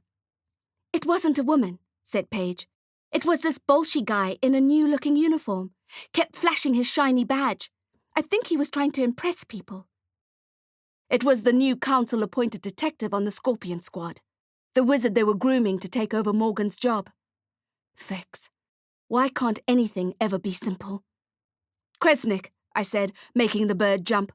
You saw what happened in the forest. Tell us. But the bird just looked at me with its cheeky beak, then started pecking at one of the black toffee apples on the table. Bron, I said, stop playing around. Turn. Bron looked at me, but remained a bird. The witch hunter, said Paige. I think whoever knocked us out with that magic in the forest put a spell on Bron. He had a bird's eye view in the forest, I said. Bron knows who the killer is. I splashed water on my face and checked my crossbow, wishing I had time for a cup of coffee. I'm sorry to leave you just as you've woken up, I said. I'll be back soon. Where are you going? Asked Derek. I have a deal to keep. I need to find Isadora Crowe. I'm coming with you, he said. No way, I shook my head. You've done enough for me, and I've only just gotten you back. In that case, Derek said, it looks like we're about to have our first argument, because there's no way I'm letting you go after a witch hunter on your own. I won't be on my own. I'll have Bron. Bron cawed from the kitchen table, then continued to peck at the candied apples. I need you here, I said, in case Crowe shows up. I can do that, piped Paige. I'll wait here for her. I glared at Crowe's assistant. Or not, she said, and looked away, blushing. Derek is staying here, I said. My decision was final. I didn't want Derek to put himself in danger for me again. He had already barely survived the attack at the Volcano Pocket Realm, and who knows where he had to go to find Gizmo. Let's just say that if he weren't a self-healing mage, he'd probably be nothing but a fond memory. But not even a mage can come back from the dead, and I didn't want to lose him for good. I'd rather die, said Derek. I turned to face him. His eyes were electric. What? I'd rather die protecting you than live without you. Chapter 32. Stranger Things. Well, I thought, that escalated quickly. I've never believed in love at first sight.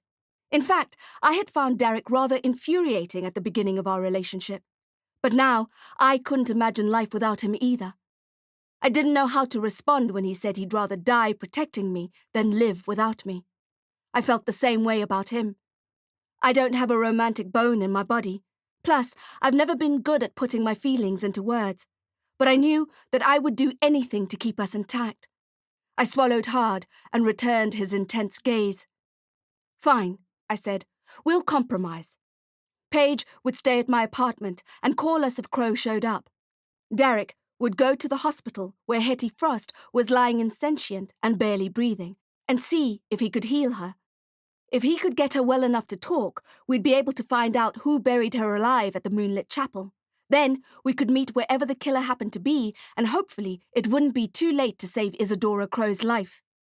It was a good plan, apart from the fact that Hetty Frost may never wake up, and I didn't know where to start looking for Izzy while Derek worked his special brand of mage magic. I guessed I would continue my original plan, which was to speak to each of the witches individually, to see if I could get any information about what had happened in that forest at Gallon Rock. In my experience, sometimes a witness doesn't think they remember anything, but when you draw the story out of them slowly, digging all the while, small details emerge that they didn't even realize they knew. I didn't know which of the Coven members to choose first, so I was about to go eeny, meeny, miny, mo, but Kresnik was so focused on attacking that poisonous toffee apple that it gave me an idea. I remembered that there had been a plate of apples in Fidelis Wolfmoon's house too, next to the abandoned cup of tea. Paige, I said, who made those toffee apples? Paige's face was pale as the moon. What? The toffee apples. Ophelia Knox, said Paige. She's really good in the kitchen, loves to bake. She's always bringing treats to the gatherings. I'll start with her, I said, and held out my forearm. Bron flew over to me and perched on it, ready to go. Paige texted me the Knox couple's address, and I saved it on my phone and waved goodbye to her as I left. Because of the imminent Hammerskin threat, I had to leave the building surreptitiously, walking a block westward before summoning my motorbike with my ring. Once I had my bike under me and accelerating, and the sun began to rise, life seemed a little easier to bear. A call came in through my smart helmet Bluetooth. The caller ID said Scorpions. "Morgan," I said, "I've got something for you." "Ooh," she said, "then we can play quid pro quo." "Why, what do you know?" "You go first," she said. "Well, that drug, that crazy rainbow snowflake?" "Yes."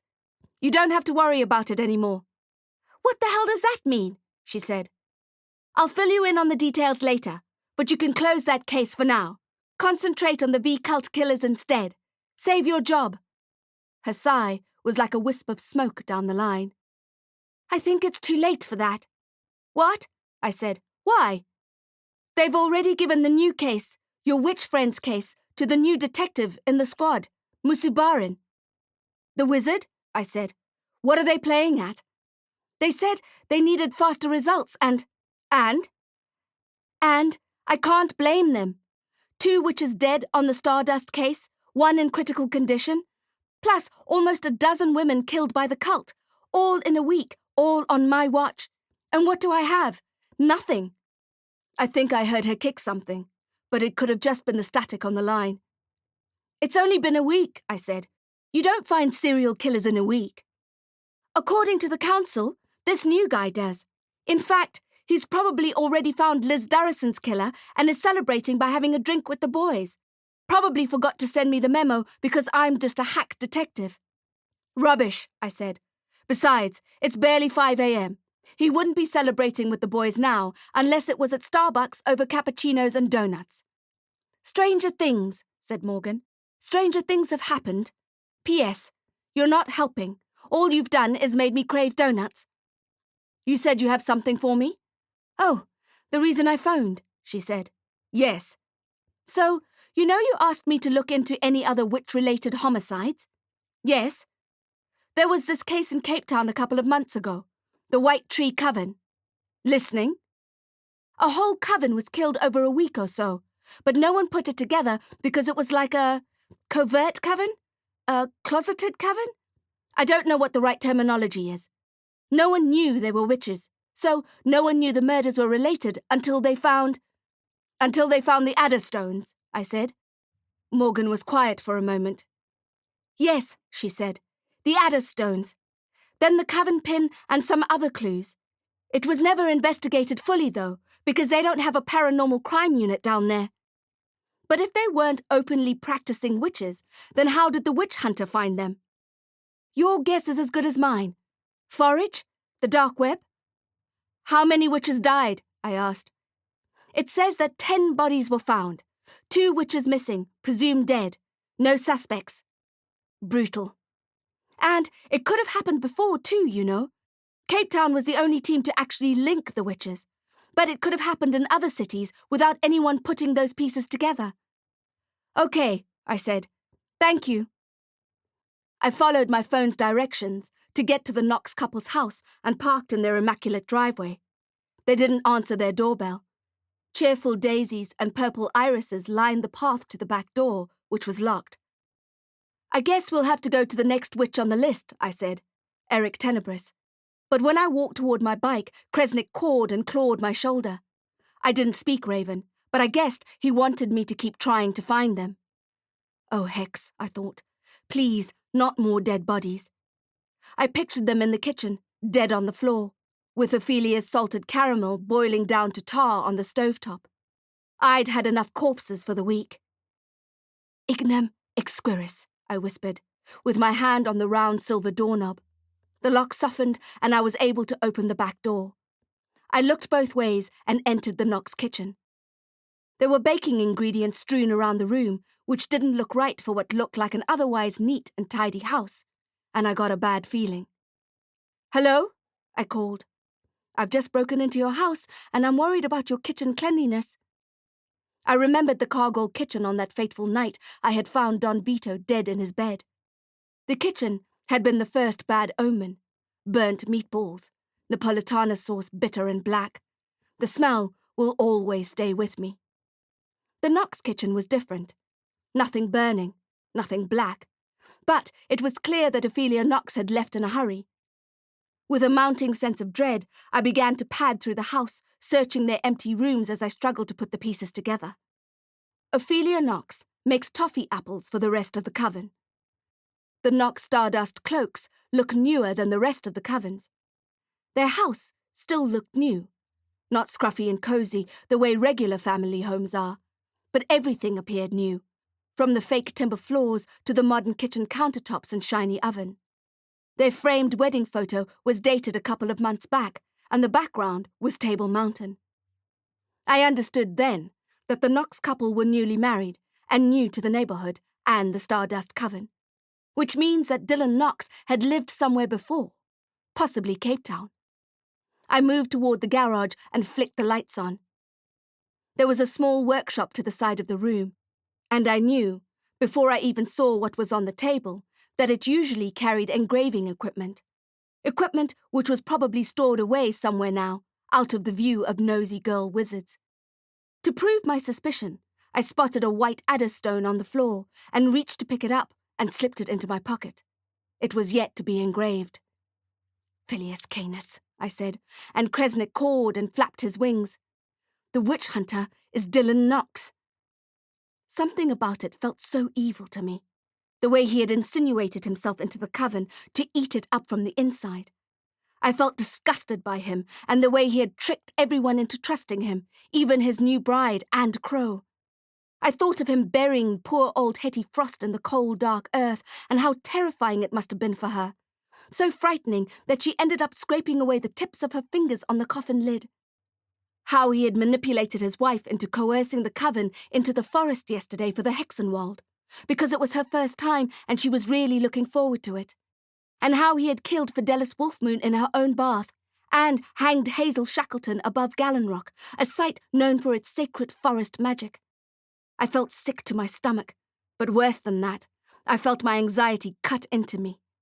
Dylan had Crowe. I was sure of it, and he'd probably kill his wife too if she got in the way, or even if she didn't get in the way. If I was a witch hunter, which in a way I now was, where would I take my target? Or perhaps I wouldn't have to force her to go to any particular location. If I knew the potential victim, I would just arrange to meet her somewhere convenient. I was getting somewhere, but before I could finish my thought process, my phone began to ring. The sudden sound was so loud in the dim garage that it made me jump and caused my heart to pinball inside my chest. "Hello?" I said. My voice sounded odd and breathless. "I'm at the hospital," said Derek. "Hetty Frost is talking." "Oh, thank the void," I said. "I think I know where the killer is keeping Crowe." I was about to answer when I heard a car's tires squeal to a halt outside the garage and the double door began to lift, shuddering on its rails. Chapter 33. Sparks just beneath the skin. I swore, slipping my phone into my pocket and searching for something to duck under, somewhere to hide. But a man ran under the half-open door and tackled me as if we were in the final minutes of a World Cup rugby match. I scrambled away from him, crawling on the concrete floor, but he grabbed my ankle. When I looked back at him, ready to kick him in the face, I expected to see Dylan Knox, but someone else entirely was gripping my leg. "Leave me alone!" I shouted, and followed through with the kick, and there was a loud crunching sound as my boot heel crashed into the bridge of his nose, crushing it. That's when I saw his badge glint and noticed that he was in uniform. The man cried out in pain and grabbed his nose, letting go of my leg. I scrambled away from him and unclipped my wand. The other men jumped out of the Scorpion squad car and planted themselves on the driveway, reaching for their guns and wasting no time in aiming them at my rather surprised face. "What the Faex?" I said. "What is going on?" The detective's uniform didn't look quite so new now, spattered with blood and dusted with grey. He kept one hand on his smashed nose and the other one out toward me as if I were a wild animal, ready to pounce. "Jacqueline Denner Knight," he said. "You're under arrest." I guffawed. "You're kidding, right?" Kresnik, who had flown outside during the scuffle, called, but only I seemed to hear him. The man pinched his nose. "Not kidding." "We're going to need you to get into the police vehicle, ma'am," said one of the officers. On what charge? I asked. Breaking and entering, said the detective. I looked at his name badge, punctuated with the red scorpion tail I knew so well. Detective Musubarin. I remembered the name. Telexin Musubarin. Sounded like old wizard blood to me. Morgan had told me about him being sent in by the council to take over her position. Breaking and entering, I repeated after him. I couldn't deny that. In the last 48 hours, I had broken into Fidelis's house, the vampire Venom lab, and where I stood. I was caught pretty much red-handed in the garage of the Noxes. And conspiracy to commit murder, Telexin said. What now? The officers were watching my every move, ready to pump me full of lead if I tried to make a break for it. I didn't recognize any of their faces. They weren't Morgan's guys. The wizard must have brought his own team along with him. Your fingers were found in the deceased Wolfmoon's house. That's because I found her body, I said. After breaking into her house, he countered, you were also at the scene of the attempted murder of Hetty Frost. I can explain that, I said. And in the forest when Shackleton was killed. If you put it that way, we also have witnesses that say they saw you arguing with Isadora Crowe before finding Shackleton's body. Yes, I said. And now Crowe is missing, and you're standing here, breaking into another of the Coven members' houses. Well, I said, I can see how that may look bad. Musubarin smirked. How were you planning on killing the Noxes, Ms. Knight? I wasn't. The detective gestured at one of his men. Search her, he said. The man tucked his weapon back into his holster and approached me. I put up my hands. In the outer right pocket of my trench, he found the adderstone, which he showed to his boss. Ah, said Telexin, inspecting it. I found it here, I said, near the engraving equipment. He looked over my shoulder. I don't see any engraving equipment. I turned around. It was true. I knew that table was used for engraving, but all the wizard detective saw was a workshop table. I couldn't explain how I knew what it had been used for. Sometimes I could look into a glass and instinctively know which liquid had been in it before it had been washed and dried, but I couldn't tell Telexin that. He'd lock me up for sure. Look, I said, we can talk about the details later, but I know who the witch hunter is. I need to stop him. Get in the vehicle, said Musubarin. Crowe will die if I don't find her right now, I said. We can discuss it at the station. I shook my head. It'll be too late. Tell me who the killer is, he said. We'll pick him up. No way I was going to give him Dylan's name. The last thing I needed was for him and his enthusiastic new team bumbling all over my case and getting people killed. Once Crowe is safe, I said, I'll tell you everything I know. Musubarin took a menacing step toward me. What I don't think you understand, he said, is that you're under arrest. We tell you what to do and how to do it, not the other way around. Why did the council appoint you? I asked.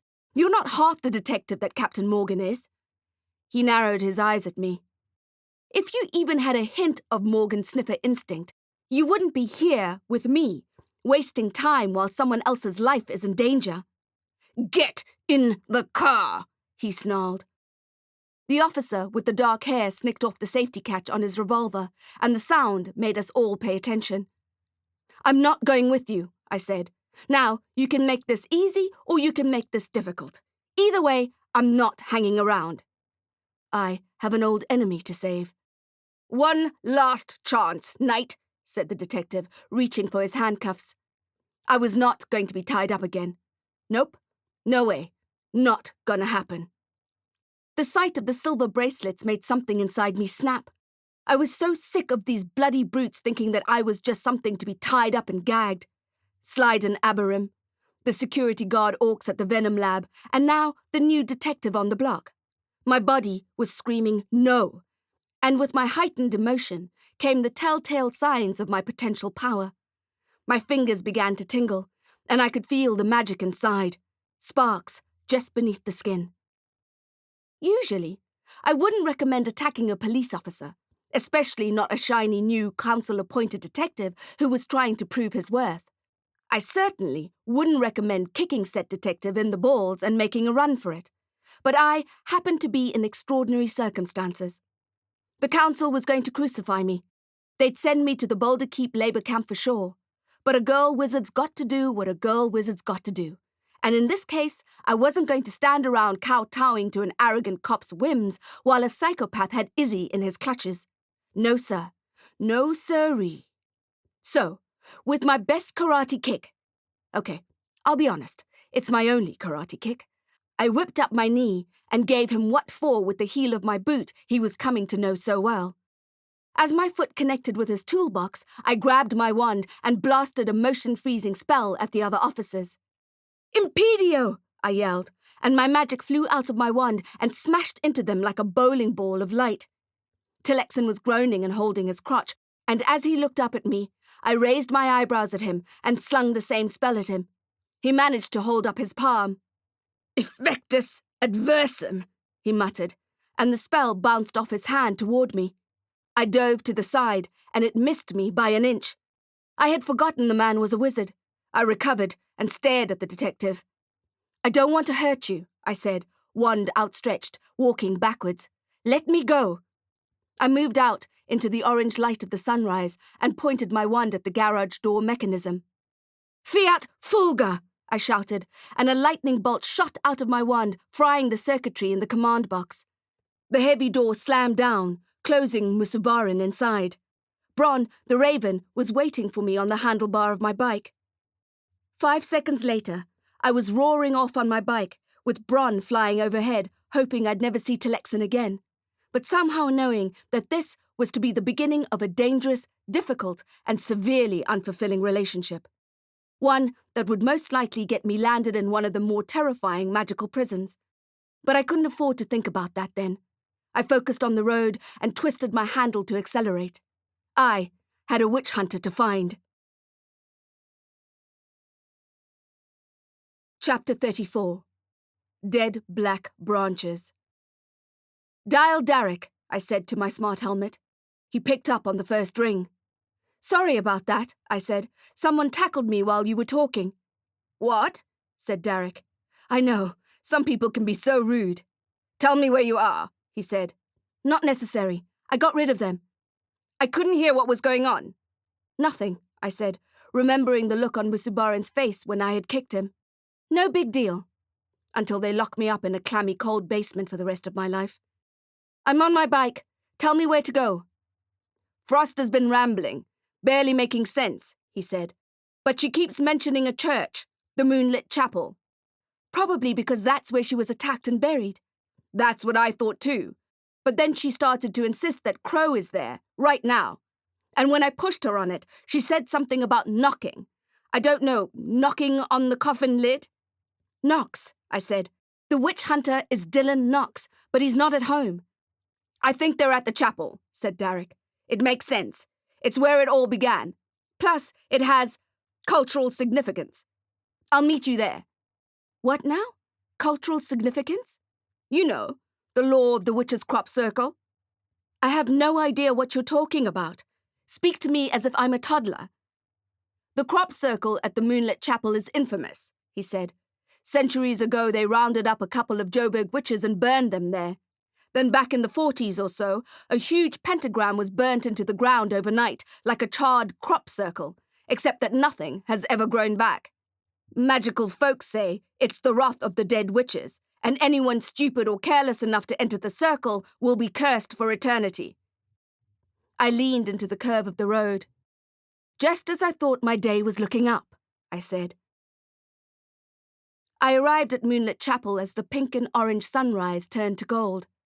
I moved as fast as I could, but tried to keep my nerve. I didn't want to go sprinting in there, tripping on a tree root, blowing my cover, and getting Crowe killed.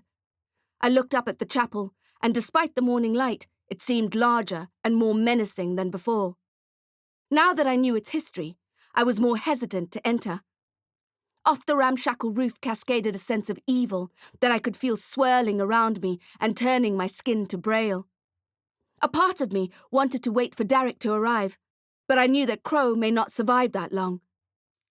I crept up the path to the abandoned building, bruising the pine needles with my boots, trying to keep the sound of the crackling dead leaves to a minimum. I held on to the trunks of the trees that I passed, sometimes for support, sometimes because I needed to feel their bark to keep calm and grounded. Bron flew ahead of me, and I found myself wishing I was good at shifter magic. I would have loved to have flown along with him, and getting a bird's-eye view of the crop circle would have been helpful indeed. When I reached the chapel, it was deserted and smelled of urine and dead candlesticks. Odor-haunted chapel. I took a deep breath despite the smell and kept going, using the side door that Clementine had showed us at the gathering. As I stepped through the doorway, a strange thing happened.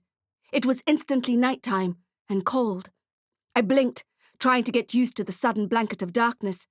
I tried to step back into the chapel just to work it out, but a pane of smoked glass now sealed the door, keeping me on the side of midnight.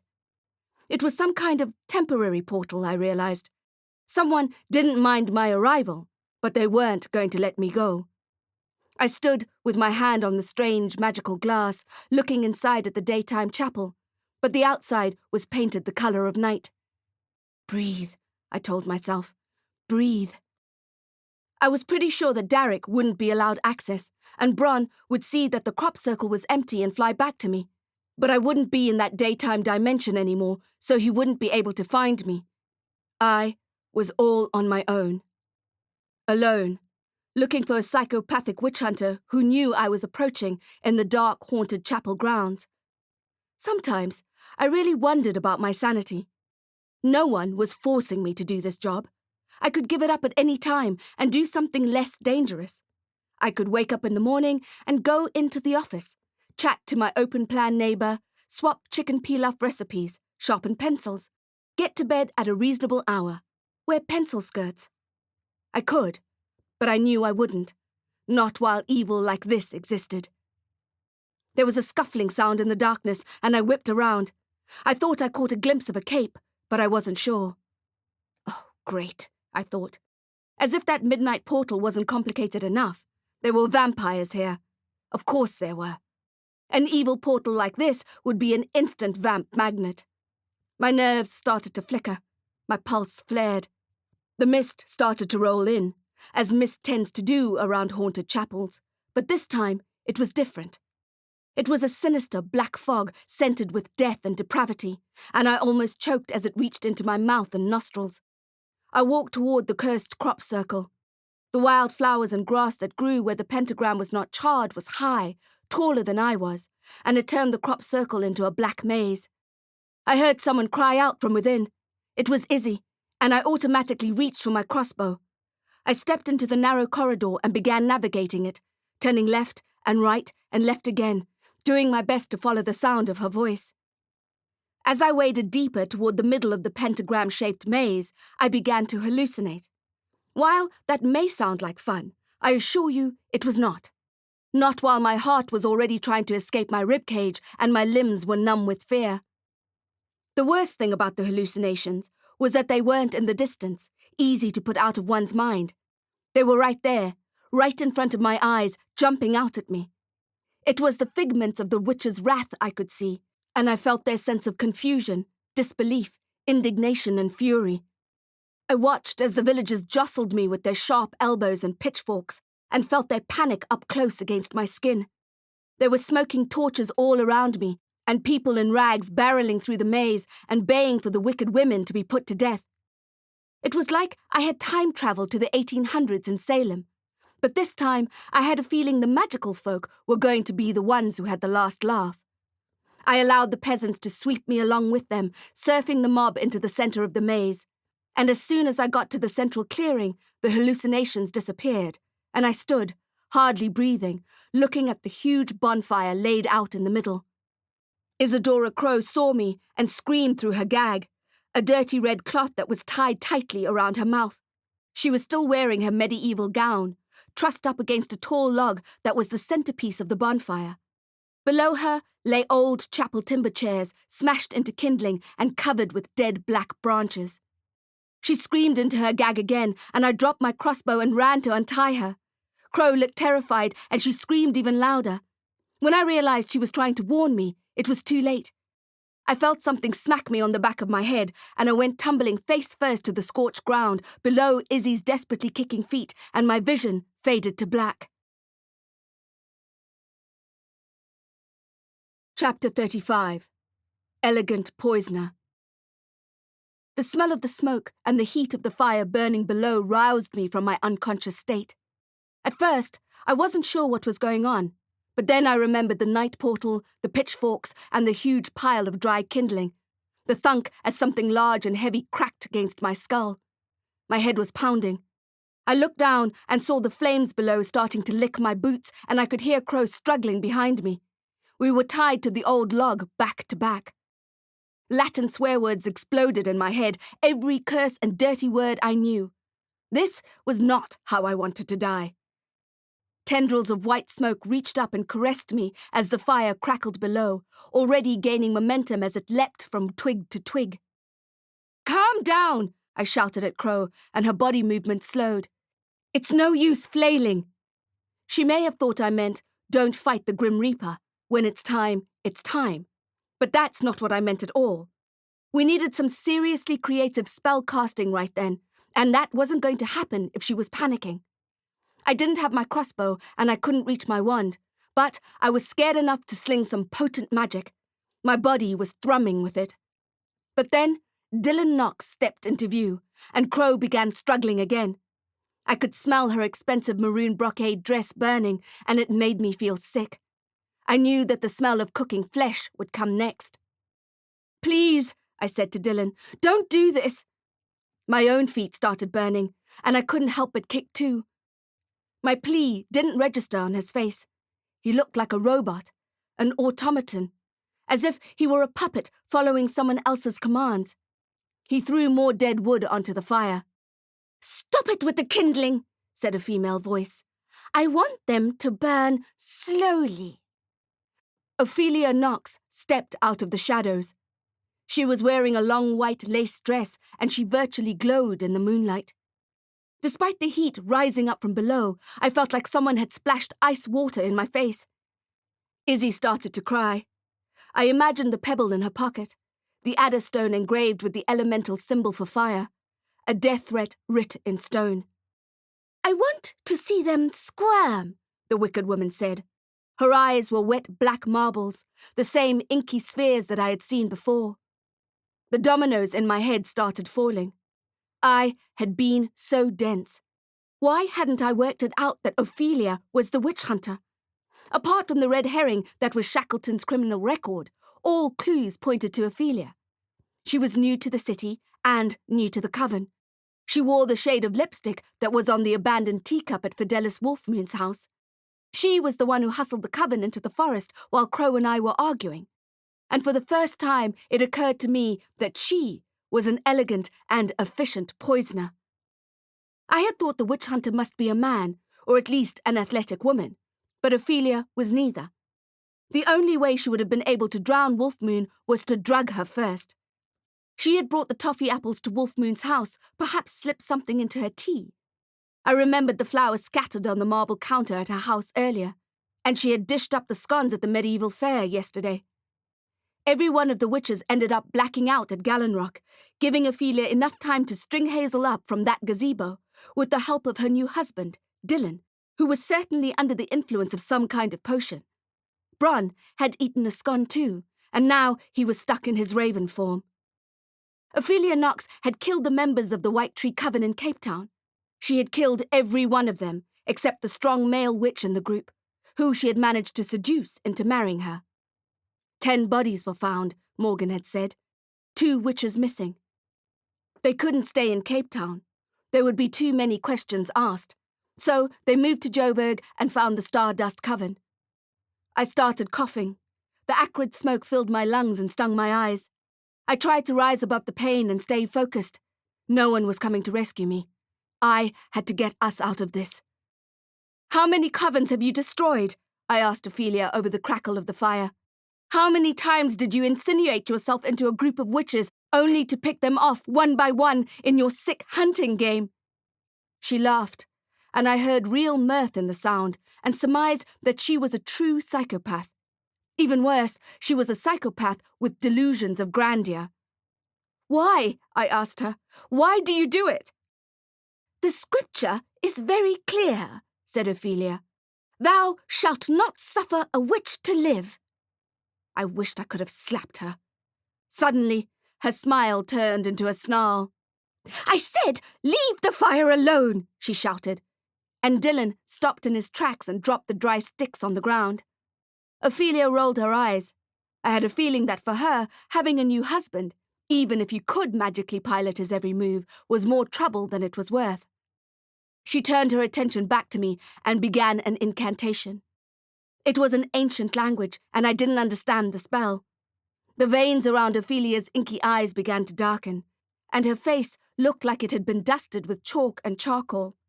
The magic started taking control of her body, and it was as if she were talking in tongues. She spread her arms out as if welcoming the black of the night into her heart. Usually, I think of myself as pretty tough, but there was something so creepy about what she was doing that my terror made me look away. The flames were reaching higher.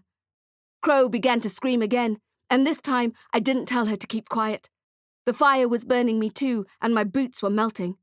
Crow, who was barefoot, had it much worse. I closed my eyes and tried to still my raging brain.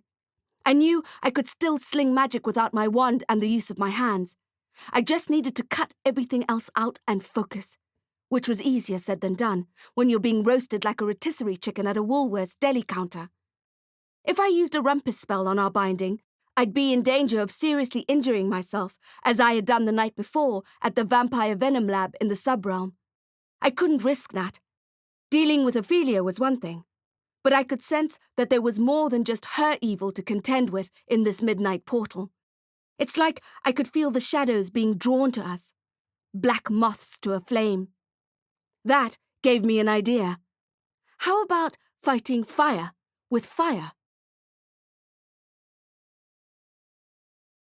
Chapter 36. A Witch in a Wedding Dress. There was movement on the perimeter of the maze. Ophelia and I both turned our heads at the same time, but she didn't look surprised. She had clearly been expecting company. I, optimistically expecting Darrick to arrive and sweep me off the pyre, was a little more than disappointed to note that it was neither Darrick nor Bronn, but instead a rage of skinhead orcs baying for my blood. The Hammerskins were armed with pistols, automatic rifles, daggers and shivs, and had arrived to seek justice for what I had done to their street cred and to their Venom lab. They spotted me immediately, lit up as I was, and stormed toward me. "I used a special enchantment on the chapel door," Ophelia said. "I sent an open invitation to anyone in the dark side of the realm who wished you evil." "Of course you did," I said. "You don't like getting your hands dirty." I was angry and scared, and my body was humming with new magic, and the entrance of the Hammerskins was my cue to use it.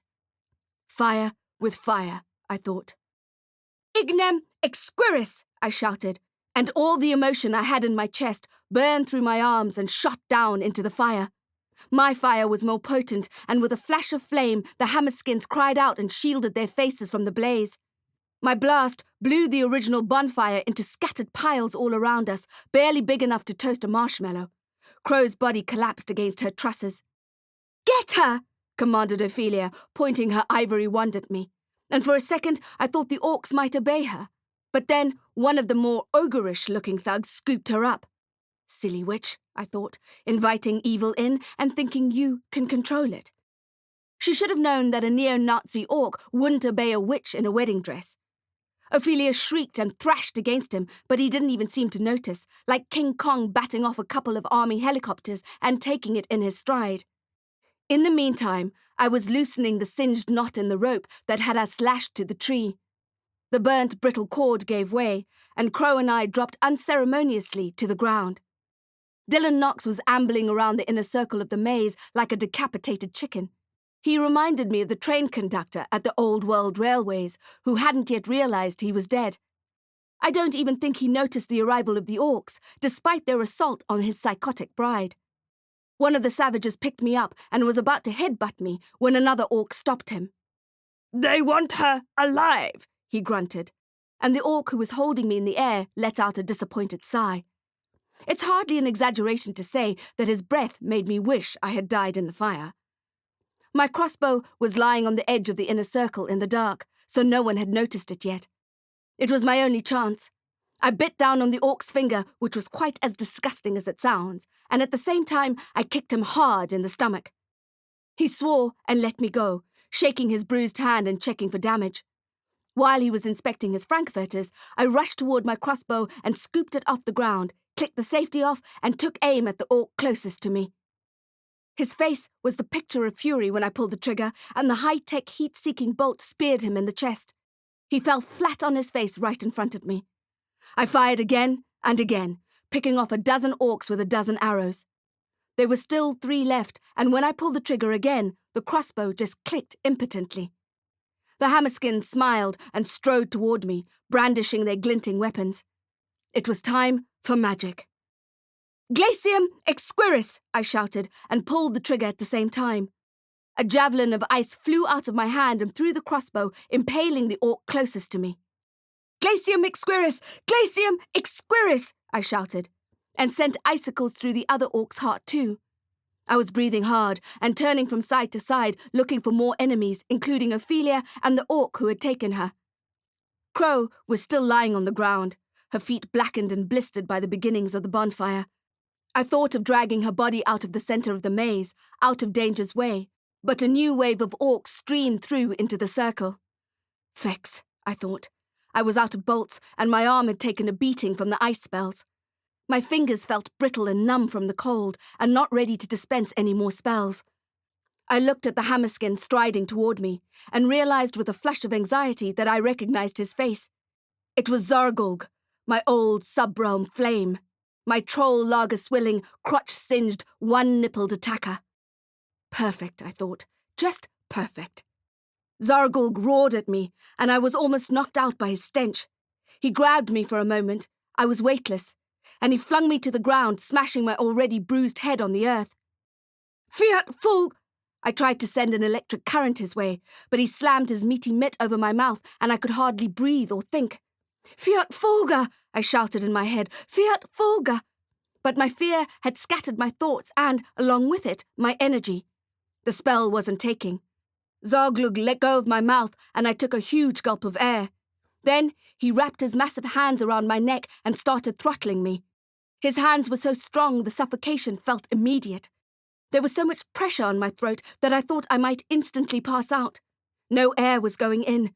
My lungs were screaming. Zarglug's slimy saliva streamed down on me. His face was swollen with effort. I tried to throw him off, but he was the weight of a small to medium-sized elephant. In a battle of bulk, he was the uncontested winner. I needed to find another way to beat him, but I couldn't breathe and I couldn't gather my energy.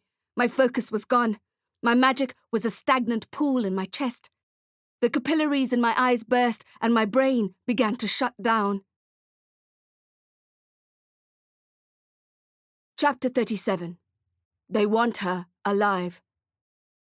My consciousness was fading to a blip when Crowe came into sight.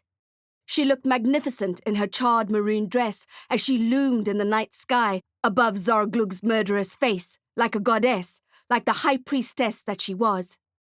"Get thee to Hades!" she shouted at Zarglug and tapped his shoulder. "Hades!" He stopped strangling me, blinked once, then his body collapsed over mine. I gasped for oxygen, dragging the air into my lungs, staring at the sky while Isadora pulled his body off mine. I was dizzy and couldn't see straight, but when I sat up, I saw the ground littered with dead orcs. "That was impressive," I choked out. "It's the less cruel option of the 2 death spells I know," she said, tucking her red spell stick into her belt. Who needs friends, I thought, when you have enemies like Isadora Crowe? I was immediately envious of her witchcraft. She made magic look so easy. Wizard death spells were a whole lot more complicated and a whole lot more dangerous, so we hardly ever used them. But then I realized that my envy of Isadora had never gotten me anywhere, and I was ready to forget our previous quarrels. I'd forgive her for everything, even the time she'd put superglue in my tooth whitener paste. Crowe extended her hand and helped me up. My body was a jangling mess of nerves. "Shall we get out of here?" she said. I picked up my crossbow, and we walked together to the edge of the inner circle of the black pentagram maze, avoiding stepping on the bodies of the Hammerskins. Neither Dylan nor Ophelia were anywhere to be seen. "Hold on," Izzy said, and walked back over to what was left of the bonfire. She felt in her pocket and pulled out the engraved adder stone and tossed it into the fire. It caught alight, sending out orange sparks, and then burnt with dark purple flames. We hurried back to the chapel, and I should have felt light with the knowledge that we had escaped both the witch hunter and the orcs relatively unscathed. But something was bothering me. Ophelia was still on the loose, and I, for one, was not going to get a good night's sleep if she wasn't locked up where she belonged. Plus, I kept hearing that orc's voice, the one who'd said, "They want her alive." As Isadora and I arrived at the chapel and stepped out of the night gateway and back into the daylight, there was a blur of a teal-lined cape and a vampire stood in my way. He smashed the crossbow out of my hand and it clattered to the floor. I quickly stashed my wand inside my coat. Crowe gasped and took a step backwards into the arms of another vampire. Before she had time to utter her potent death spell, he gently touched her third eye and she lost consciousness. I didn't recognize the face of the vampire that stood before me, but I could tell by his age and diamond-encrusted V-cult brooch that he was a head honcho in the Silvano clan. His hair was dark and greased back a la Dracula, and he had mastered the art of the sneer. "Filius Canis," I said. "I knew it. I knew one of you would be here." "Wizard," he said. "I've heard a lot about you." Part of me was too traumatized and too exhausted to deal with vampires, and I wanted to melt into the floor or go home to bed and sleep forever. The other part of me, the part of me that despised the creatures with a white-hot passion, clutched my hidden wand and got ready to use it. "Who are you?" I asked. "Deadwing's replacement?" "Deadwing was a fool to let you get away," said the vampire, whose name came to me unspoken. Demetrius. A dozen more vampires swooped in and landed behind him. They looked at me with cold, dead eyes. Demetrius took a step forward, and the others followed. "We've been willing to look the other way, Jacqueline Dennernight," he said, "as a favour, as long as you behaved yourself." "A favour to who?" I asked, but he ignored the question. "It was a mistake." He didn't take his eyes off me and cracked his knuckles. "Your destruction of the lab has set us back considerably." "Ah, well," I thought to myself, "I may be dying tonight, but at least I got something right." A female vampire hissed at me, showing her fangs. "Finish her!" "Acheron wants her alive," said Demetrius, not without disgust. "It's a mistake," said the female vampire, and hissed at me again. Demetrius turned to her and struck her hard with his palm, and she cried out in surprise, her hands flying up to hold her cheek. "That will be the last time you question your king," he said, "or you'll be nothing but ash and bone. Do you understand me?" She glared at him, and he took her silence as agreement. "Besides," he said, leering at me, "you won't be disappointed when you see what Acheron has in store for this wizard." This seemed to cheer the female vampire, and she smirked. "Get her!" she said, and the rest of the vampires flew toward me in a blur. My heart was going crazy. My adrenaline flooded my body, priming it for magic, as I felt the vampires descend on me, grabbing at me, ready to take me away. My hand had recovered since my battle with the orcs. I gripped my wand and jabbed the vampire closest to me in the chest. "Fiat Fulga!" I yelled, and the wand electrocuted him and the two other vampires at his side. This made the other vamps go mental, and they forgot Demetrius's instructions and went for my throat. "Nano! Collar!" I shouted, and my nano leapt out of my pocket and wrapped around my neck to protect it from their fangs. They scowled at me and clutched me harder. Demetrius yelled at them to keep their cool. The female vampire had moved behind me, but I didn't notice till she had grabbed my wand. She leaned in, putting her lips close to my ear. I could practically feel the sharpness of her fangs on my neck. "You're coming with us," she whispered. Chapter 38. She wore her bruises like a queen. We stopped when we heard a bird's wing beat. A black raven had flown into the chapel. It was Bronn, and he had brought reinforcements. I had expected to see Derek. Where the hell was Derek? But in strode Lou, in her post-apocalyptic hooded coat, holding an oriental sword across her body. She may be a city street drug dealer, but in that chapel, in that moment, she strode in like a boss. Lou looked like realm royalty, her coat flaring out behind her, her quinine eye glowing like a neon light. She wore her bruises like a queen. Confused, some of the vampires fell back and some approached her. She took the audacious ones out first, jumping up into a roundhouse kick, bashing the first vamp unconscious and decapitating the other 3 in one elegant sweep of her gin blade. Then she landed neatly and brandished the red-stained sword again. Who's next? It was completely surreal, and I had to blink and pinch myself to make sure I wasn't dead or dreaming. But I didn't stay frozen to the spot for long. I wrenched my wand back from the female vampire and immediately hurled a lightning spell her way. "Fiat Fulga!" I shouted, and hot lightning raced through my arm and bolted toward the vampire. She tried to dodge it, but it still got her on the shoulder, and she hissed in pain. She turned back to me and showed me her fangs. "Glacium exquiris," I said, and I funneled a giant shard of ice her way. It pierced her ribcage and staked her to the ground, where she screamed and thrashed about and then combusted, leaving only yellow sparks and ash behind. The vampires were 6 down, but we still had 6 to take care of, including the honcho, who was coming my way. The 3 vampires behind me didn't fancy their chances with Lou much and tried to retreat, so Lou had to go after them. They got to keep their heads, but received a convincing stab to their internal organs instead. One of them, not quite dead, reached out and grabbed Lou's ankle, forcing her to trip and fall, and he went for her neck. I was too far away to stop him from attacking her, and Demetrius was in my way. I cried out and tried to get to her, but he stopped me, so Crowe beat me to it. I hadn't seen her wake up, but for the second time that night, she had risen up to annihilate, like Kali, the goddess of destruction. She smashed her wand into the attacker's back and used her nifty death spell. "Get thee to Hades," she said, and the vampire immediately ashed himself. Demetrius sneered at me once more. "You think you'll get away with this?" I looked around at the ash that covered the chapel floor and shrugged. Possibly. He roared at me, his fury making me unstable. He knew he couldn't kill me. It would be against the Silvano clan's orders. But he couldn't let me get away either. I assumed either scenario would be punishable by death. Vampires aren't known for their mercy.